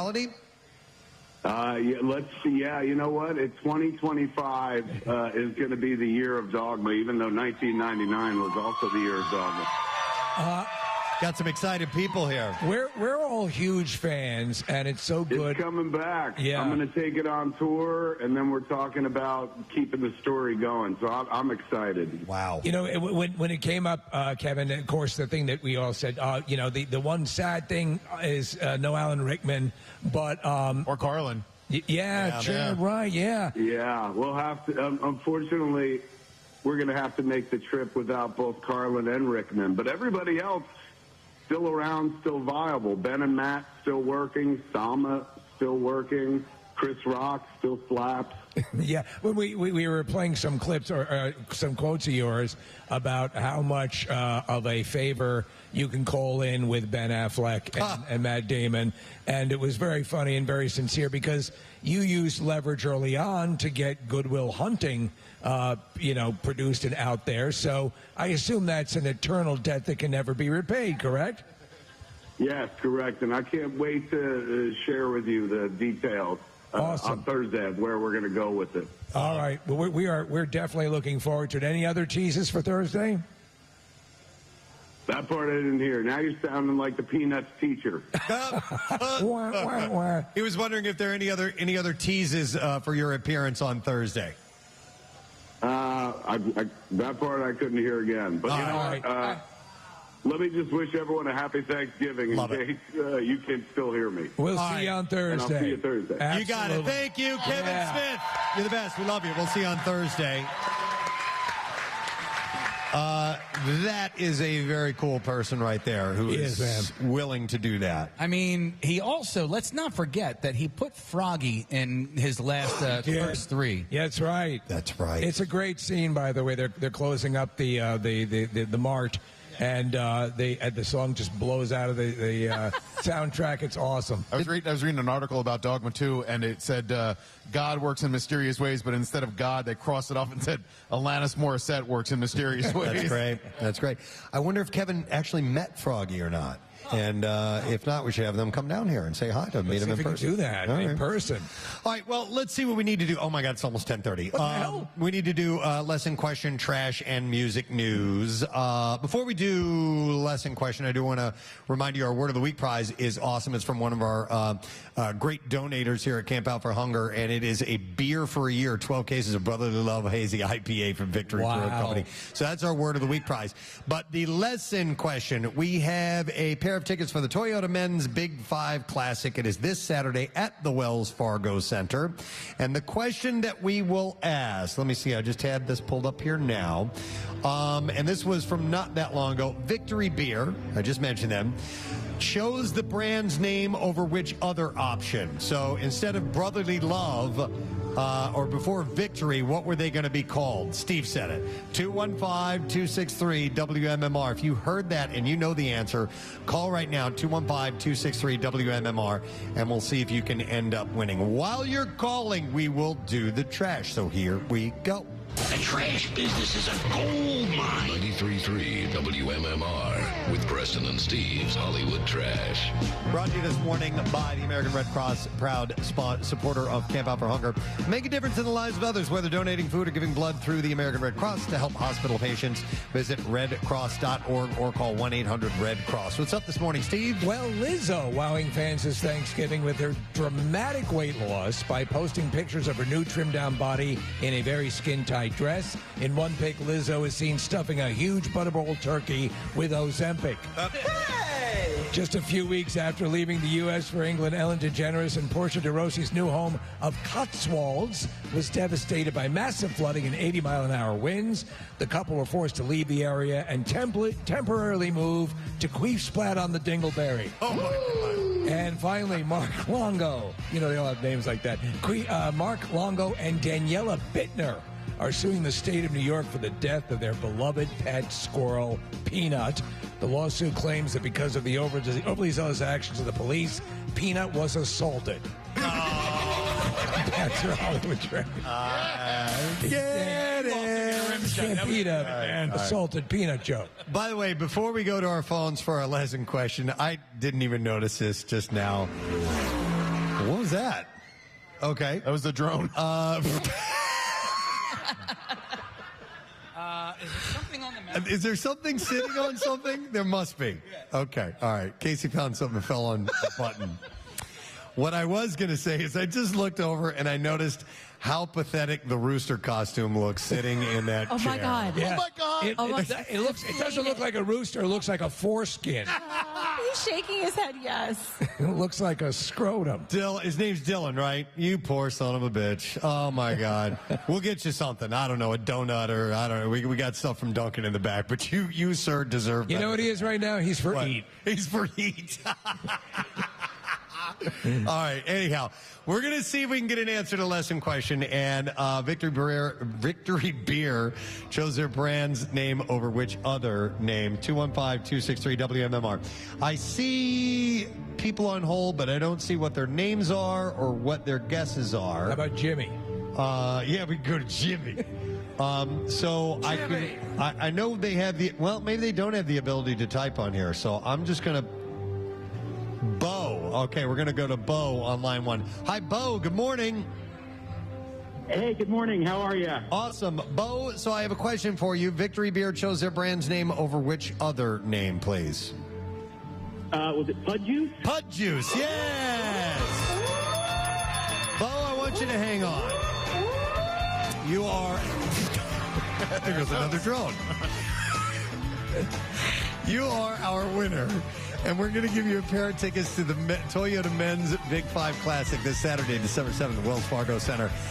The Big 5 Classic brings together the City 6 Division I basketball teams, each battling for bragging rights in a one-day triple-header at Wells Fargo Center this Saturday. Tickets available now at big5classic.com. All right, let's get to music news. Now, Preston and Steve's Music News on 93.3 WMMR.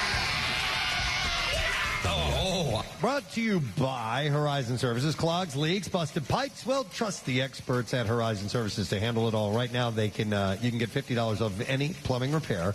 Horizon Services book today, and help is on the way. Let's see here. Bob Breyer. This was sad news to see.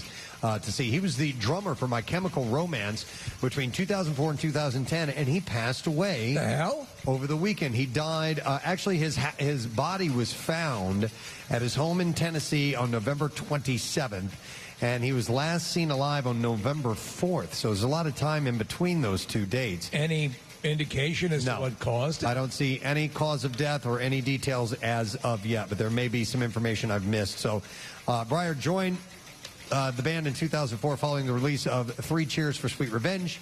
He was part of the band's subsequent tours and drummed on The Black Parade, Dangerous Days, The True Lies of the Fabulous Killjoys, and later Rarities Collection, Conventional Weapons.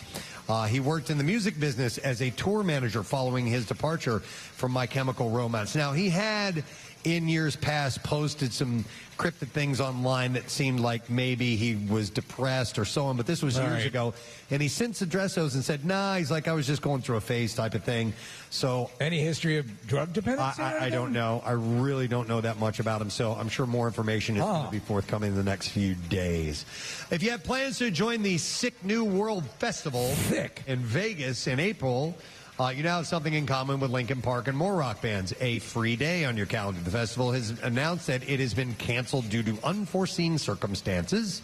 Anyone who bought a ticket through Front Gate Tickets will be automatically refunded, and that might wind up to be a decent amount of money since single-day tickets were reportedly selling for $450.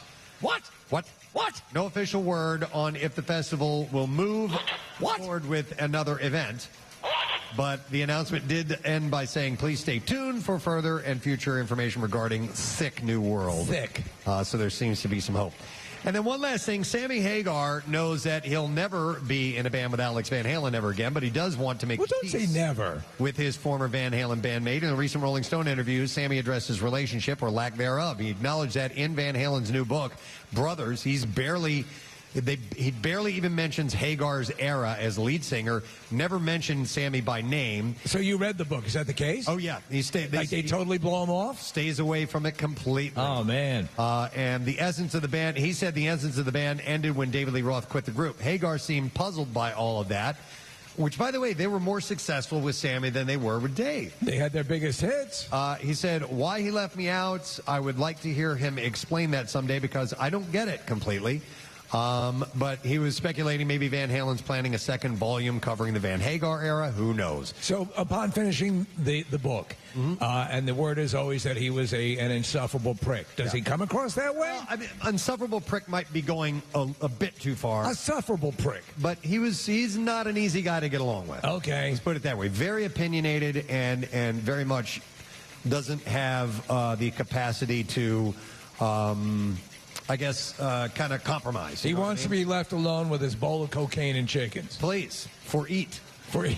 And he did note that, though he read parts of Van Halen's book and called it soulful and touching. It's like a love letter to his brother, to, Eddie. So, all right, and there you go. That's what I have in music news for you. Hell of a music news. Hell of a graphic behind you, Preston. Thank you. Oh, I love it. Yeah. It's beautiful. All right, we have one more group that has stopped by for a donation, and we're excited to have these guys. They've been a tent sponsor, an hour sponsor as well. And I've mentioned Lighties, and we want to welcome Greg Lombardi, who's the Vice President of Sales and Marketing. Good morning, everyone. How you doing, Greg? Fantastic. You? Great. And you've got emotional support people. Yes, Kathleen and Stephen are with me today. Kathleen and Stephen. They're here for support. All right, so this is the second year you guys have been involved with Camp Out for Hunger. Correct. And we appreciate your support, absolutely, and your donations and everything. Can you tell us about Ladies real quick before we get a donation from you? Yeah, sure. So I'd say first and foremost, we want to thank you guys for hosting this. This is an amazing event. I want to thank Phil Abundance for all the hard work that they do. We always talk about we have a lot of food available to us as a country, but it's getting it to people. That last mile is always the hardest part. So this event is really just an outstanding event. It just doesn't make sense. And so would you have those? You have a tent full of people here, and the people that are going to be coming down during the week, they're going to endeavor to make a change to that. And I know we can. There's just a vibe vibe, this year that we're feeling. Never has the need for it been greater, and never, I think, has the energy been as high and up for doing something about it than this year. So hopefully they synergize and we get great results by the end of this. Steve, I can't agree more. We were just talking to Allie from Phil Abundance, and she told us that before COVID, it was 19 million pounds a year that they donated. Yeah. And now it's 53. Yeah. So it's 1 million pounds a week in need just in the Philadelphia market. So thank you guys for what you do. Our pleasure. Thank you. By the way, I've been saying ladies. What do you prefer pronunciation? It's ladies, actually. Ladies. Yes, it's ladies. You guys have to get letties, lighties, leadies. We'll take anything just as long as you call us. All right, excellent. So what did you want to share with us today, sir? So Ladies is with business started in 1893. The land that we operate on is actually was deeded to us by William Penn. Wow. And really what we do is we make food for the Philadelphia market. We've been doing it for 131 years now. Wow. So it's just great to be part of this amazing event. And if you get a chance to find Ladies in your store, we'd really love the support. And but again, I think most important is the ability for us to come out here and help those in need. Excellent. And you have a donation as well. We do. I will turn that over to Stephen, who actually has handled all of that himself. So that's why I brought Stephen up. All right, Stephen, take it away, sir. Yeah, just echo Greg. Thank you guys for having us out here. It's a great event. We are proud to announce that our donation this year is $9,000 and also 2 tons of ham. Wow! Yes! $9,000 and 2 tons of ham. I would love to dive into that. I would too. Yes. That's a band name right there. $9,000 and 2 tons of ham. That's right. Yeah, man, thanks for coming out. We're 9. I'm $9,000. This is my band. 2 tons of ham. That's great. I love it. Oh, thank you guys so much. That is going to go to great use, obviously. Yes, yeah, and Kathleen was a big part of our sponsorship this summer.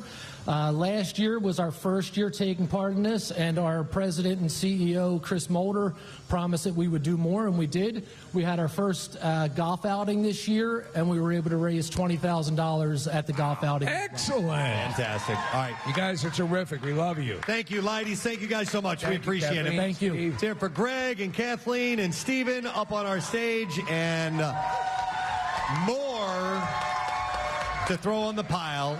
And I want to echo what Steve has said all morning long. If you are just one person and you hear somebody walking up and donating $9,000 and 2 tons of food and all that stuff, don't think that your donation is insignificant. It's very significant. It's extremely significant. So every bag that comes by here, think about the, in that bag is going to be a meal or 2 for people who don't have it. They're going to sit down and eat. Yeah, again, every bit of it. And Preston, so again, on the physical side, is getting that food out as quickly as we can, because as Lori and anyone from Phil Abundance will tell you, that is that delay that can be really problematic. So physical food, come down, make your delivery. There's so much going on here all throughout the week. We want to make it fun for you. That's why it's like a carnival, and just have a great time. You deserve a little love for your generosity. Has anybody been to the petting zoo yet? Show of hands yet? Yeah.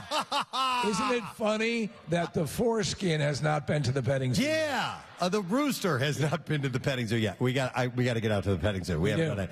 All right, we're going to take a quick break. We're going to come back in a moment. Pierre Robert will be in our studio, and we're excited about that. What's up, Andrew?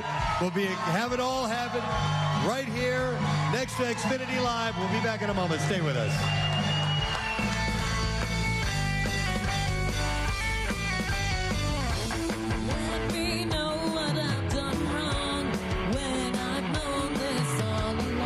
Dildos in my mouth. That's how. That's akin to saying "open sesame." When this fine young, and she's a broadcaster, I want you to know, so she spreads the word herself. But when she said she put dildos in her mouth, I got to tell you, that jet door opened right. I put dildos in my mouth. So I thought this one would be a nice, light conversation. Anne Frank. Yes. No, but actually, this is actually a little bit of light information about Anne Frank that was recently discovered. It's pretty amazing. Yeah. Researchers using digital technology deciphered the writing on 2 pages of Anne Frank's diary that she had pasted over with brown masking paper, and they discovered 4 dirty jokes and a candid explanation of sex, contraception, and prostitution. Wasn't it Bert Kreischer who got Anne Frank confused with Helen Keller? Yes. That's And actually, right. there's an on-running joke about that on a website I go to a lot, which is fark.com. And it's not only Anne Frank and Helen Keller, but they've also thrown in, oh my God, the pilot. You're talking about Amelia Earhart as well. Sully Erna. So they always, is Sully Erna. No, Sully. I thought you said Sully Erna. I'm like, no, I don't think he's a pilot. I don't know why I immediately thought when you said pilot, we're clearly talking about women. I mean, he did land that. It's a good movie. I don't know why Sully has not brought up the fact that he hid in a in Amsterdam during World War II, because that's an even more courageous And story. what blows me away is the dude was blind and deaf and able to land that plane. It's amazing. Well, I mean, he landed it in a river. Well, I but, guess you know. he doesn't want to puff himself up too much. All right, so anyhow, let me find something else. I can't wear the earbuds. I have small ear holes. You can't wear the earbuds? Yeah, they fall out. Ooh, your ear holes are so tight. Tight ear holes. Oh, man. That's awful. Can you fit that in there? I'm going to work with it. Wait. Yeah. Wait, ow. No, you're too big. Stop. You're stretching it Stop. out. Your pod is too big. You're going to tear a hole. Oh, my God, I'm going to bleed. Ear lube. I need some ear lube. Well, what you I can just get. gave you an ear pie. I actually bought these things that were like $2 Oh my on God, Amazon. I just got that. I'm sorry. Wait, just got what? Ear pie. You ever heard the term cream pie before? Never mind. Go ahead. I bought these things for like $2 off of Amazon that go around your earbuds, so you can A C-ring. Basically, yeah, no, and then so you can wrap regular earbuds. Yes. You know, over the ear, over your ear. Yeah, You're fine. They're good. You know, honestly, Listen, I want to be able to wear earbuds. Yeah, I know. I know. Well, You know, maybe Preston- you should so let Preston- Steve stretch them out for you. yeah, I'll stretch them out because I can really, unpack it. If you're just tuning in here at One Bala Plaza, the studios of WMMR, as well as our sister stations, they're doing some remodeling, and they're going to move some of the stations. We're kind of consolidating our areas, moving from downstairs to upstairs. So they're doing complete remodeling, which means demo has been going on, demolition of the various offices. And when we got wind that they were going to be destroying Bill Weston's office, we said, We had to. You got to let us take a swing or two. Well, my helmet's on the ground, but that's okay. Wendy, I'm not gonna hurt you. I'm just gonna bash your brains in. This is great. Here's Johnny! That is awesome. Oh my God, look at this. Oh my God. Bill's mailbox. There we go. Give it to him Look at as a that. keepsake. I have the video. By the way, did we ask Bill if he wanted that? No. Okay, all right. Hey, Bill, do you want this? Clear the wall. Oh, nice. She almost fell on her ass. backwards. There's another swing at it. She's trying to go out of Bill's office into the sales department. Feels good, doesn't it? So good. Go get it. Yeah. Kill it, Marissa. Kill it. A lot of rage here, man. Yeah, but it's funny. It's She like, packs a punch. It's like watching an angry dwarf. Had a request from a friend of ours, RC, from Tattoos by RC. His son, Dalton, celebrates his birthday wow. today. And RC wanted me to mention it. We haven't seen Dalton in a while. I know. He's been around. He used to come around when he was a kid, and we haven't seen him, but he's a man now. Full-grown adult, man. He was a little kid when he came in to visit the show, and I'm wondering, how long has time 21? passed? I'm guessing he's 21. All right. But Yeah. that's just a guess. I'll have to check my Instagram message that I got from RC and get back to it. But this It'll be my regular Saturday night thing, baby. Oh, yeah. Oh, yeah. No, he can't be that old yet. Well, he's All right, he's I'll at look it least up. 20, at least. Oh, yeah. Yeah, keep playing that clip over and over until I Until get we this, find it. Steve. Oh, yeah. Oh, yeah. Are you looking or are you I'm just looking laughing? it up. I have to go into my phone. Oh my God, let's see. It says here he turns 20 years old. There we go. Booyah! Yeah. Oh, yeah. Yeah, that's it. You're going to be my regular Saturday night thing, baby. Oh, yeah. Oh, yeah. Oh, yeah. So far, this is my favorite part of the day. There we go. It all goes downhill from here. All right, let's see if we can get an answer to the stupid question. A panda, what is their primary food source? Yeah, okay. I'm going to go to Courtney. Hi, Courtney. Hi. Hi, Courtney. What is the panda's primary food source? Is it bamboo? Oh, yeah.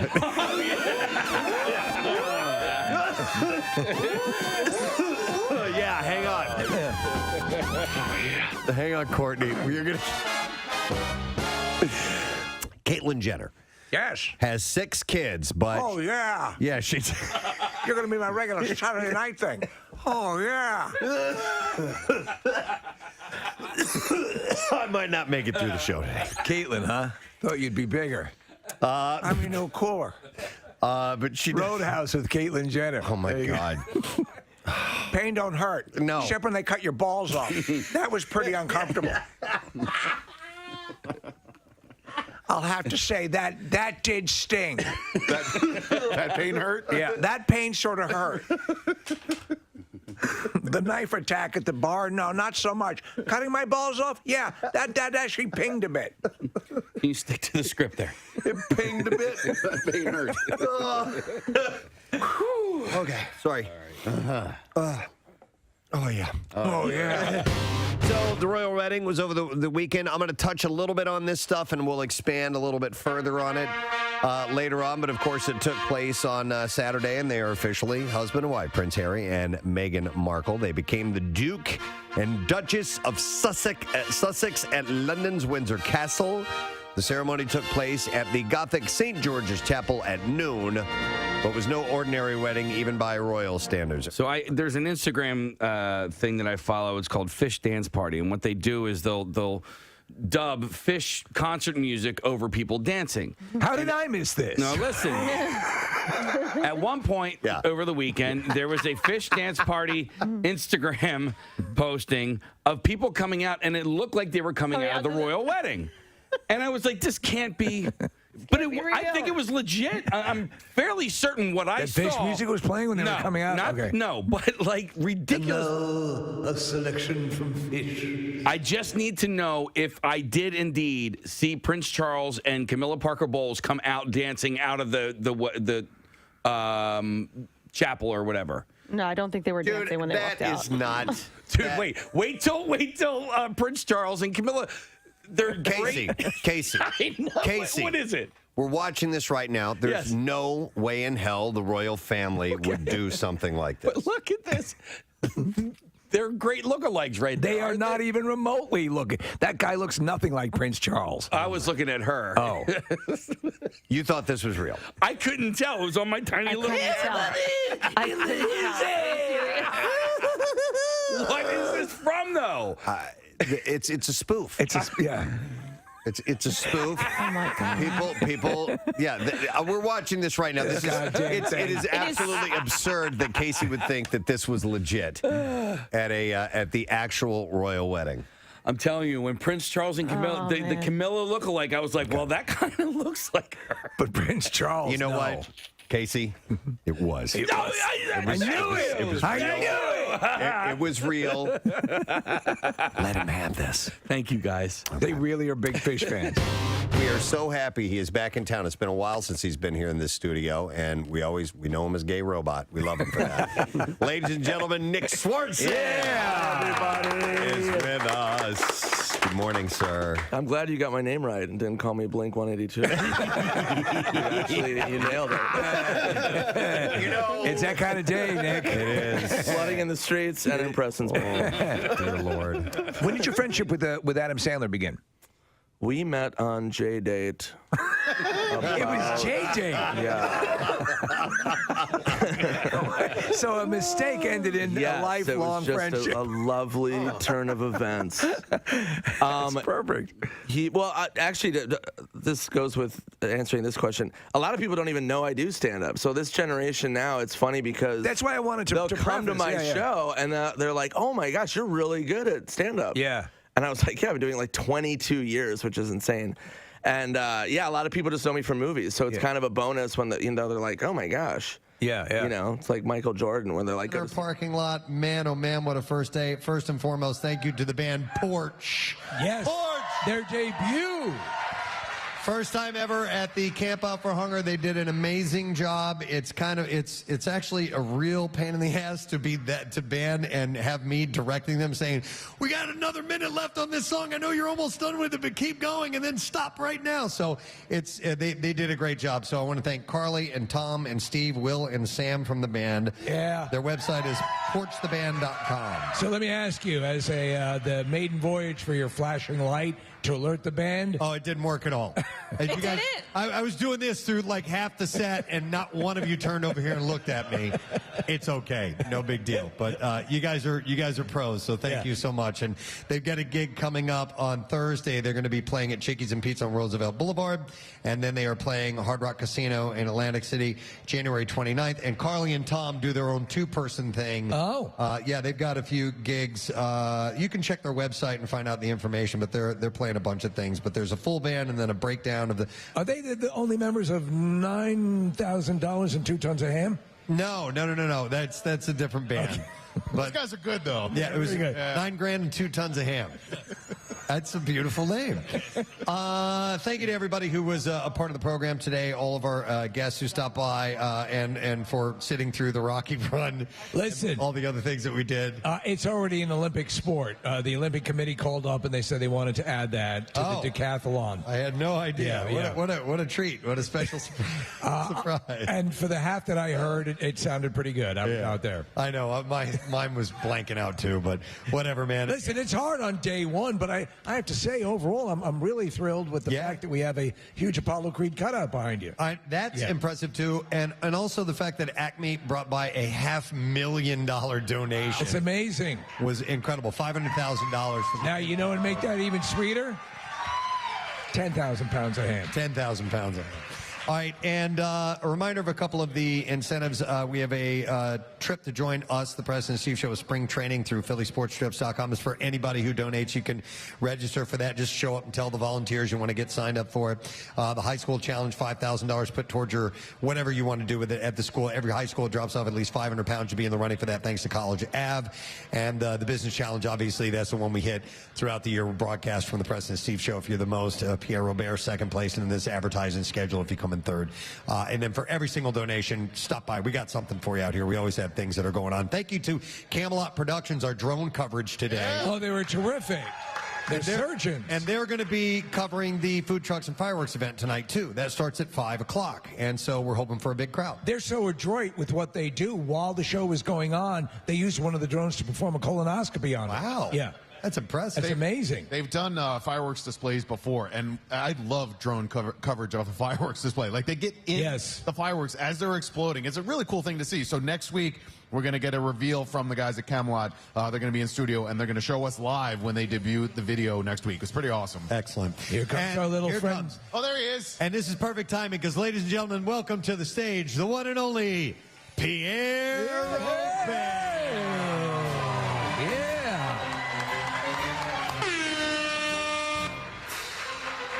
Wow.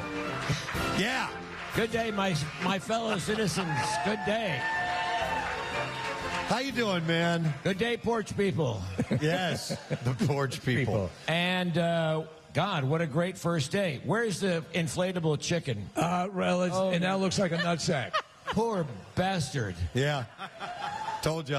But I was trying to figure out what he looked like from your description. Is that accurate? It's quite something. And we have Santa Claus and a cup to drink out of. Yeah, the Stanley Cup. Actually, it's made out of a It's a keg. Santa Cup? Stanley Cup. Santa Cup, yes. Okay, good. Certainly. We'll go with that. Did you see the Ghostbusters over to the left? Right there. Your other left. The Ghostbusters are right over there. Oh, my goodness. Yeah. Great day in the morning. All right, we've got it going. So what a great first day you guys have had. And the vibe is like, a Thursday or Friday show, and that is that bodes well. So, and these people Thank are you all for awesome coming filling out. up the tent. Yeah. Pierre, before you take over, should we get the letter of the day from you? Yes, let's do that. All right, Jason, if you will, please. Preston and Steve on 93.3 WMMR. Now, the Daily Letter. All right, the Preston and Steve Show is brought to you today by the letter S as in Saturday. Works for me. We do have a great prize to give away. It's a year's worth of beer from our friends at Victory Brewing. And Casey's pulling up the information because, like the drone's blowing stuff all over the place, and I'm misplacing official information. All right, here we have it. 12 cases of Brotherly Love Hazy IPA from Victory Brewing Company. And Victory Brewing Company's Brotherly Love Hazy IPA helps you drink beer and do good by giving back to the city of Philadelphia. Find Brotherly Love Hazy IPA at your local beer store soon. So you have the day, and you have this stage, and you have a petting zoo. What are you going to do? Well, we're going to have the elephants come in and do a dance here a little later That's on. awesome. We have 7 elephants that just have arrived, and they're all coming up here to do a dance, and then their snouts are going to come up and kiss Kathy. Just their snouts. Because she loves that gooey elephant Oh, snout. God. Don't you, hon? No. Yes, you do. No, hon. We're going to have workforce blocks of Pink Floyd, Billy Idol, his birthday was over the weekend, and Breaking Benjamin, the contraction of which is Benjamin. I was trying to say Breaking Benjamin the other day, and it came out Benjamin. Benjamin. Baking Benjamin. That's a spoonerism, is it not? Yes. Yes. I was also trying to say Skipping Merrily, and it came out Skippingly. Okay. So, yeah. Or Skippily. Skippily. So, you've just got to make the words where you can't find them. Yeah. So Benjamin will be a workforce block. Beautiful. All right, there it is. All right, thank you. And come and see Pierre Robert live here. You can hang out and witness this for yourself. It's like watching paint dry, but you can come by and see it anyway. The what? Nothing. I don't have headphones on. I can't hear half of what you're saying. It's all good, buddy. I want to see the petting zoo, though. Yes. You will. You have full access to the petting zoo all day. All right. I want to thank our sponsors. President Steve Show brought to you today by Duncan. And the President Steve Show runs on Duncan. Also brought to you by Acme Markets, fresh foods, local flavors. And that's it for our sponsors. We had tons of people help out today. I do want to remind you about tomorrow's program. We will have Mini Hoops Madness taking place. And that includes our competitors, John Clark from NBC 10, Matt O'Donnell from 6 ABC, Pat Gallen from CBS 3, Michael Barkan from NBC Sports, and Jason Martinez of Fox 29. Jim Jackson will be doing the play-by-play. That's in the 8 o'clock hour. Gritty will be here tomorrow morning. We're going to talk to Ginger Z of ABC National News and Good Morning America. And also, there was one other thing. Our friends at Sidearm are going to be our house band. And don't forget that tonight is food trucks and fireworks. So we hope to see you here at some point this week. What time does that start? 5 o'clock. Fire Toms? 5 p.m. 5 p.m. That is correct. And Yes. it goes. When is the fireworks? I don't know what time the fireworks. About 8 p.m. About 8 o'clock. All right, right. Legit? Yeah.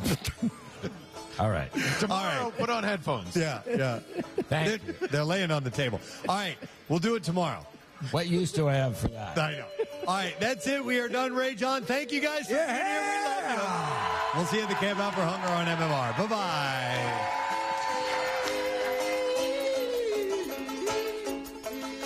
Preston and Steve on 93.3 WMMR. Let's talk about the holiday gift that she really needs this year. Not a household appliance. Not another gift certificate she forgets about and then it expires. What she really needs? Well, it's at Benari Jewelers. She needs a wardrobe of jewelry. Things that she can wear every day. From the grocery store and the gym to those romantic date nights and special occasions. Those coveted tennis bracelets, dazzling diamond stud earrings, or maybe colored gemstones set in a stunning pendant. Whatever it is that she needs, you'll find it under one roof. Benari Jewelers. the area's largest selection and latest designs from the world's premier designers. Oh, and they're like, oh, you play basketball? Oh my gosh, this is a whole other crazy. aspect. Wait, you're the Michael Jordan of comedy? No.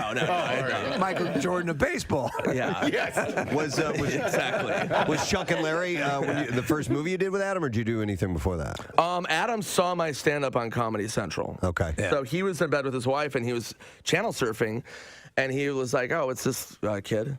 And I was a kid at the time, and he wrote my name down and went to the office, and he was like, who is this dude? And a lot of the younger guys were like, oh, that's this kid Nick Swartzen. That was my first special. And I used to do jokes about my grandmother. Oh, I love them. And so he had a script called Grandma's Boy.